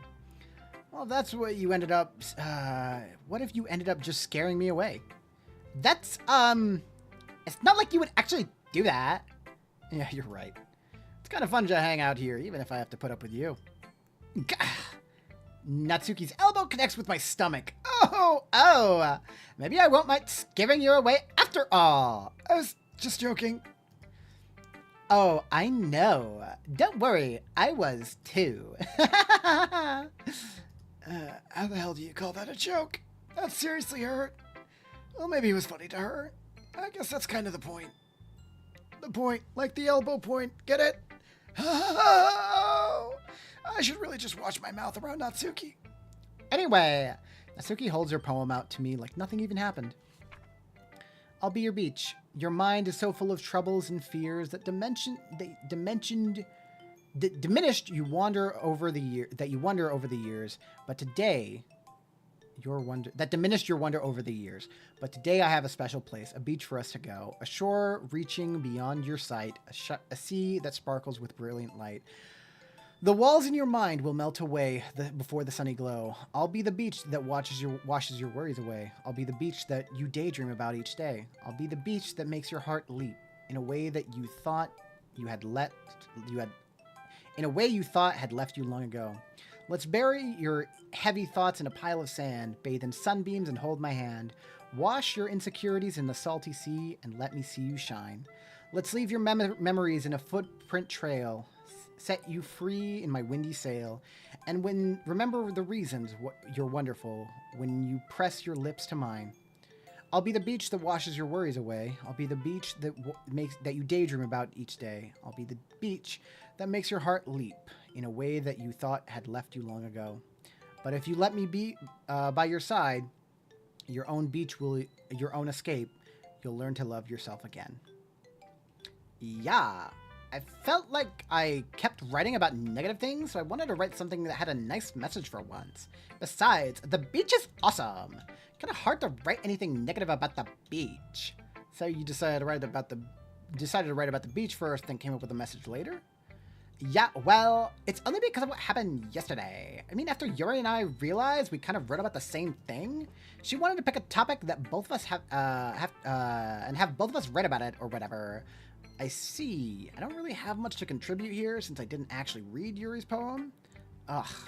You could really see her doing that too. Making us write about a simple topic, then trying to impress me by coming up with something all fancy. Well, it's not like I care. I just did it anyway. I mean, I guess mine ended up kind of being a metaphorical too. But there's nothing wrong with doing that once in a while. At the very least, it was good practice. We're gonna switch to Sayori. This is your best one so far. It's really, really nice, Noches. Thanks. Sayori, you've been a little quiet today. Is everything all right? Huh? Of course. Everything's fine. Maybe I'm just a little tired today. Do you want a nap or something? Nope, that's silly. Don't worry about me, okay? I only want to see smiles on your face. Well, all right. Hey, Noches. I'm still a little surprised. I really thought that you would try writing your poems like the way Yuri does, or even Natsuki. But in the end, yeah. I guess you're the one that likes this one the most. Why? You don't want to get closer with everyone else? Wait, of course I do. But that doesn't mean I need to try so hard to impress them. I still understand you the most, Sayori. I know that you sometimes have to put up with me, and that sometimes I have to put up with you. But we have a wavelength or something, and this is how the poem came out. Sometimes it feels like you're the only exciting thing in my life.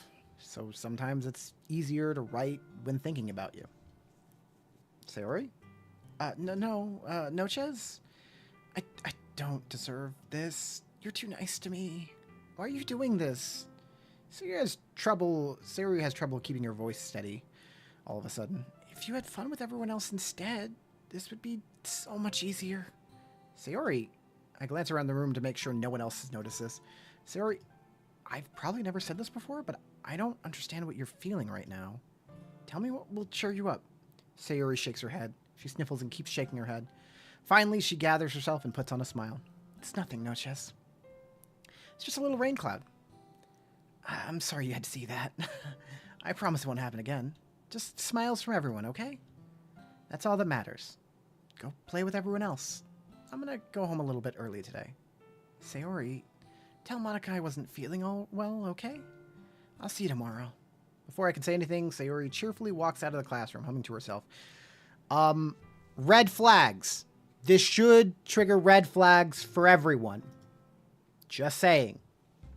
It's okay to have feelings.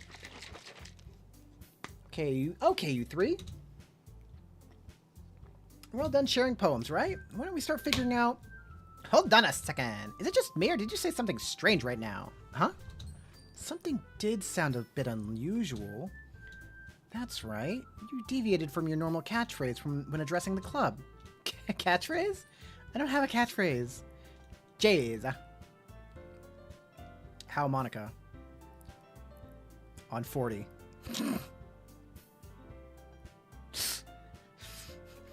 People have been fucking around and finding out. Why is the mood so weird today? Look, even Yuri isn't immune to it. Stagnating air is common foreshadowing. Keep leaving and coming back. I don't know what to tell you, man. That something terrible is about to happen. In your books, maybe? Look, the only thing different is that Sayori isn't here. It seems you're right. Sayori always helps lighten the mood a little bit, doesn't she? It's almost like everyone's balance is thrown off a little when she's not around. Where the heck did she run off to, anyway? I thought she just went to pee. Natsuki, please show some decency. Oh, come on! She actually wasn't feeling too well and went home early. I'm gonna go take a gamble. You're also either gonna want to stay here or specifically for the next little bit, or not. So just heads up on that. I went home early. Is that so? I hope she's all right. Seriously? Of all the times to not go home with her, you picked the time she's not feeling well? So much for you two being all lovey-dovey. No. First of all, stop misunderstanding my friendship with Sayori. And second, she's kind of been avoiding me today, so I didn't want to force it.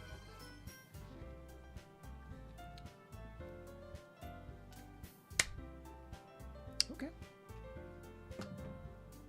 Oof.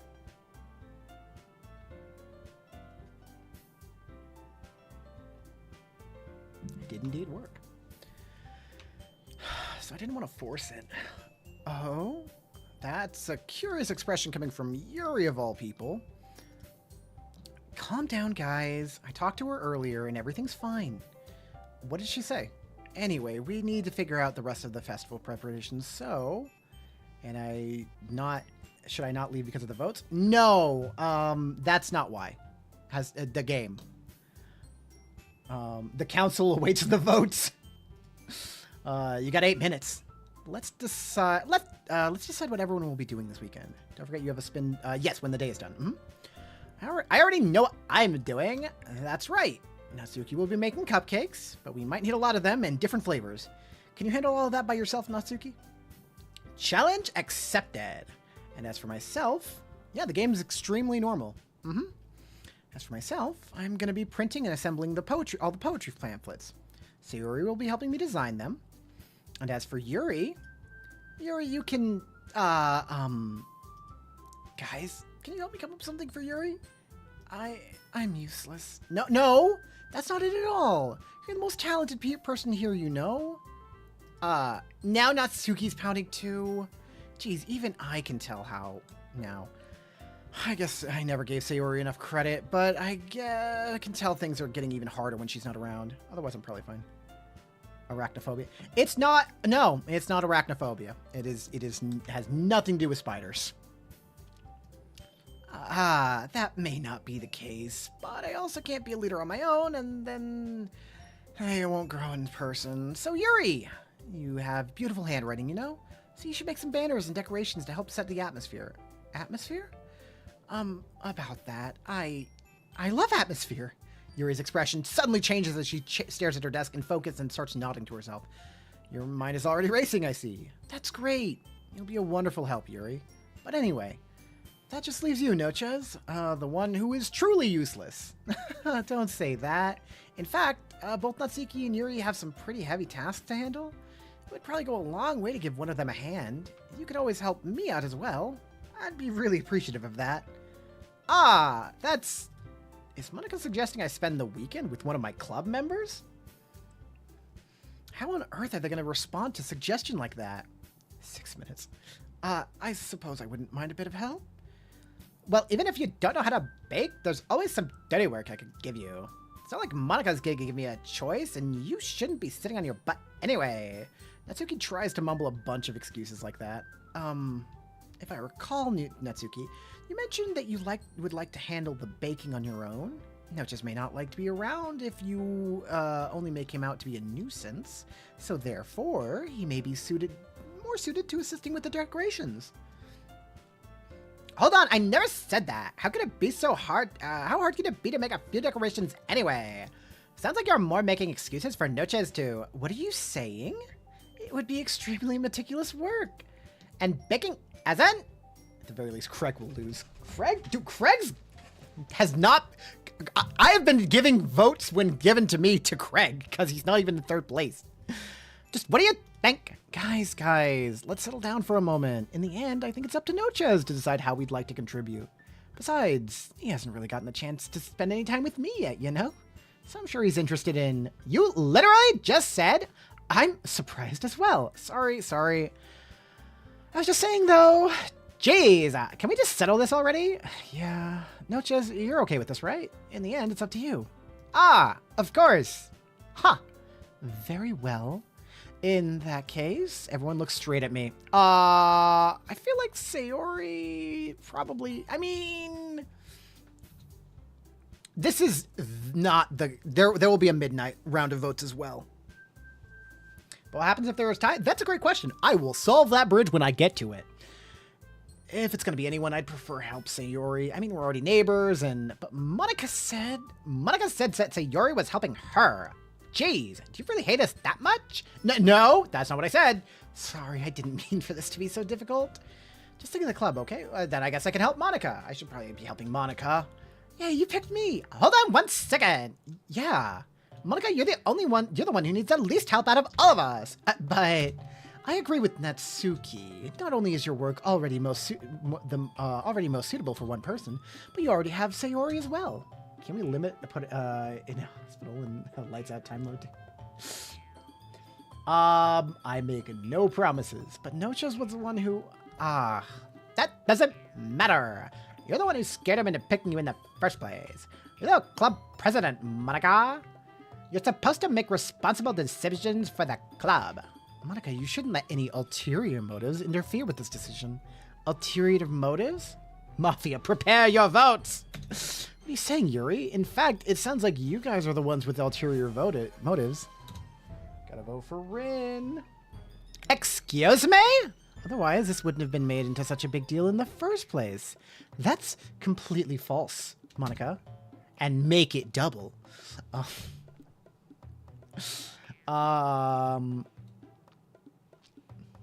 Then make it quadruple. We have a lot of work to do, you know. We won't do as good of a job if you make us work alone. Maybe that's true. Think of the club, Monica. If we want our event to succeed, then we need to appropriately distribute our resources. So are you gonna do the right thing, President? Okay. It is though. I get it. It's technically most logical for Noches to help one of you two. So, I guess that's what we will do. Do you have a preference, Noches? I'll help Yuri. I'll probably be the most helpful, useful helping out Yuri. Me? Are you serious? Why would you? Natsuki? I can already tell you're about to say something mean. No, I was just saying. So you'll be helping Yuri then, Noches? Yeah, that's what I'm gonna do. I'm glad. I have a bad habit of overthinking these sorts of things.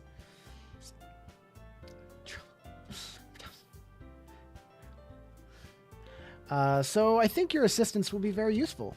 That's great to hear. Natsuki, will you be able to handle the baking by yourself? I mean, yeah. I already said I would be fine. Okay. Everyone can tell that Natsuki is feeling a little sour. So, is that everything we needed to go over? Yeah, that should be about it. Are you guys excited? Well, excited may not be the right word, but I suppose I'm looking forward to it a little bit. Do you feel the same way, Noches? Me? Yeah, I guess you could say I'm interested to see how it'll turn out. That's good enough for me. What about you, Natsuki? Natsuki? What? Why is everyone yelling at me? I didn't even do anything. No, that's not what I meant at all. It's not very family of you. Yuri anxiously glances between everyone in the room. I'm sorry for this. I don't really know why Noches picked me, and also, your cupcakes are the best cupcakes I've ever had. They go really well with my tea, and nothing I do for the event will compare to that, so... I get it! I want Rin to win, but if I can't have that, it's Monica. I'm kind of surprised, though. Why? Well, I'm the one acting immature. And I already know that, but you're trying to cheer me up all of a sudden? I know I'm not very good at it, so I'm sorry if I said something bad. Top of the hour, Bastila, we gotta vote. Natsuki isn't the only one surprised. Monica and I are also taken aback by Yuri's words. When she already has trouble with words, trying to cheer someone up must be far out of her own comfort zone. Alright, we gotta vote for Rin and 3 for Bastila. 1, 2, 3. Okay. But I begin to understand. Yuri was trying to sound like Sayori. Even if it didn't work perfectly, I can tell that she tried to say something Sayori would say at a time like this. Another one for Bastila. Alrighty. Because Sayori always helps everyone with a smile and feel good about themselves. No, I kind of appreciated it. I'm sorry for making a big deal out of nothing. But I'm going to say this. You better bet my cupcakes are going to be the best part of the whole event. I believe you. Yeah. I hope everyone to see their best, do their best. But with that, there's nothing more for today. Bastila's only on 37. I believe she should be on 40. I believe you're incorrect. I could be wrong.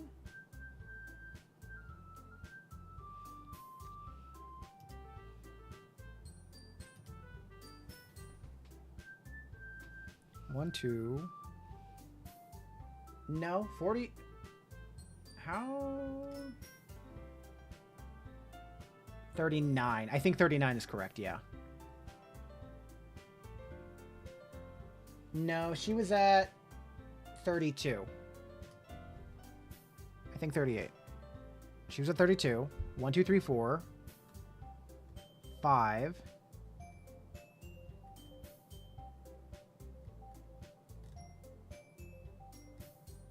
Okay. So...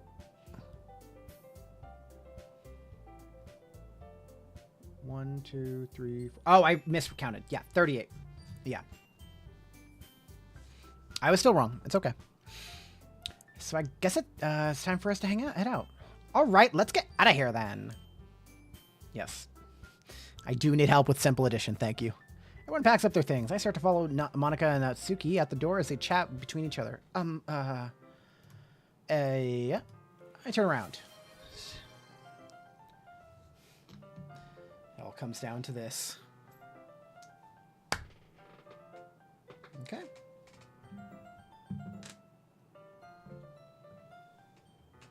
Okay.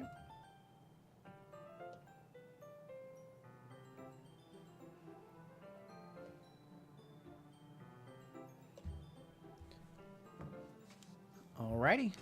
Also, Simply Genesis, you are free to cast a vote for whoever you would want on the bottom of the screen.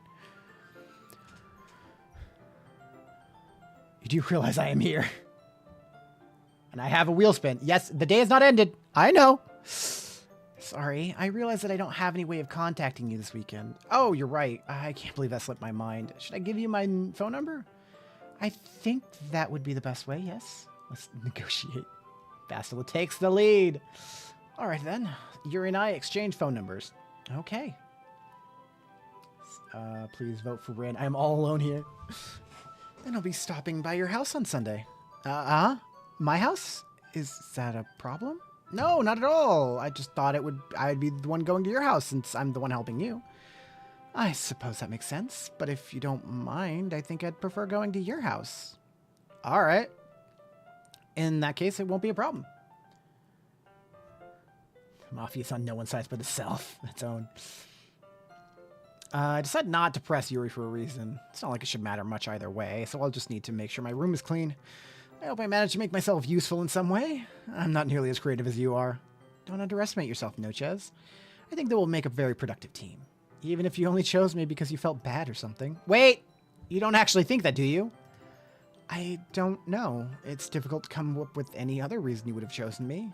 You're forgetting the one reason with the most common sense. I chose to help you because that's what I want to do. Bye-bye. Yuri thinks to herself with an extremely tense expression. Yuri, you're overthinking this. You wanted me to point out that when you're overthinking, right? Huh? I didn't realize. I'm telling you, I want to. That's all there is to it.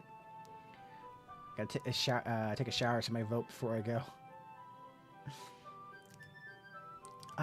Yuri thinks really hard again. She looks straight into my eyes for a long while. I believe you. As if it took her tremendous effort, Yuri finally says that and relaxes her expression. And I'm really looking forward to Sunday. Yeah, I am too. After that exchange, I make my way out the door and Yuri follows. Are you close to finishing the game? No. No, we're not. I can't believe this. Yuri's going to come over to my house on Sunday? Even though I would have preferred to do this with Sayori, my anxiety still shoots through the roof. I guess I've gotten pretty used to handling her at this point, but who knows what might end up happening. She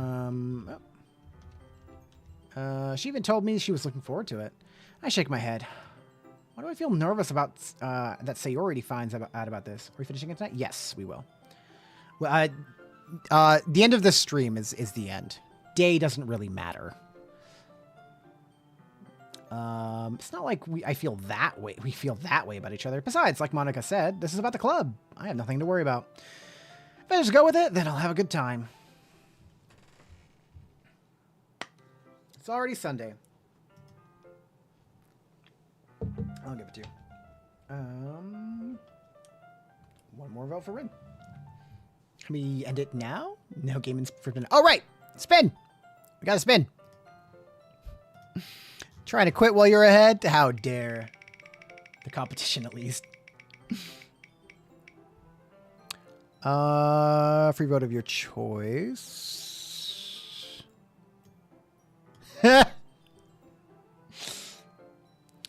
You know what? We just got that, and we have a lot of other good options here. So I'm just going to start deleting everything we've done. Open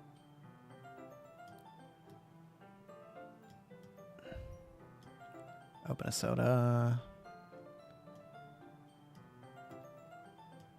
We've gotten that one. That one.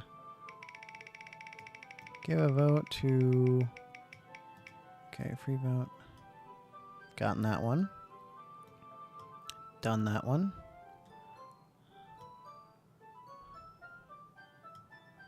Oh, and we've gotten that one. Okay. Also that one.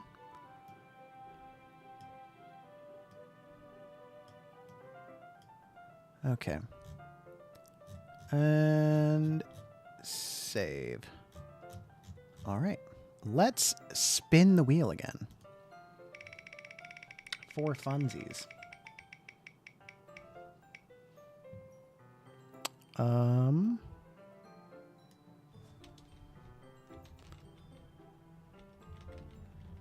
Oh gosh. Oh gosh. We're not doing that. That I don't even know how many people we have, and that's too much of a list at this point, so we're just gonna ignore that. Spin it again. It's fine. I'm so loosey-goosey with the rules today. Hey, you give Monica a free vote. But what you forget is that we're in her domain. Rigged. There are a lot of good things that could have come up with like a lot of different things. But I feel like there are other options that are just better. Rigged. Spin the wheel for Monica. I hit it. Oh, we'll just do this now to make sure we get it. Nope. It's spinning. Please. I want to use my spin. I'm sorry. There's nothing I can do about this. Okay. Yellow next to pink. They're both next to pink. Okay, so it's the one next to that pink. Okay. Okay, so I have to remove a vote. Oh no.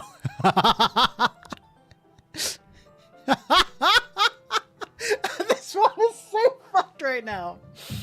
Oh boy. Okay. Well, this one's fun.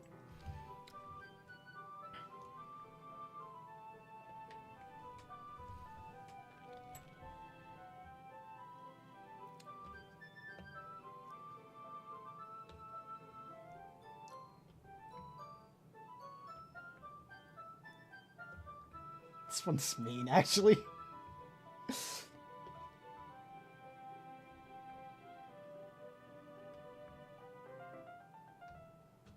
1, 2, 3, 4, 5, 6, 7, 8, 9, 10, 11, 12, 13, 7, 14,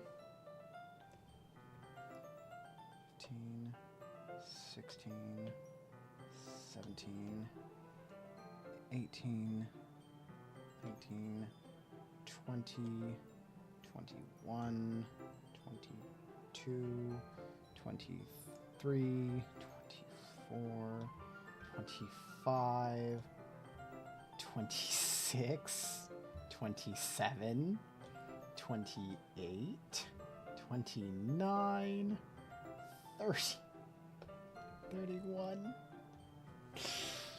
Okay, so I'm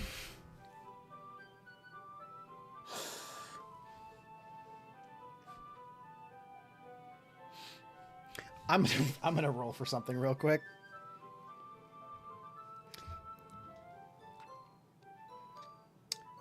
Hero Brian, I want you to call high or low.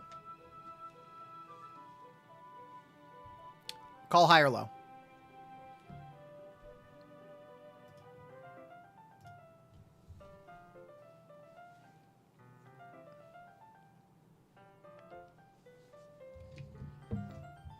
Okay. That does not count. Okay. Okay, so how this one works is you remove a vote from every contestant that has one. As we are at the very end, every contestant has at least one vote, and that has actually multiple votes.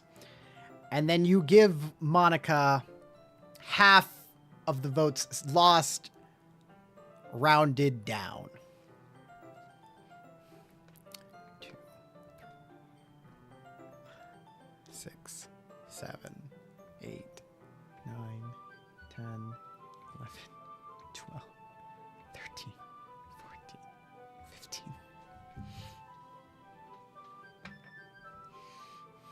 My hard work. I've been getting increasingly anxious about Yuri's upcoming visit. I keep telling myself there's no reason to be nervous, but it doesn't help much.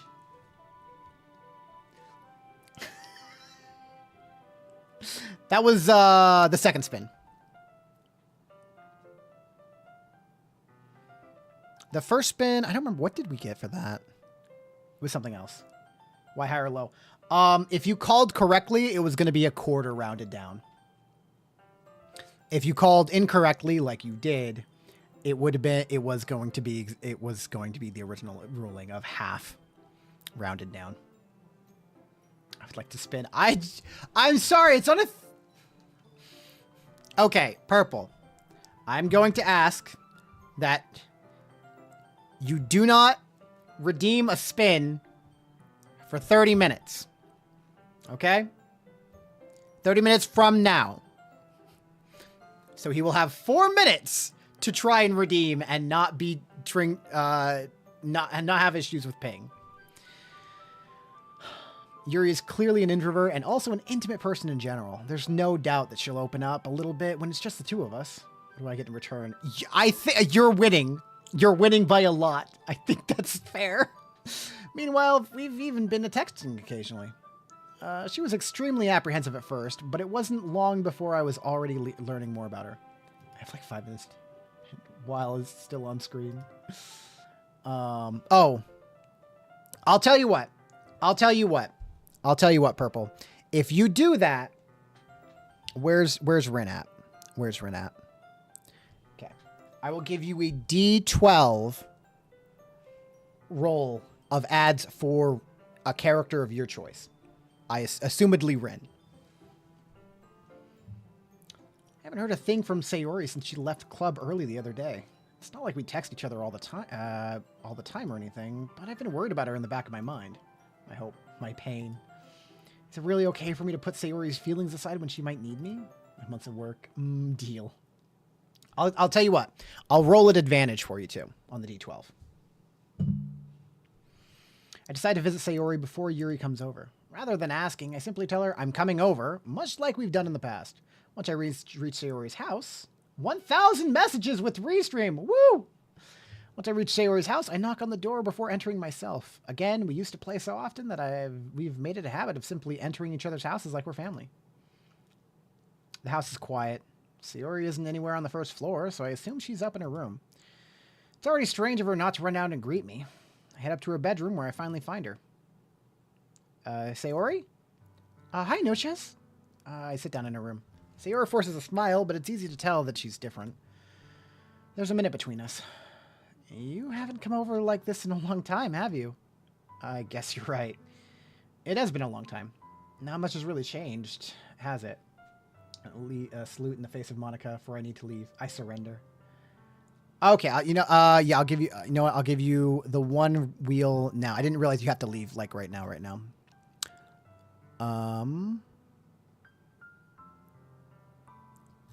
Let me save. Spin wheel. Oh, Brian, we weren't going to win anyways. We were going to betray you at the last second.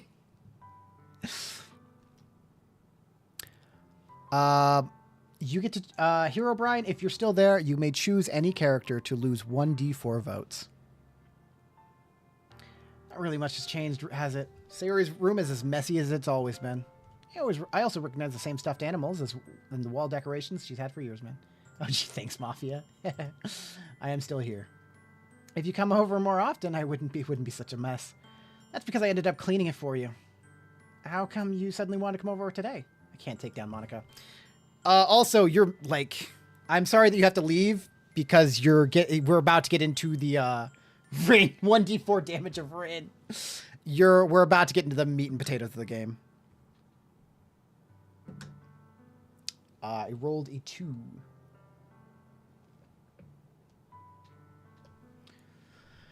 Aren't you supposed to see Yuri today? Yeah, but... Wait, how did you know that? Sayori had already left by the time we decided that last meeting. Monaco told me. It's only natural for her to keep me informed about the festival preparations, right? Ah, that's true. But what about you? Aren't you gonna be helping Monica today? Of course, but I'm just helping her online. We didn't plan to meet up or anything. I'll remember this. See you in the YouTube video. Have a good night, man. Oh, I should turn off the wheel. Yep. There's more silence between us. Sayori stares in a random direction. Everything about her behavior is really uncharacteristic. I finally get to the point. I just wanted to see how you were doing. After you left on Friday. When something's wrong, you can't hide it from me. I know you too well. So, Sayori smiles, shaking her head. That's no good, no Chiz? YouTube Mafia signing off as well. Maybe we were just Hero Brian's alts the entire time. Mayhaps. You never know. Why can't it just be like it's always been? You guys have a great night. I want to thank you guys for hopping in. It's been fun to see you guys in chat. This is all my fault. If I didn't get so weak and accidentally express my feelings, if I didn't make that stupid mistake, then you wouldn't have been worried about me at all. You wouldn't have come here. You wouldn't have even been thinking about me right now. But this is just my punishment, isn't it? I'm getting punished for being so selfish. I think that's why the world decided to have you come over today. It just wants to torture me. Sayori. I grabbed Sayori by the shoulders. What on earth are you saying? Are you listening to yourself right now? I know something's happened to you. There's no other explanation for you to be like this. Dang quitters. So tell me already. Until I know, I won't be able to stop thinking about it. Sayori gives me an empty smile. You really put me in a trap, no Chez, but you're wrong. Nothing happened to me. I've always been like this. You're just seeing it for the first time. Seeing what? What are you talking about, Sayori? You're really just going to make me say it, aren't you, Noches? I guess I have no choice this time. The thing is, I've had a really bad depression my whole life. Did you know that? Why do you think I'm late to school every day? Because most days, I can't even find a reason to get out of bed. What reason is there to do anything when I fully know how worthless I am? Why go to school? Why eat? Why make friends? Why make other people put their energy and caring to waste by having them spend it on me? That's what it feels like. And that's why I just want to make everyone happy, without anyone worrying about me. I'm in shock. I can't even figure out how to respond. How is it possible that Sayori kept this from me the entire time that I've known her? Did you really want so badly for me just not to think about her? Why, Sayori? Huh? Why is it you've never told me about this? It almost feels like I've been betrayed as your close friend. Because if I knew, I would have done everything I could to support you. Even if there's only so much that I can do. I'd have tried a little bit harder to make every day a little bit better for you. That's why I'm your friend. All you had to do was tell me. You don't understand at all, Noches. Why do you think I didn't tell you? Because if I told you, then you would have had to waste effort caring about me instead of doing important things. I don't want to be cared about. It's bittersweet when people try to care about me. It feels nice sometimes, but it also feels like a bat being swung against my head. That's why I wanted so badly for you to make friends with everyone else. Helping everyone be happy together is the best thing for me. But then I discovered something else, too.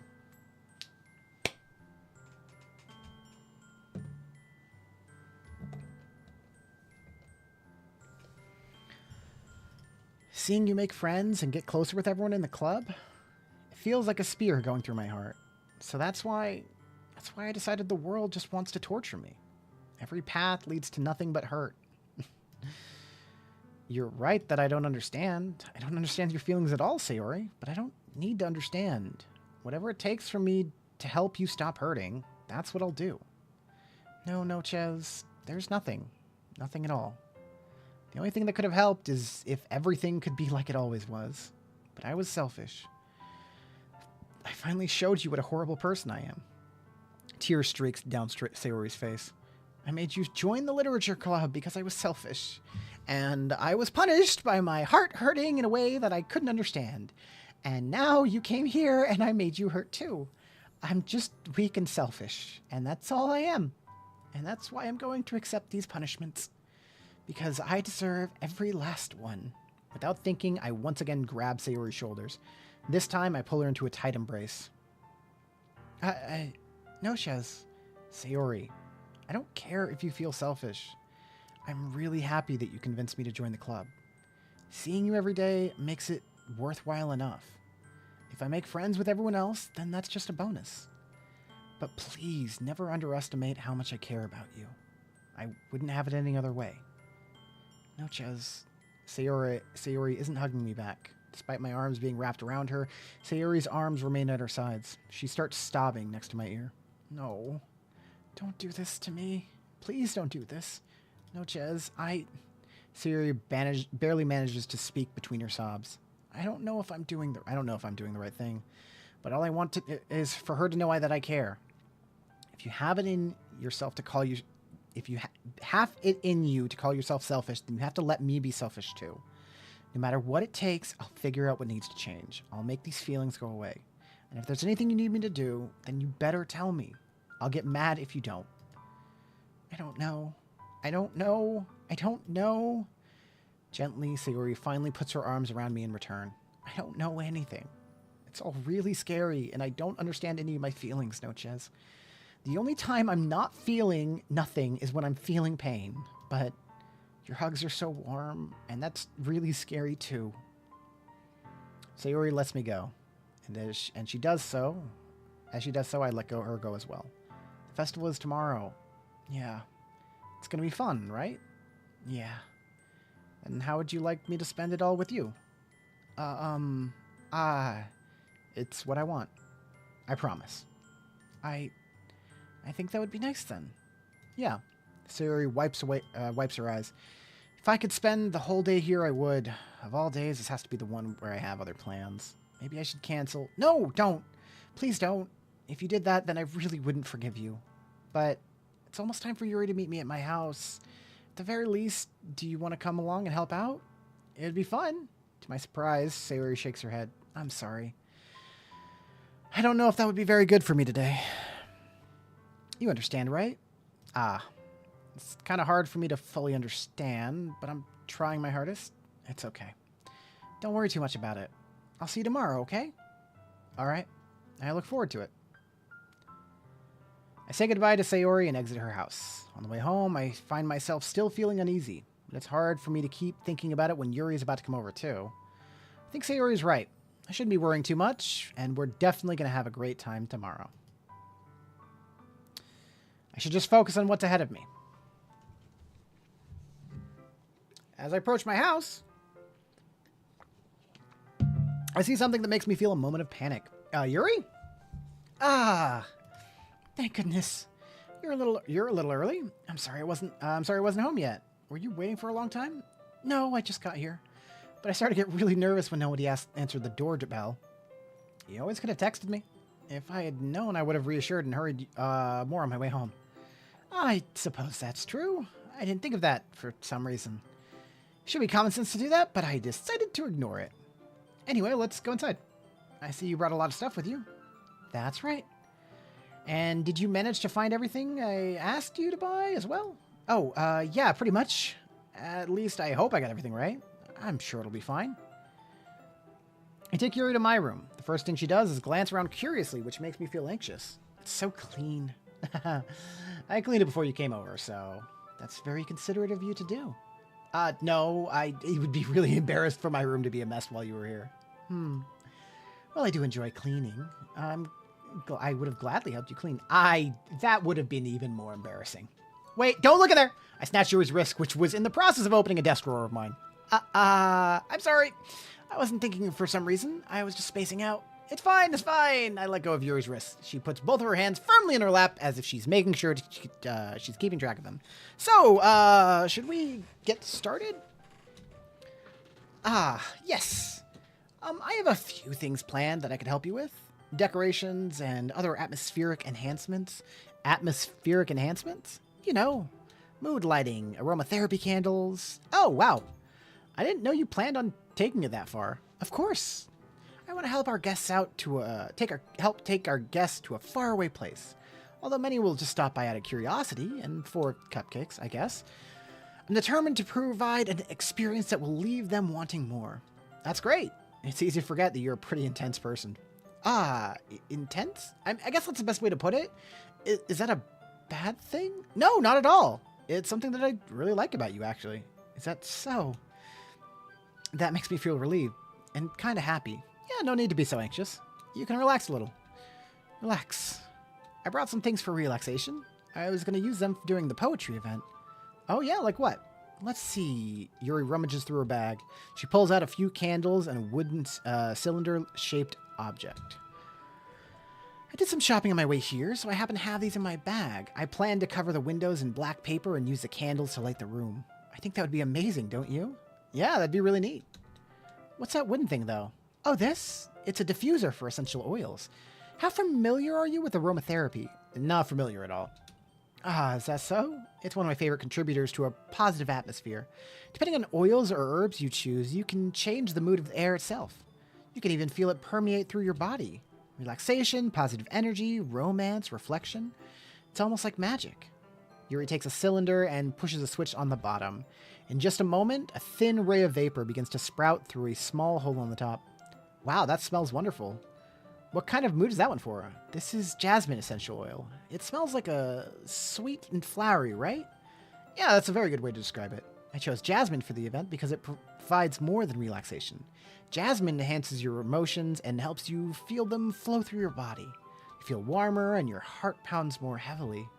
Don't you think that'll be perfect for sharing our poems? Does sound suitable, but you seem to know a lot about this, so I'll trust your opinion with anything. Yuri smiles gently, clearly enjoying herself.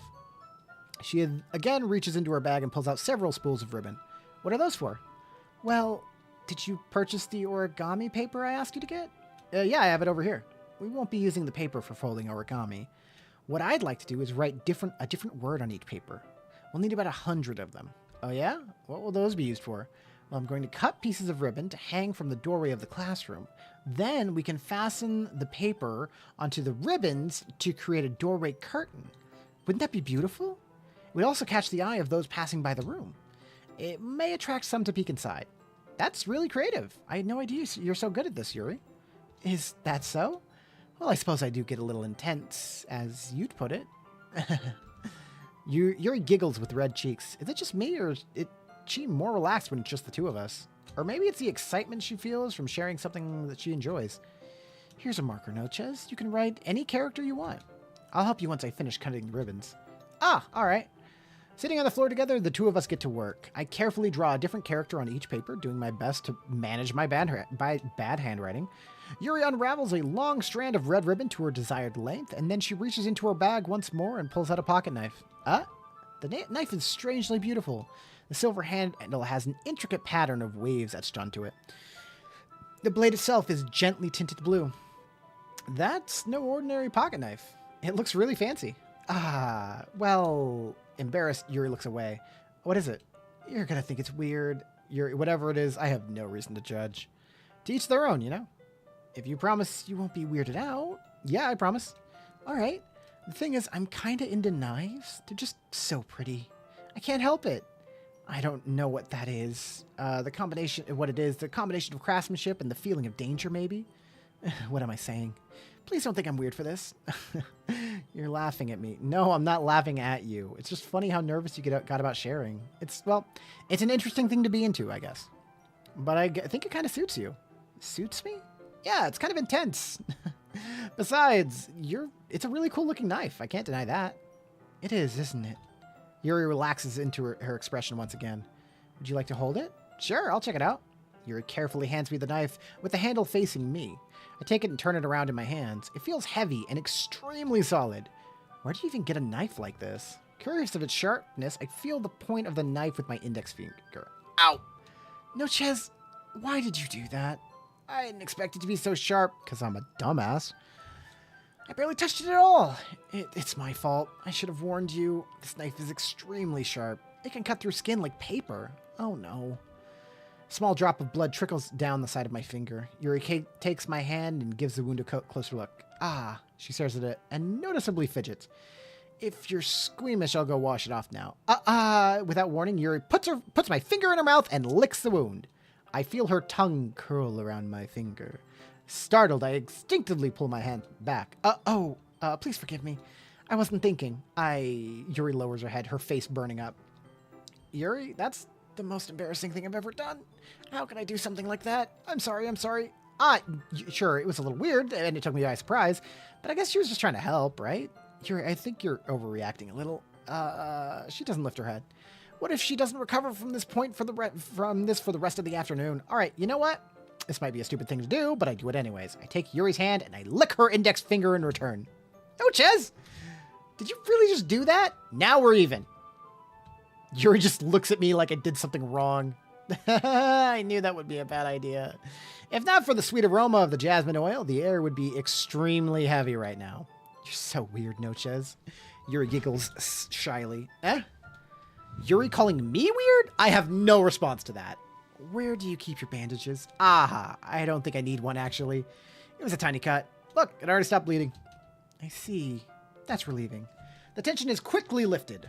We each resume our respective activities. I watch Yuri's knife cut through the ribbon like it's nothing at all. Nothing at all. Nothing at all. Meanwhile, I continue my progress on the paper.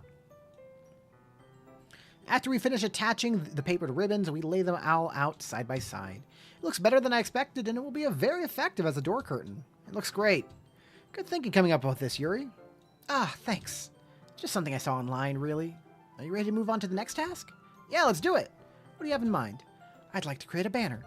That's why I asked you to buy the paint label tablets? That's right. One of the items Yuri had asked me to buy was a kit of watercolor paint tablets. We'll need about 6 cups of water to put each of the tablets in.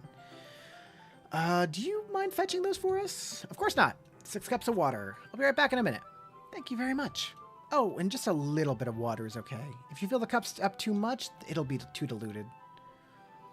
Taking Yuri's advice, I decided to use small plastic bathroom cups rather than full-size glasses. I put them on a plate to catch any paint that drips, and then bring it back into my room. Yuri?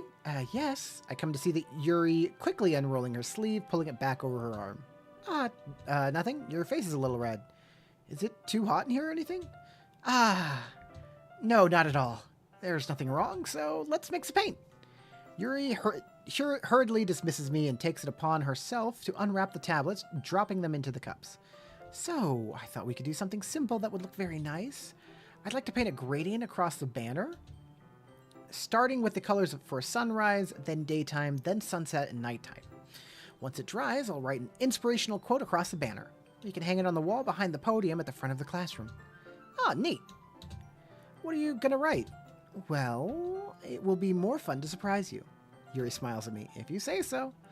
After rolling out the banner, Yuri and I kneel on opposite sides so we don't get in the way of each other. Yuri uses a brush and adds a few dots of different colors across the banner to serve as a color guide for when we paint. This kind of reminds me of elementary school. Painting on a banner with watercolors feels a lot like art class projects we had back then. It's relaxing. I'm sorry if this feels too childish. No, I didn't mean it like that at all. It's kind of fun, you know? Yeah, it is fun. I'm glad you feel that way too. Yuri stops painting for a moment, thinking to herself. For me, I don't need to go out and do crazy things to have fun. In fact, I usually don't even want to. I just like when I can spend time with one other person. Even if it's something simple like reading. It doesn't even matter if we don't talk much. Just having a friend next to me makes things feel a little bit nicer. I think that's all it takes for me to be happy. Is that so? Even if Yuri and I are quite different, I can understand where she's coming from. I feel that way about things like anime and games, where simply sharing the experience with someone can make me happy. I think I feel the same way. Yuri smiles gently. I knew you'd understand. Yuri leans over the banner to grab an unused paintbrush. But I move at the same time, causing my head to bump into hers. Yeah, sorry. Yuri reels back, and I quickly lift my hands in surprise. Are you hurt? No, I'm not hurt. It just startled me, that's all. Sorry, I should have asked you to get it for me. It's not your fault. Ah, your face. There are droplets of paint on Yuri's face and neck. Is there something on my face? Yeah, I accidentally got paint on you. Sorry, it's totally my fault. I'll get a towel right away. I rush out and fetch a small towel and then damp it with hot water. I return to the room and kneel back down in front of her. Here. I pat down Yuri's face and neck with a towel. Ah, is something wrong? It's hot. I just didn't expect it. Sorry. I didn't want to use cold water. Having finished, I start to retract my hand, but Yuri suddenly holds my wrist. Wait. Huh? Just for a little longer. It feels really nice. Ah! I keep my hand still against Yuri's neck. She looks into my eyes. It's an intense expression that I recognize from when she reads her books. Almost as if she's lost in a daze, enveloped by her own thoughts. She breathes gently, half through slightly parted lips. What is happening? Is it the aroma? Is the aroma of the jasmine oil giving me this dizzy feeling? Yuri's gentle fingers wrapped around my wrist send a tingling sensation through my arm. And suddenly her face seems to be much closer to mine than it was just a moment ago. Yuri slowly pulls away. Sorry, I have just been feeling a little lightheaded today. I didn't mean to space out. It's fine. The moment is over as soon as it began. Yuri picks up her brush again, but her movements seem clumsier, like she's unable to focus. I remain silent, forced to ignore the event that just transpired. I hesitantly retrieve my own brush and continue following Yuri's example. That should do it. I finish filling the night sky with white dots that look like stars. Looking at the banner as a whole, it's very pretty and natural looking. I think it came out better than I expected. I'm really happy with the results. Yeah, me too. Are you gonna add the lettering now? No, not yet. It still needs to dry first. That's true, but won't that take a while? Well, perhaps it'd be best to leave it here and then have you bring it in the morning. I can do the lettering in the classroom before our event starts. Is that okay? That's totally fine. Wonderful. In that case, I don't think there's anything more for us to do here. Whew. You say that like you're glad it's over. Was I wrong to assume that you were at least enjoying yourself a little bit?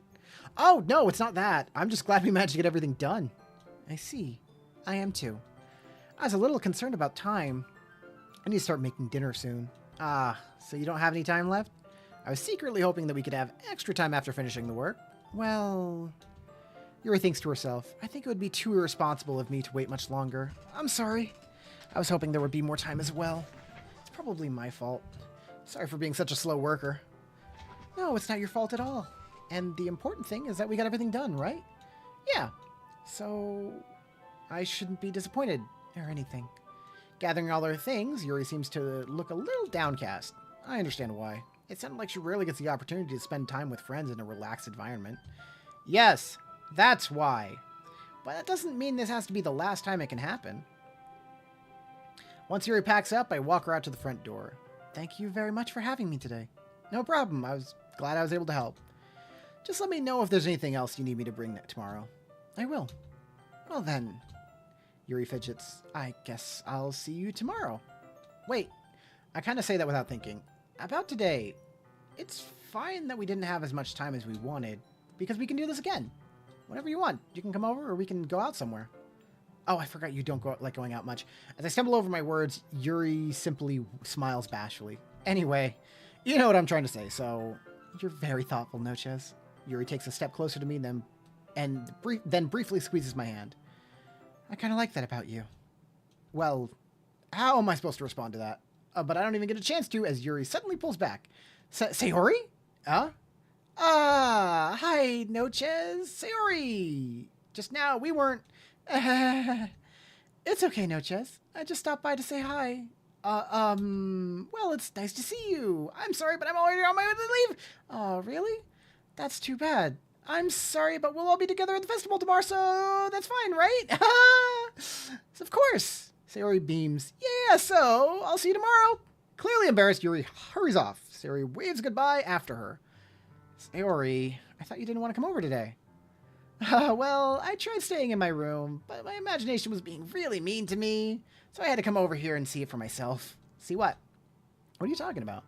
You know, how much fun you were having with Yuri, and how close you got to her. It makes me really happy that you've made such good friends. That's all that matters to me. Tears start to fall down Sayori's face. That's all that matters to me. Why am I feeling this way, Noches? I'm supposed to be very happy for you. Why does it feel like my heart is splitting in half? It hurts so much. Everything hurts so much. This would be so much better if I could just disappear. Sayori, don't say that. It's true, Noches. If I wasn't here, then you wouldn't have to waste your sympathy on me. You wouldn't have to put up with me for being selfish. Monica was right. I should just... Monica? Monica was right about what? Sayori, what I said before is true. I'm not going to let this continue. Caring about you like this isn't the burden that your mind is making it out to be. It's something that makes me happy. It's something that I wouldn't trade for anything else. So even if it takes an entire lifetime, I'm going to be by your side until you don't feel any more pain. But Sayori looks away. I put a hand on her shoulder to reassure her.